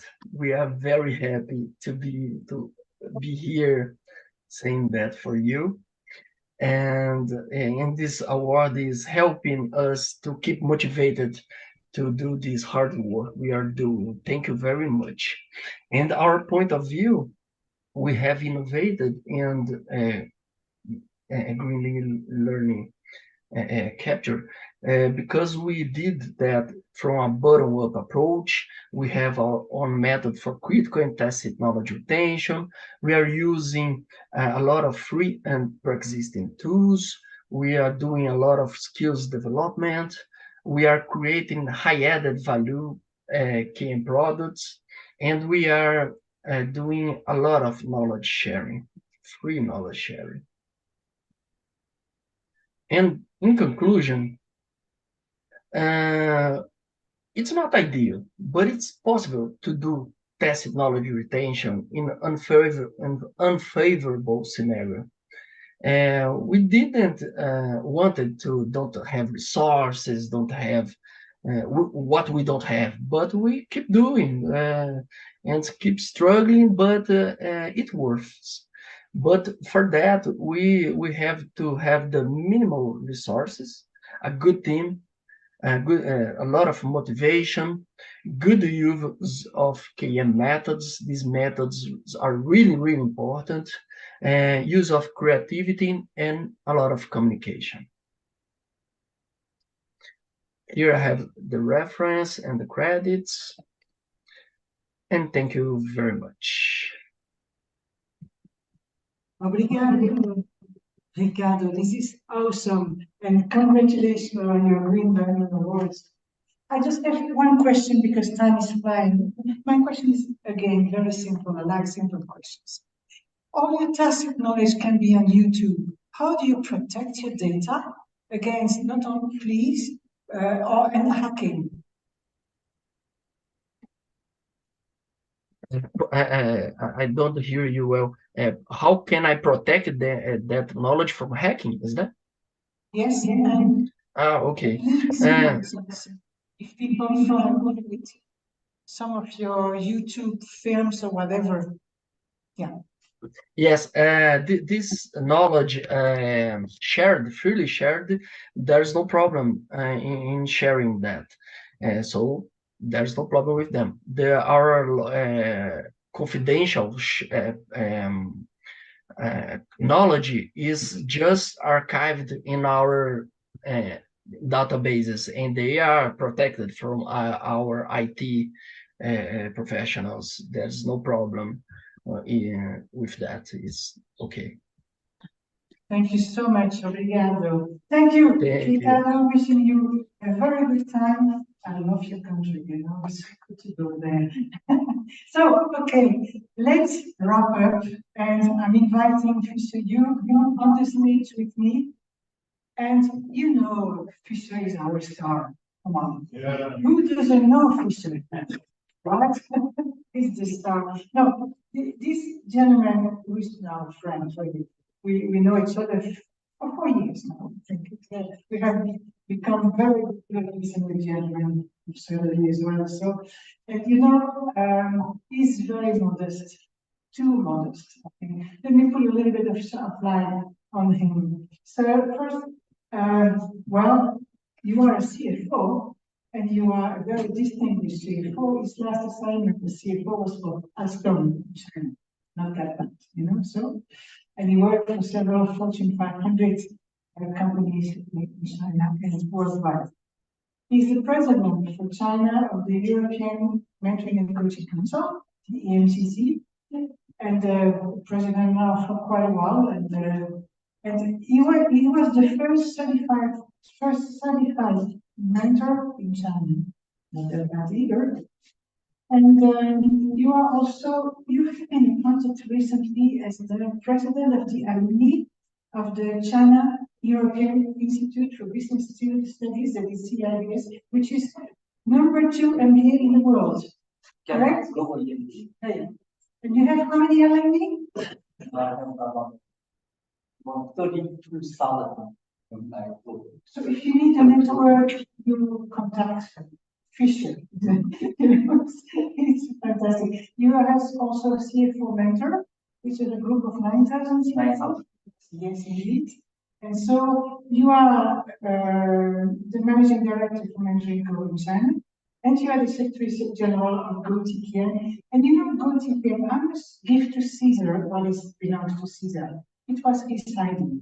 After a certain discussion with several people, when we were preparing also the book, we had a book in common that is Mentoring with a Coaching Attitude that was publicized by Open University Press Macro here this summer in July. And then you had discussion, and then the tacit knowledge, come with me, the tacit knowledge issue came, and it gave you the idea to create this think tank. It was your idea. And you know, one thing I repeat quite often to Fisher, because it comes with, is just from one idea to the other one. And I remember a dear person that I love who was saying that if people don't laugh at your dreams, it means they are not ambitious enough. So you make me laugh a lot. And I must say that with your numbers, you fly high. But I think, remember that we have as an objective to move down on the ground floor within a few years. I mean, as little years as possible. Yes. Right? And that's it. So gratitude for who you are, and it never loses its values. And this is something I really appreciate very much. Over to you for the wrapping up of this beautiful day. Thank you, President. Okay. Hi everyone. I mean, my name is Fisher, as being introduced by Professor Sibe. Very delighted to have all our very good, distinguished speaker to share with us the insight of technology. Today, we start with 9 distinguished speakers today. Give me a taste of what is technology. and then and also in between we will have these solutions and then debate and then the panel discussions and then end up with some real case sharing you see just now. Of course, this just starts. Will never end. It's just like we have our today's conference in Davos. We say to our team, say we need to put our flag in Davos, and then now we did it, and then hopefully tomorrow we will have more to come, and I'm sure you will enjoy that. Of course, today we already run out of time. I mean, in the evening, we will have our most important, one of our most important events, which will be the gala dinners. And in the gala dinners, you will see one of our secret speakers to share with you the top secret of our group. Maybe you never know before in anywhere else.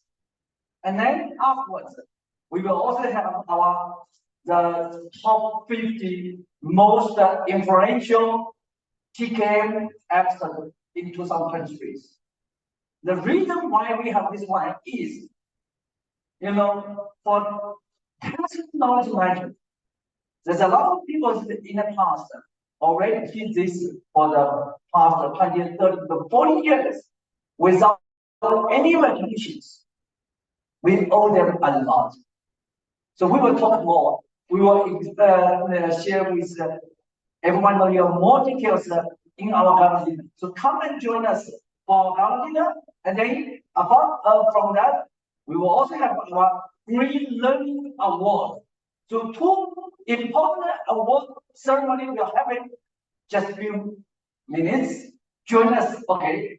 Thank you. See you. All right.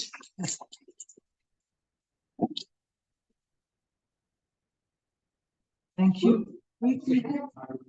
So we will have now. We will have a gala dinner here.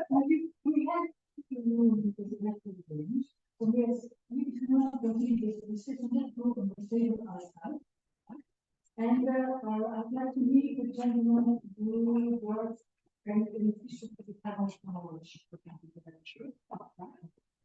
Just network, make yourself beautiful. No, no. Sorry, no.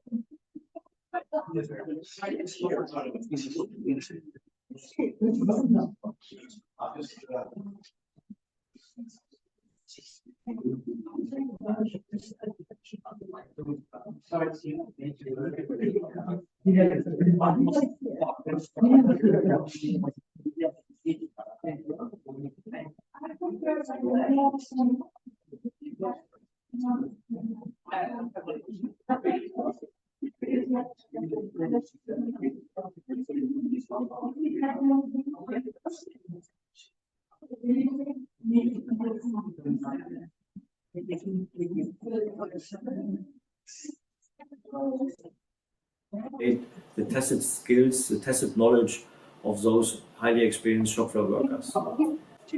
We called our research computer-supported experience-guided work, and how we detected, how we identified the tacit knowledge, how we described it, and what were our recommendations to industry. This is what I like to share at the Davos event in a couple of weeks. We're reflecting on 30 years of research in KM and input I gathered with partners from more than 25 countries, interviewing over 200 KM experts from academia and industry.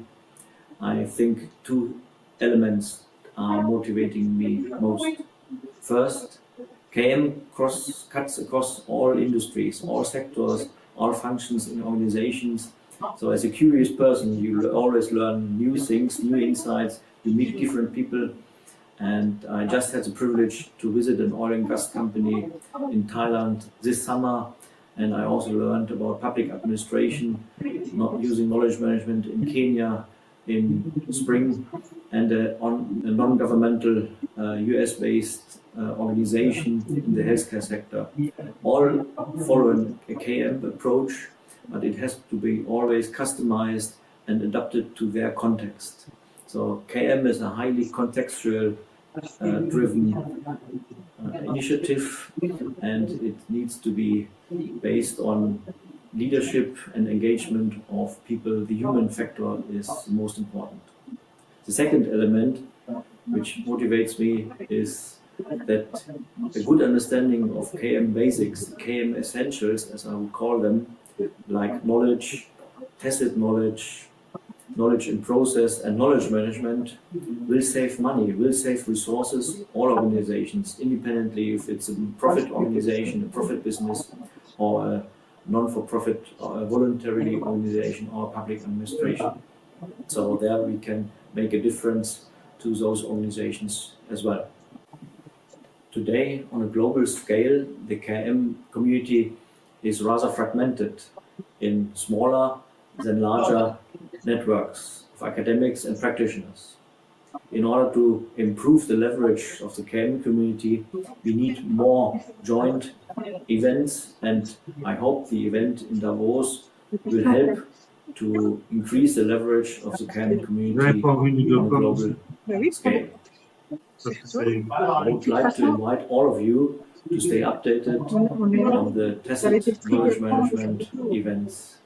The latest and most influential will take place on November 13th and 14th in Davos, Switzerland, and I'd like to invite all of you to join us in Switzerland in a couple of weeks.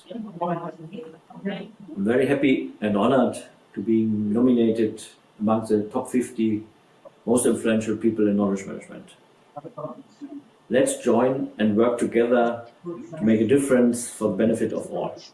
Thank you, see you soon, and bye-bye.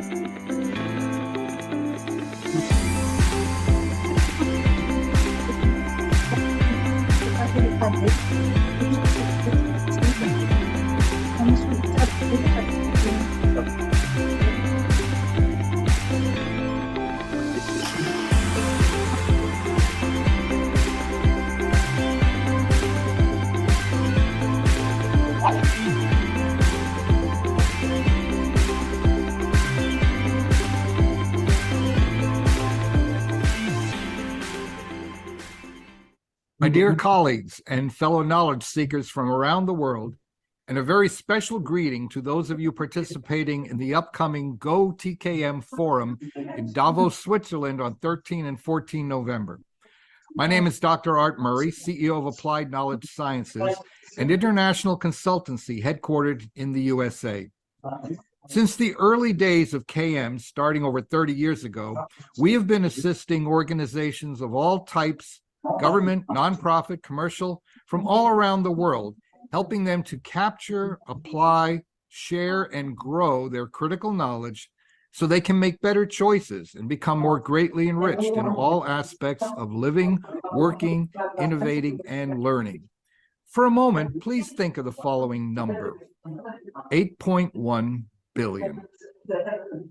8.1 billion. That's right. Next year, in 2024, that will be the total number of human minds inhabiting our planet. That's 8.1 billion sources of valuable, priceless, tacit knowledge. Our world has many problems, many challenges, but also many opportunities. Imagine the breakthroughs that are possible if only we could tap into those 8.1 billion minds. You see, every person on this planet has something to offer, but that knowledge is of no use if it stays inside their heads. It needs to come out and be combined with the knowledge of others so we can all move in the right direction. So I hope to see all of you at the GO-TKM Forum in Davos on 13 and 14 November 2023, where we will also be recognizing the world's leaders in tacit knowledge management, and I am both humbled and honored to be included among those awardees. So please join us for this one-of-a-kind event and help us tap into the infinite supply of knowledge that's only possible when the great minds of the world come together. There is no doubt that by working together in this way, we can help create a better future for everyone.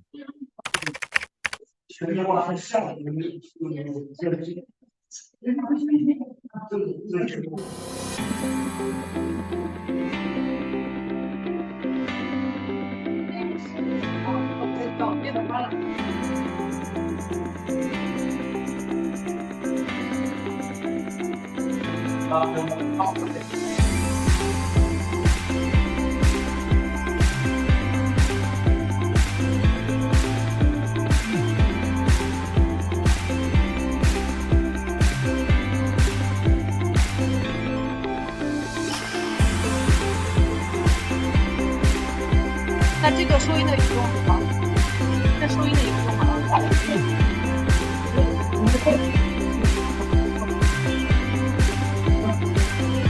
现在不叫收音了呀，又直播了。收音啥呢？ Hi, everyone. My name is Vanessa DeMauro, and I'm from Boston, Massachusetts. And I'm the head of community at Georgian, a growth equity firm located in Toronto. I hope you're enjoying the event and that you're making valuable connections to each other and with the thoughtful content being shared. I really wish I could have been there with you. To tell you a little bit about myself, I've been working in the field of knowledge management since 1991. And over the course of 30 years, I've experienced most phases of our generative profession with a special focus on communities of practice.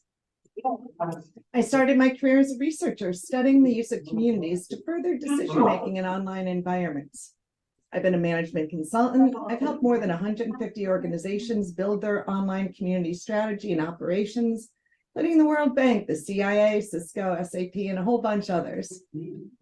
I've also founded and ran a KM company for more than 15 years.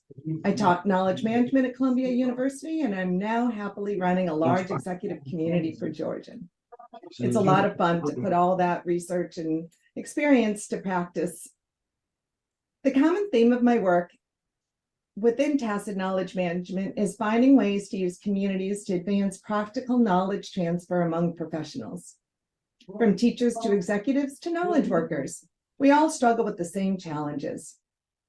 How can I learn faster, be better, and avoid common pitfalls? The art and science of finding the right information at the right time from the right people is an evergreen skill. And when armed with this skill, we can improve the speed and quality of our outcomes and effectively do better in less time. There's a great saying that says, if you want to go fast, go alone. If you want to go far, go with others. Figuring out ways to help people go faster together and farther together is what motivated me to focus on tacit knowledge management for 3 decades. And the solutions continue to be nuanced, interesting, and important. In my view, recent innovations in generative AI and machine learning have brought us to a compelling and complex place in the world of tacit knowledge management. What feels like all of a sudden, Gen AI is now at the forefront of the popular and academic discussions, and we're all experimenting again with computer-mediated communications. Not dissimilar from when the World Wide Web started in its early beginnings, many leaders and organizations are looking at technology as the solution to knowledge management. In fact, everyone seems to be getting drunk at the bar of tools as we run the risk of forgetting the human side of knowledge transfer. Trust building, accountability, agency, and responsible integration of Gen AI tools are critical parts of the knowledge management landscape that need to be built into the new systems that we're currently designing. The human plus machine partnership is and has always been the most powerful solution at our fingertips. As we increase tech utilization, we must also invest in people and mind the ethical implications of the work that we're doing in knowledge management. As our field is evolving at a breakneck speed, the mandate to keep current on new trends and innovations is very important. Please remember to invest in your own knowledge by learning with and teaching your colleagues. Take time to follow the TKM events such as the Davos Forum, which is an incredibly influential tacit knowledge management event that be held in Davos on November 13th and 14th, 2023. In closing, I'd like to thank TKM for this award. It's an honor to be named one of the top 50 most influential people in tacit knowledge management, and it's a privilege to share this award with my esteemed peers. Please accept my heartfelt congratulations. I'm thrilled to be in your company and to continue to learn from you all. And thank you, Fisher Yu, Secretary General at Global Think Tank for Organizational Tacit Knowledge Management, for being the tie that binds us together, and for your exceptional work bringing tacit knowledge management to the forefront of research and practice. Have a great evening.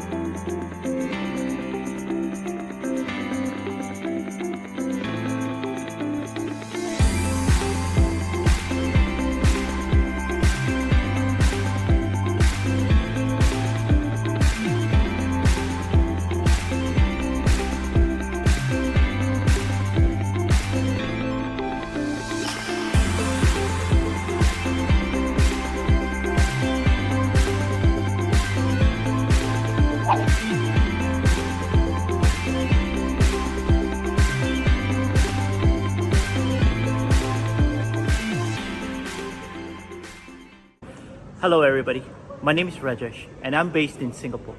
I'm currently a knowledge architect with ACES Innovations, and additionally I'm the president of the Singapore Knowledge Management Society. Now, in addition to both of this, I also teach KM at the Nanyang Technological University, where I teach KM strategy, and at the Singapore University of Social Science, where I teach information management to the School of Business. Now, tacit knowledge has been something that's been very passionate for me throughout my career. Prior to this, where I was in the Navy for 20 years, I dedicated myself to the advancement of tacit knowledge through various initiatives. Now, my work includes the development of KM strategies that have been instrumental in aiding organizations, both governmental and private, as well as non-profit organizations. Yeah. And this has been how they want to capture tacit knowledge and transfer this into actionable items. Now, while I have contributed to several articles, majority of my work involves in bringing my students' work out there and exposing them, the newer future generation, into the world of tacit knowledge. Now, my focus has been on the practical application of tacit knowledge, and that is in improving business processes and innovations. My passion is rooted in the belief of knowledge sustainability, and that really is the idea of how knowledge should be preserved, it should be nurtured, and it should be allowed to grow within an organization. This motivation stems from witnessing the tangible benefits that a robust KM strategy can bring, such as enhanced innovation, efficiency, productivity, and most importantly, the competitive advantage. Now, in my view, global tacit knowledge management is an underpinning factor in the success of any knowledge-driven endeavor. It is a complex issue that can't be achieved by an individual or by a small group. It involves all hands on deck. Yeah? And this collective effort and ongoing support from everyone is an instrumental event, right, to harness the full potential of knowledge management.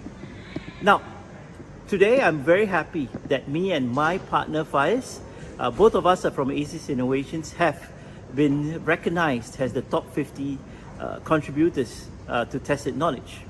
And therefore, I'd like to extend an invitation to all of you to stay engaged with tacit knowledge events. Now, today, as you can see from the view behind me, I'm not in Singapore, but I'm in Bali, Indonesia, where we are actually planning our next event in January, the KM Summit. Now, bringing us back to the TKM Davos Forum, which is taking place on the 13th and 14th of November. I encourage all of you to join us at this influential gathering, this meeting of minds where we will come together and discuss the shape and future of knowledge management together. See you in Davos. Now, On that note, I'm delighted again and honored by the recognition of my efforts in TKM. It's a testament to the collaborative work that we've done and the strides that we are making in this field. Let's continue to work together and innovate to make a significant impact for the benefits of societies and organizations worldwide. I'm looking forward to being in Davos, and I'm looking forward to meeting all of you there. Thank you.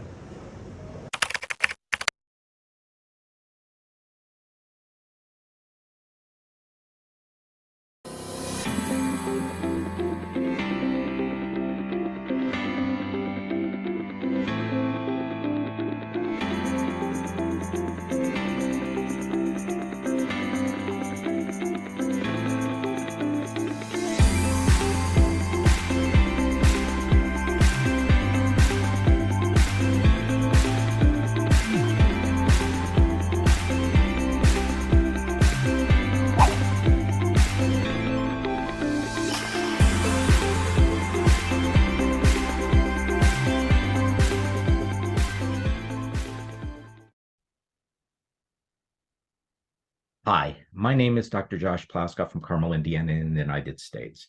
I'm the founder of the consulting company, the Inner Human Group, and senior